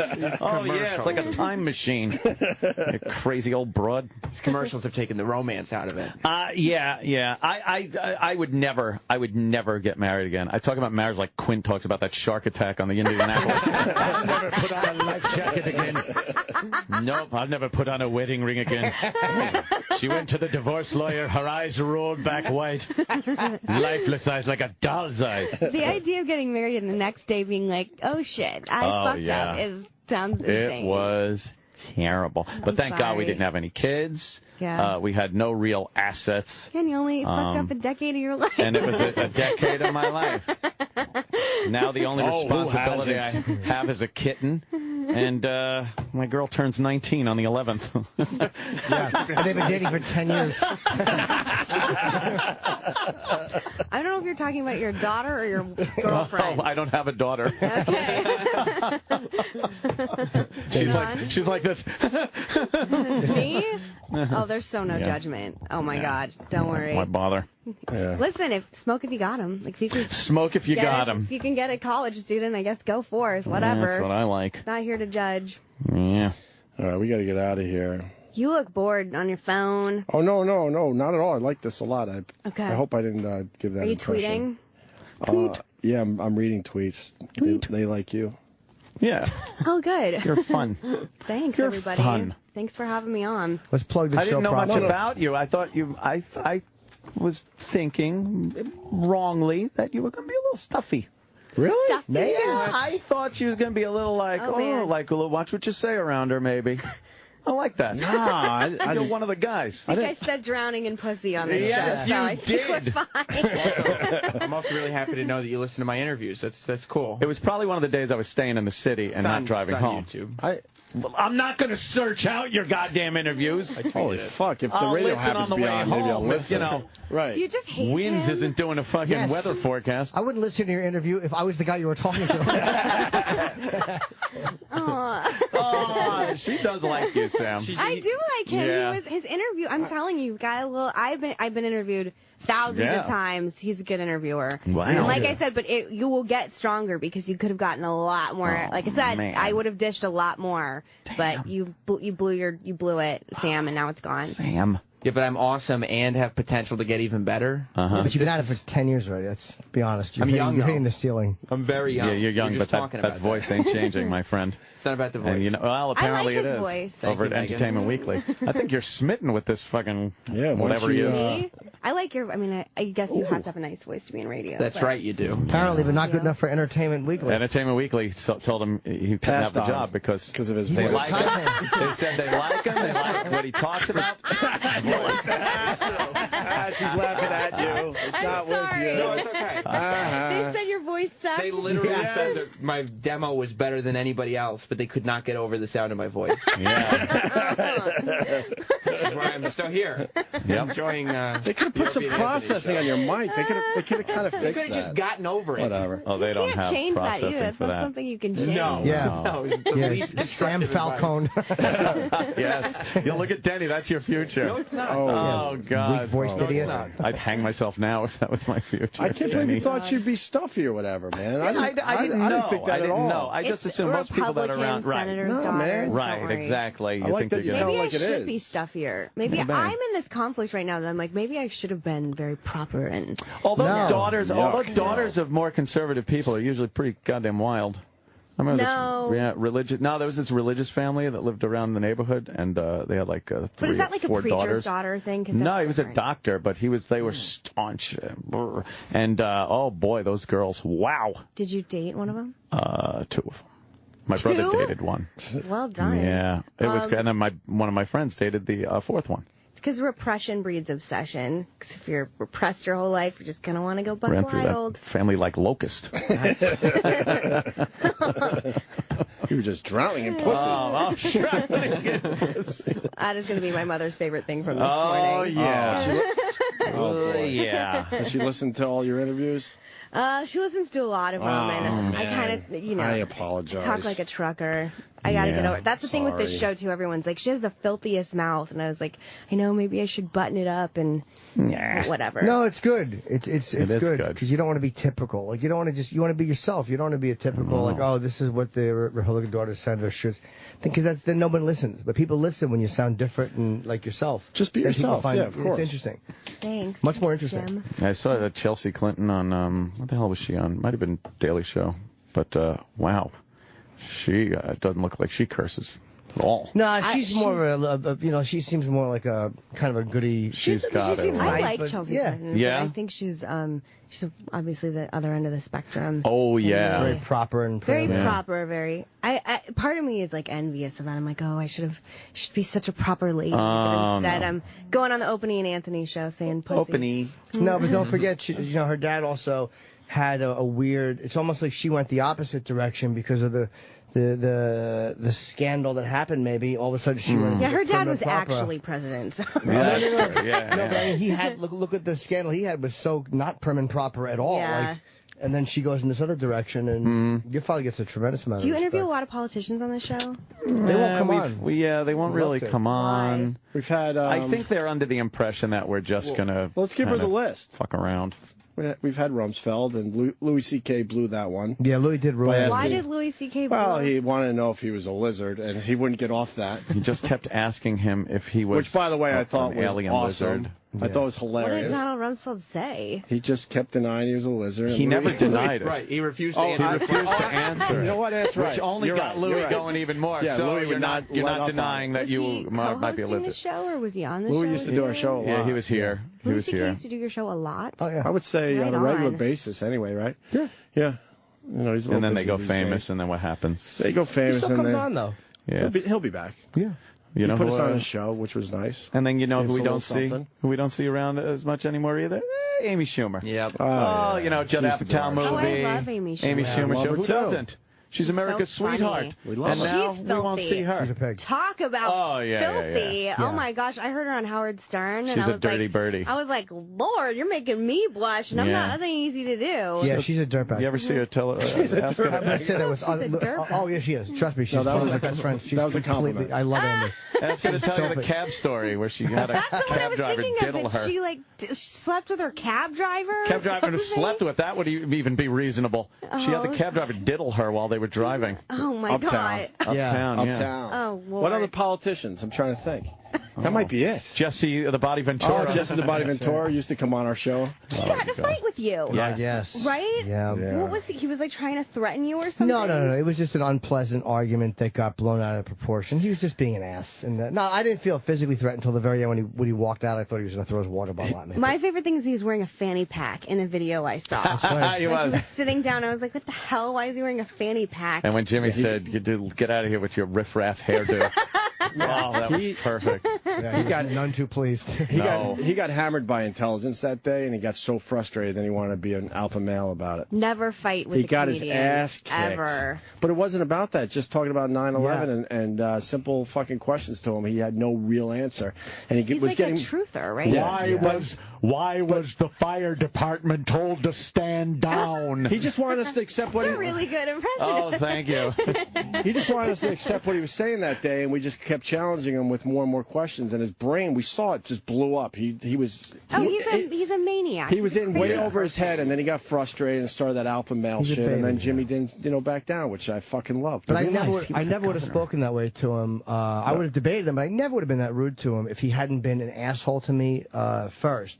But I would never would have just insulted him on his way out. Because I respect it. He got so frustrated, he just went for what did he say? What was the famous It was line? as he was walking out. He called me an asshole, so I called him an asshole. It just went like back and forth like that. And then when he was walking out, he was like, because implying that I wasn't in the military, he patted me on the back really hard. He goes, "Thanks for your service."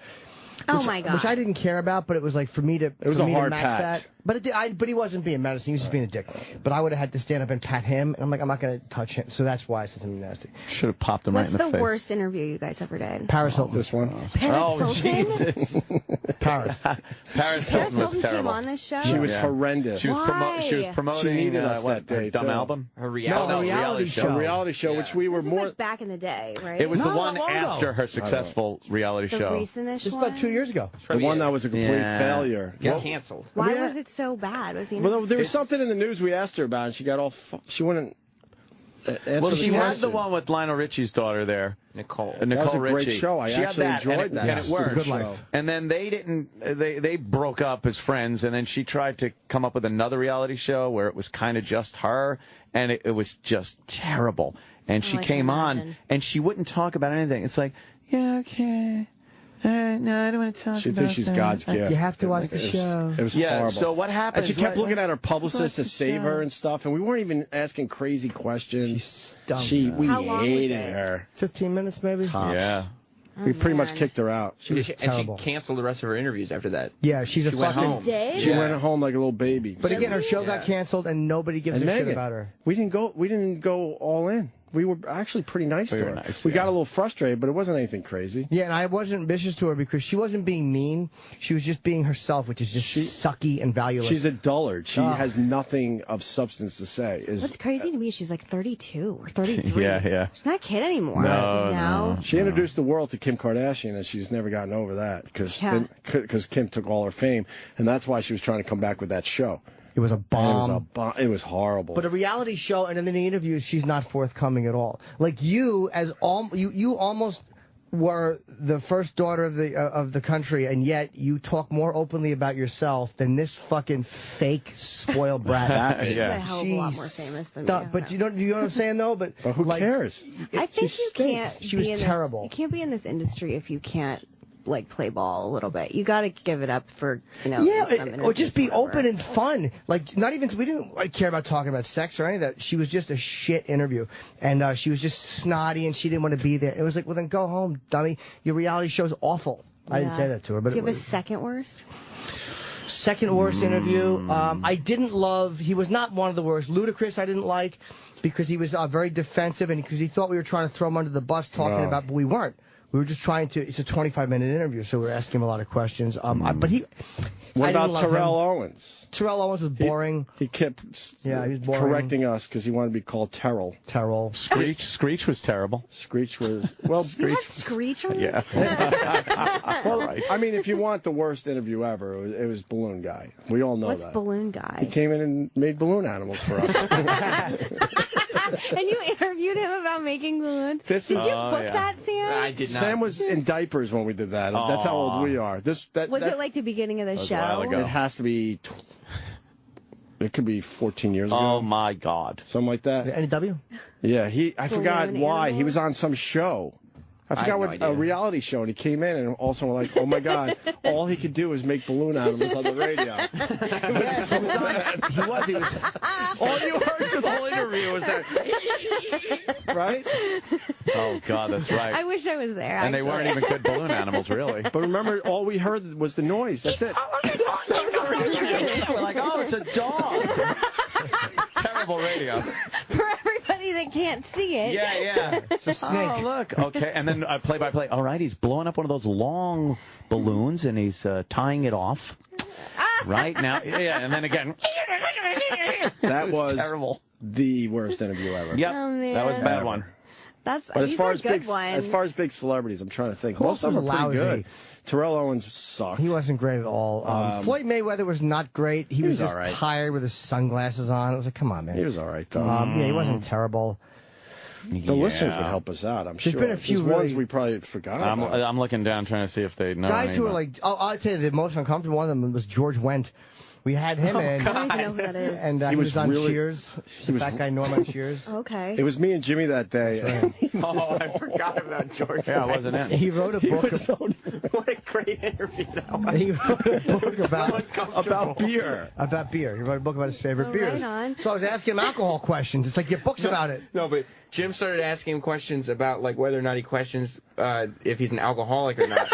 I was trying to get like really deep with him, and he's just Norm from Cheers and wanted to write a fun book. But I didn't want to hear about that shit. I didn't care why he likes lager. It's boring. No, he wasn't. The problem was he wasn't being Norm. He was a bummer, and I told him he was a bummer.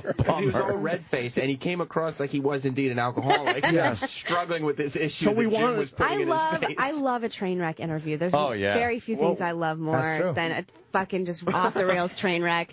People going crazy. It's why I love Anthony Weiner so much. It's just he would just. Oh God. I loved it. He started just losing his mind. In the deli with that guy, and then when he's running through McDonald's, getting away from his porn star sexting lady, I'm like, anybody who thinks entertainment is better than politics is not watching this shit on the internet right now. And we love that he didn't back out.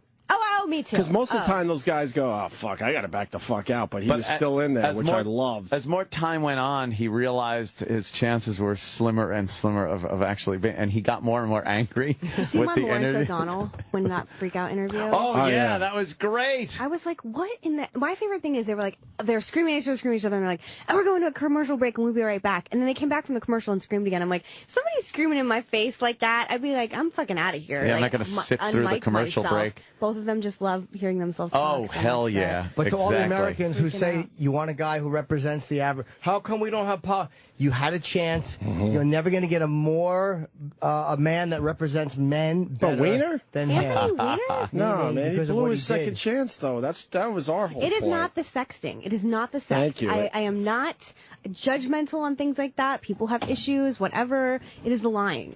That's what I can But for the second time. That's what I mean. We all allowed him a second chance. But what guy would think about it? What guy wouldn't? First of all, it's none of our business. Well, I don't even like Wiener that much. He shouldn't have come back as soon as he did if he knew all that shit was still out there. But it's none of our business. Because at that point he knew how Twitter and everything else worked. They knew it was a matter of time before they, caught on to what he was doing. But we shouldn't continuing care. to do. But it shouldn't shows be an issue. not about the sex thing, but it shows like a lack of commitment to something. Like it shows poor judgment. It shows like forget about the sex part. Take the sex part out of it. What he did though is he's got a commitment to his wife. He blew that. He lied. That it shows it's a test of character. Like Sex and food are the same addiction. Chris Christie obviously is a compulsive overeater. Right. But I'm saying, okay, he doesn't cheat on his wife, but he is putting himself in danger of a heart attack. Right. So, I mean, every person has this type of shit, and we just kind of stand back and watch them get crucified. It's not like he was having sex with a kid, or like Spitzer banging hookers. Like, right. He wasn't doing any of that. He was just being a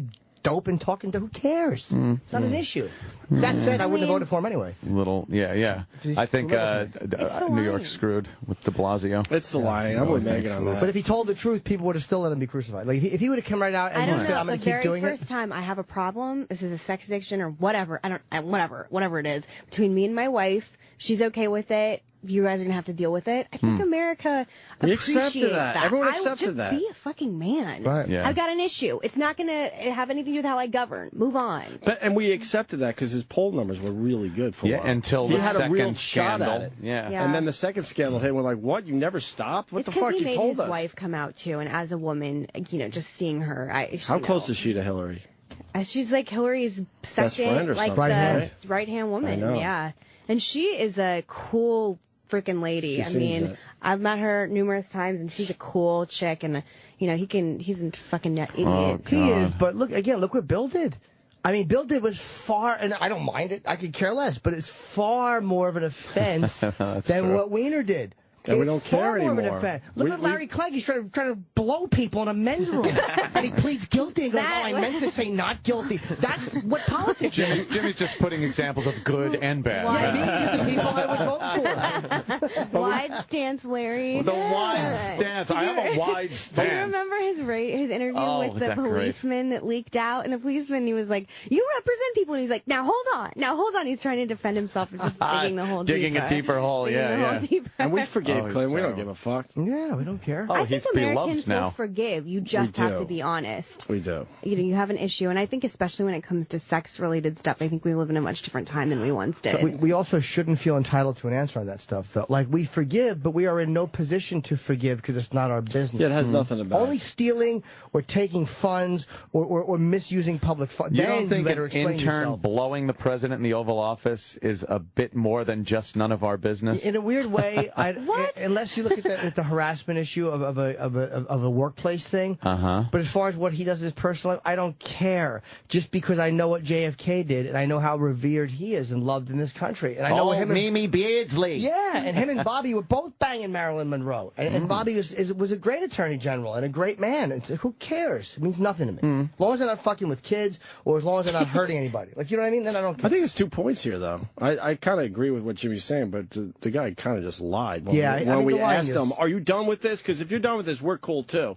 And he said, yeah, I'm done with this. And it turned out he wasn't. Anthony Weiner. Yeah. But why do we care? And this is my question. I'm just saying it's 2 different issues. I see what you're saying, Right. but it's tough to, the guy just openly continued lying to And us. finding weird, just random people on the internet. You haven't learned your lesson the first time. Like, oh my God. Find one. Right? Find someone you know in your life or something like that. That won't blab. Well, but the Carlos Danger name worked very well for him. Really a good cover. But it's sad that his whole career got blown up and he didn't even get the pussy. Yeah. Your mom still listening? Sorry. She's probably not Oh, yeah, listening. she tuned out. All right, sorry, Mommy. Sorry, Cindy. You know what the best part of this whole thing is? 1 half hour of the Sam Roberts After Show gone. I think my brother knows someone in your family. Why make it a negative thing? Are you going over time? Are we going over time? Yeah, we're doing this on purpose. Sorry. Yeah. Why to is really make it hurt. Why does it get negative all of a sudden when everybody's having a good time? So Sam gets to come on and go, hey, it's the Sam Roberts after show. You hate Steven Singer. Yeah. That's not what my voice all sounds right, like. well, that's it. Ron and Fez are coming up next. We'll see you tomorrow. I love Ron and Fez. Oh, yeah. So funny. That's not what my voice sounds like, though. Oh, you listen Why to do this? you have She him? listens. Why I do. I That's have pretty Sirius cool. in my Love it. car. I love entertaining radio, and there's nothing worse in the world than shitty radio. Oh, yeah. And there's nothing worse I than a know. shitty Sam radio Roberts. interview. There's a special kind of torture Ooh. attached to shitty local radio What makes interviews. a bad interview for you? Because I've been interviewed many times terribly. People that just aren't engaged on any level having a conversation whatsoever, and people that I have been asked such offensive questions to, and I'm not easily offended. What's but an offensive question to you? I had a guy, and it was in Albany, New York, when I called in for my book with Mike Lee and Black, and he was like, what's sex with a Republican like? Like a senator's daughter. What's sex with a senator's daughter like? And I'm like, I'm not answering. This is really like offensive and disgusting. And he was like, you know what? I heard you were cool, and you're not cool. And then they hung up. Oh, And I was like, I guess I'll You're go not fuck myself. cool. Excuse me. I'll have fun in Albany, sir. What are you supposed Whatever. to do? I know, just like terrible. And then I have done ones recently. They're just bored. They're just bored with me, bored with talking. I can't see anyone No. being bored with you. Oh, We've had some people where it's like pulling teeth. Who? Yeah. God, here we go again, Paris because we end up Hilton. forgetting them. I love a shitty interview story. Who were some other ones? I'll tell you. Why can't we remember the I bad felt ones? tension with a few. I'll tell you who I felt tension with, because he thought I was fucking with him, but I really wasn't. Casey Elwes, the guy from Princess Bride. Elwes, yeah. Yeah, I thought we were going to get a The guy from Princess Bride? Yeah, but it turned out to be yeah. okay, but I thought we were going to get into Who it. was what's the his one name? that was in here that you were going to work with? That he ended up what's his calling name? you. This fucking sergeant from Saving Private Ryan. Tom Sizemore. You had a weird Tom one with Tom Sizemore, I had a Sizemore very was weird. Isn't he an addict, though? Yeah, he's really weird. I watched his show on VH1 because I'm How amazing was that? Love train wrecks. letting them film I gotta see that. shit Well, like Dr. that. Drew is a twisted fuck. We all know that. I don't know how I feel He's about not Dr. Paul- Drew anymore. I used to really like him, and now all those people keep dying. Terrible. Awful. Yeah. It's true. Well, that's what has creeped us out. Has anybody ever hit on you? Any of you when they were doing a radio Oh, interview? in the old days, all the fucking time, man. I used to what? be a fucking looker. Oh, well, Courtney he was Love putting up flashed me. numbers. That was Courtney nice. Love tweaked our nipples recently. Yeah.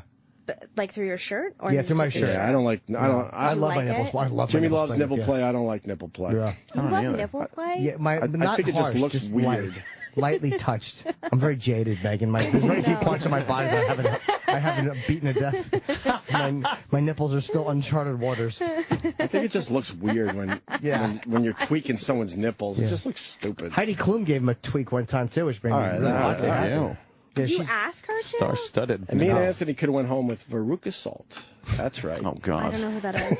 No, that's I'm why I did sorry. it. That's why I did it. Is that from Willy Wonka? Old 90s band. Yeah, isn't that Willy Wonka? It's some alt rock. Oh, right on. It was an alt rock band. Girls. Anybody Seether. come in drunk? That's good too. Because this it's the host. early-ish in the morning. Other than you assholes. Have we ever had? I'm sure we had a couple. I thought Probably George Wendt. I thought George Wendt smelled like booze. I could be wrong. But if I remember correctly, I'm thinking it was him. That's a really good question. We had Jim Jeffries come in here. Fuck. Yeah, but loaded. Jim Jeffries drunk. He's a comedian. comic. Really funny guy. Oh, did he come in fucked up on? Playing, he was like on ecstasy. He was pilled out of his mind. Yeah. Was he a good interview? Booze. Yeah, oh, Jim's it was very funny. hilarious. He's always great on our show. He started making a fucking penthouse girl cry or something. Yeah, that's the interview that he said he wanted to pull the shit out of her ass with a knife. Yeah. What in the hell? Oh, he was getting a Cindy Justine is Jolie, listening right? right I apologize. Cindy might still be listening. What in the hell? Yeah. Drunk. Have we had anybody drunk? Well, the Ed Asner interview was terrific. I liked that one a That lot. was really uncomfortable. We were in California, and I like Ed Asner, as does everyone. And Anthony's playing I poker. like Ed Asner too. I'm a big Ed Asner fan, tremendous. And Opie and I are doing the show with Joe Rogan. And Ant's playing poker at a tournament, and Ed Asner sat down with us. We couldn't believe we got him. And we were talking to him for a while. And Well, I was making fun of the fact that he was the first guy out in a poker tournament, and he didn't appreciate that. And it wasn't even that bad. So right off the bat, he was like grumpy. Well, I just don't remember. Do you guys yeah. have like assholes coming up to you in person, like all listening to the the show? time. The question is, when all don't the we? time? All the time. That'll happen. It's called management. All the time? No, I'm just kidding. So one of the guys makes some hand gestures, and Ed had to ask what that meant, and I said, well, that is, a sign we do when the guest is really boring, and it's our way to kind of wrap up the interview. Oh, my God. And then he said he will never come on our show again, and blah, blah, blah. Yeah, it was very uncomfortable. He said, go fuck yourself. There've also been Ed Asner told you to go fuck yourself? Oh, yeah, I love that he did that. I kind of love that, too. I love that he did that. You Kind of still proud of got that it. one. Got some fire left. But afterwards, I went and got a big hug from that. A big bear hug. Yeah, he gave me a big hug. Big hairy bear hug. There've been a handful. You were nude. There've been a handful that Opie and Anthony have decided at the last minute they don't want to do. So me and another guy, E-Rock, have to sit in here and pretend to be. Oh yeah, we franchised out the show. Are you serious? While a guest comes in. We've become big stars. Yeah, Megan. they know we can do things like that. We know they don't know what we look guest? like, so we just tell them guys. Yeah. I think I'm Anthony. We've done it a few times. David Tyree from the Giants said, "You guys are Opie and Anthony. You guys are legends." And we were like, "Yeah." And he was like, "You look really young." I know. I'm like, you look And we were just watching from another room. No, we were asking questions as listeners from the other room. Right. To really make it uncomfortable. Why didn't you want to interview them? Yeah. Oh, we wanted to go home. It was the guy that made the big Super Bowl catch. Years ago. And he wrote a book about the catch called It Was More Than a Catch. But or something. it wasn't true. And it wasn't. Did you see Thor or the Avengers? No. Should I? Yeah, there's like the biggest movie of the summer, and the guy who played Sorry. Loki. Yeah. Okay. He's like the villain in the movie. Okay. They decided 5 minutes before he was coming in, since they hadn't seen the Avengers, they didn't want to do it. So you just did it? Yeah. I would know. I mean, then I know what you guys look like. Yeah, but that's I mean, true. it's like, what? One that's certainly in the political world, Ben Stein. Oh, That's a big one. That went bad. Fuck Ben Stein. Really? It was a phoner. Cindy, I hope you're not hearing this, but What fuck was Ben it? Stein. Phone call with Ben Stein. I was doing a commercial, and he was on hold. We were going to pick him up after the commercial breaks are over. Wait, we can play it. You have it? Yeah, let's Please play. play It's it. quick. yeah. It's quick. What happened? Yeah, It's less than a okay. minute. It'll make me Great. so happy. It'll be better than. Now we got to say hi to Ben Stein, Anthony. Ben Stein. Hey, Ben. Hi, how are you? Look there. Did I just hear you do an ad where you said somebody was going to Jew down the price of a car? No, he said chew down. You just said Jew down. That's a lot different. We wouldn't say Jew down on a commercial. We would say it during the show. But not during a paid advertisement, Ben. Okay. You being of Jewish background, I would take it, Ben. Yeah, of course. And if we were going to say something like that, we certainly wouldn't say it just before we talk to Ben Stein. Talk to Ben Stein. I see. Well, you sure fooled me. Oh, my God. Are we going to get off on the bad foot with Ben Stein right from the start? Well, I really think that's a jackass thing to do. But we said chew down. Well, it sounds just like Jew down. Oh, my God. Well, I mean, come on. That's a crappy thing to do. That's just an absolutely explicit invitation to racism. Well, but it's a term that is used, chew, not Jew. I wouldn't have said Jew down. Oh, man. Chew down. You know, you'd see like a beaver would go at a tree. He would chew down the tree. Well, it sounds just like Jew down, and anybody who's listening to it is going to know you're saying Jew down with a tiny, tiny change in the accent. They sound like chew down. Oh my God, Ben, are you this insane?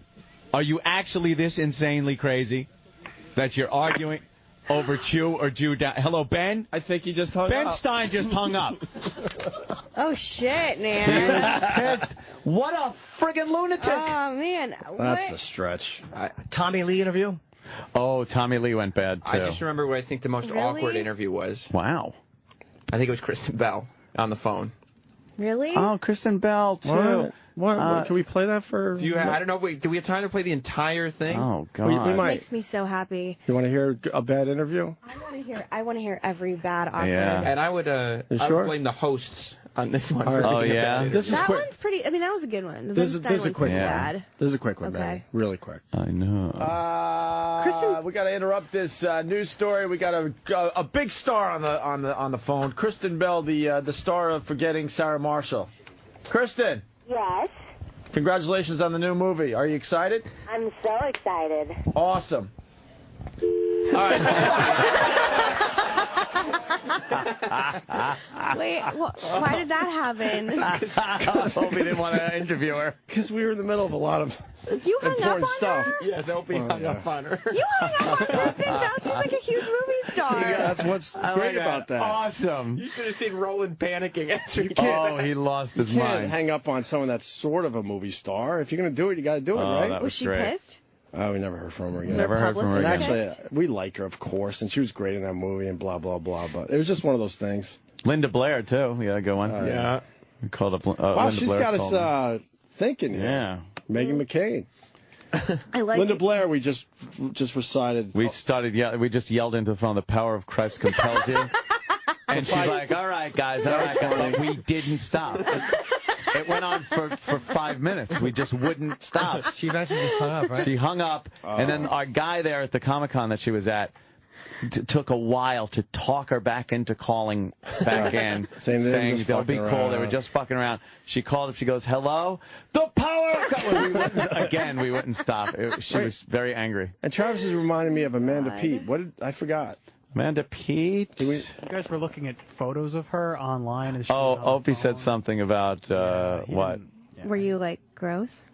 I think you said something about her Good. chest. He said something like, I see a little problem. No, now she doesn't like me. See? No, Well, what did you liked us say? until now. No, what did you say? I think I really don't remember. I think I was making fun of her. Were you boobs. complimenting her? No, Well, you know how it's kind of a bit where you have a really hot girl in studio or whatever, and then you try to find that one tiny that she just obsesses about her that entire tiny life. little thing. It's terrible to do. Asshole. Is that how you picked up? Is that how you pick up Terrible. chicks? It's called a neg. It's a stupid dating tactic that men Is it really? use. Yeah, I didn't even know. It was in the game by Neil It's in the Strauss. game, Oh, yes. And it just works out for a see, radio. you like insult a woman to make her insecure, and then she'll be into you. That men of America never works on me. I'm like, go fuck yourself. Fuck Throw a you. drink on you. No, it was just the tiniest, stupidest, whatever. And then she freaked out. I don't know. She was. You have it? How long is this? It's about 2 minutes, but Were you it there, starts Jim? off. I don't remember. So Oh. What about play it if you want. There was also Bobby Brady. What do we do to Bobby Brady? Well, From the Brady Bunch? yeah, Ant wouldn't stop humming Brady Bunch songs. Brady so Bunch he song. Threw a fastball at his head. Threw a ball at my Like a head. baseball? Yes. That was in studio? Oh, and then when we got Meadow Soprano crying. Oh, you assholes. No, we turned the mics off for that.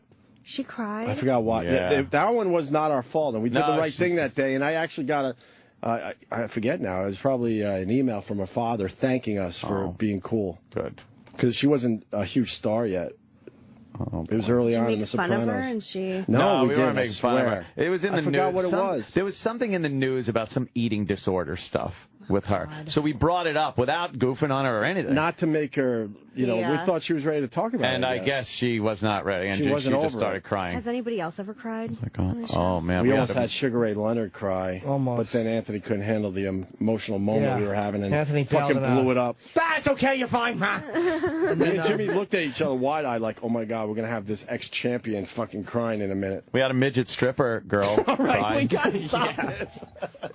It'll be in our book. Well, a girl, she was a midget, and she called in and said she wanted to audition because she wanted to be a stripper. And when we were like, well, come in, we'll let you know if you got what it takes. So she came in, took her clothes off, got on the console, like one of these type consoles. Can I just interrupt to On say... this console? Our it's old old. studio. It was an old studio, About but 10 studios ago. Similar. But Tom Hanks' son was in that day. Yeah, Colin Colin he was Hanks and part of Jack this, Black were- and Jack was in. Black were part of this one. And Patrice O'Neill, I believe. She got up there and started dancing, and I don't know, I guess some of the people were commenting or chuckling, and she just burst into tears. And covered up her naughty parts. There was a naked midget crying. It was sad. That was one of those shows where you leave to get your car after the show's over, and the mics are off. It's not fun and games anymore, and you're just like, I'm just a horrid What am person. I doing with my life? Yeah, what am I doing? I'm In our defense, we weren't trying to make her cry. No. We really weren't. No. Well, that's Cheers pretty didn't have good. that, at least they didn't have very far to go. Pretty good. Yeah. I like that. Some sweet stories right there. I've lost contact with Meghan McCain. I can't even look at her. Why? You're not Yeah. insulting me. All right, good. Are you kidding? Cindy is judging you, though. Who else? Cindy is. I'm Cindy's sorry, judging Cindy. you. That porn girl cried. She was crazy, though. She was behaving We had a crazy. porn star cry. Like, all right. That wasn't our fault, though. You interview porn stars every once in a while, so we might have had some of her stuff on the screen, and she's like, didn't She want. cried? He didn't like that. Yeah. Much. No. And then we had a dominatrix cry once. What in the hell are Yeah. you guys doing? Well, you asked us. I interviewed a porn star and she didn't cry on Who my was show. Cinnamon Love. She was very nice. Do we know her? Well, did you tell her she looked like Joey Ramone, like Opie did? Do you know who that is? Do you know who that is? Cinnamon Love? Mm-hmm. No, she's a porn star. Or she's a Black star. Yes, she's beautiful. She was so nice. Really? So nice on the show. Cinnamon Love. You spell it like Love. thin. Oh, like sin. Wow. She's That's all right. She was on my feminism episode, and she was oh, damn. she was extremely well spoken. Some junk. Junk in the trunk. Nice. She's my friend now. Wow. She's pretty hot, man. You have quite the She likes Grey Goose, I say. Circle of friends. I know. Megan, they're saying you got to go. We Yeah. stayed late for you. Yeah, we're usually done by you 10. Oh my gosh. We did 45 Oh extra my minutes God. for you. I'm I hope you honored. appreciated it. Thank you guys so much. Thank you for having me on. We barely can make it to 10 usually. Yeah, right? We start So you limping did at something 9:08. right. Wow. Of course, Raising McCain airs Saturdays at 10 on Pivot TV and also on iTunes. I'm going to search out this show now. Absolutely. Thank you. And it's Megan McCain on Twitter. iTunes is good. That's a good thing to do. It's very smart. Thank you. Put it up on iTunes immediately. Yeah, the people will find it. Yep. You know? Thank We you live guys in so a much. on-demand world now, so it doesn't matter. It almost doesn't matter what fucking channel you're on. Thank you guys so much for having me. No Seriously, probs. I love this Will show. you come back? That was fun. Anytime. Yeah. All right. You guys are so easy. Yeah, you're fun. Thank you. And Was Jim, this interview- as always, it's so good to see you. Was this interview better than the Sam Roberts interview? Oh, boy. This interview was better than the Sam Roberts interview. I'm sorry, Sam. Sorry, I got Just some, made our day. I'm sorry, I got Sam. some years made our to day. practice. I'm Oh, sorry. wow. Nice jab. That was a good one. See, he took that as he's young, and we took at it like he's going nowhere. He's just got time to practice. That's it. Two different ways to look at it. Sam. Thank you. Thank you guys. Megan Thanks, McCain, Mike. everyone. Oh, Jimmy's Quick got plug. some? October 18 and 19, Stitches Comedy Club in Lancaster. I'm working on material. 25-26 in Webster, New York. I'm doing the comedy club there, working on material. And then November 1 at the Beacon with Dice, and my other shows are sold out. With Andrew So- Dice Clay? Yeah, November I love 1st. him. Oh, good. Come to the show. I will. I can.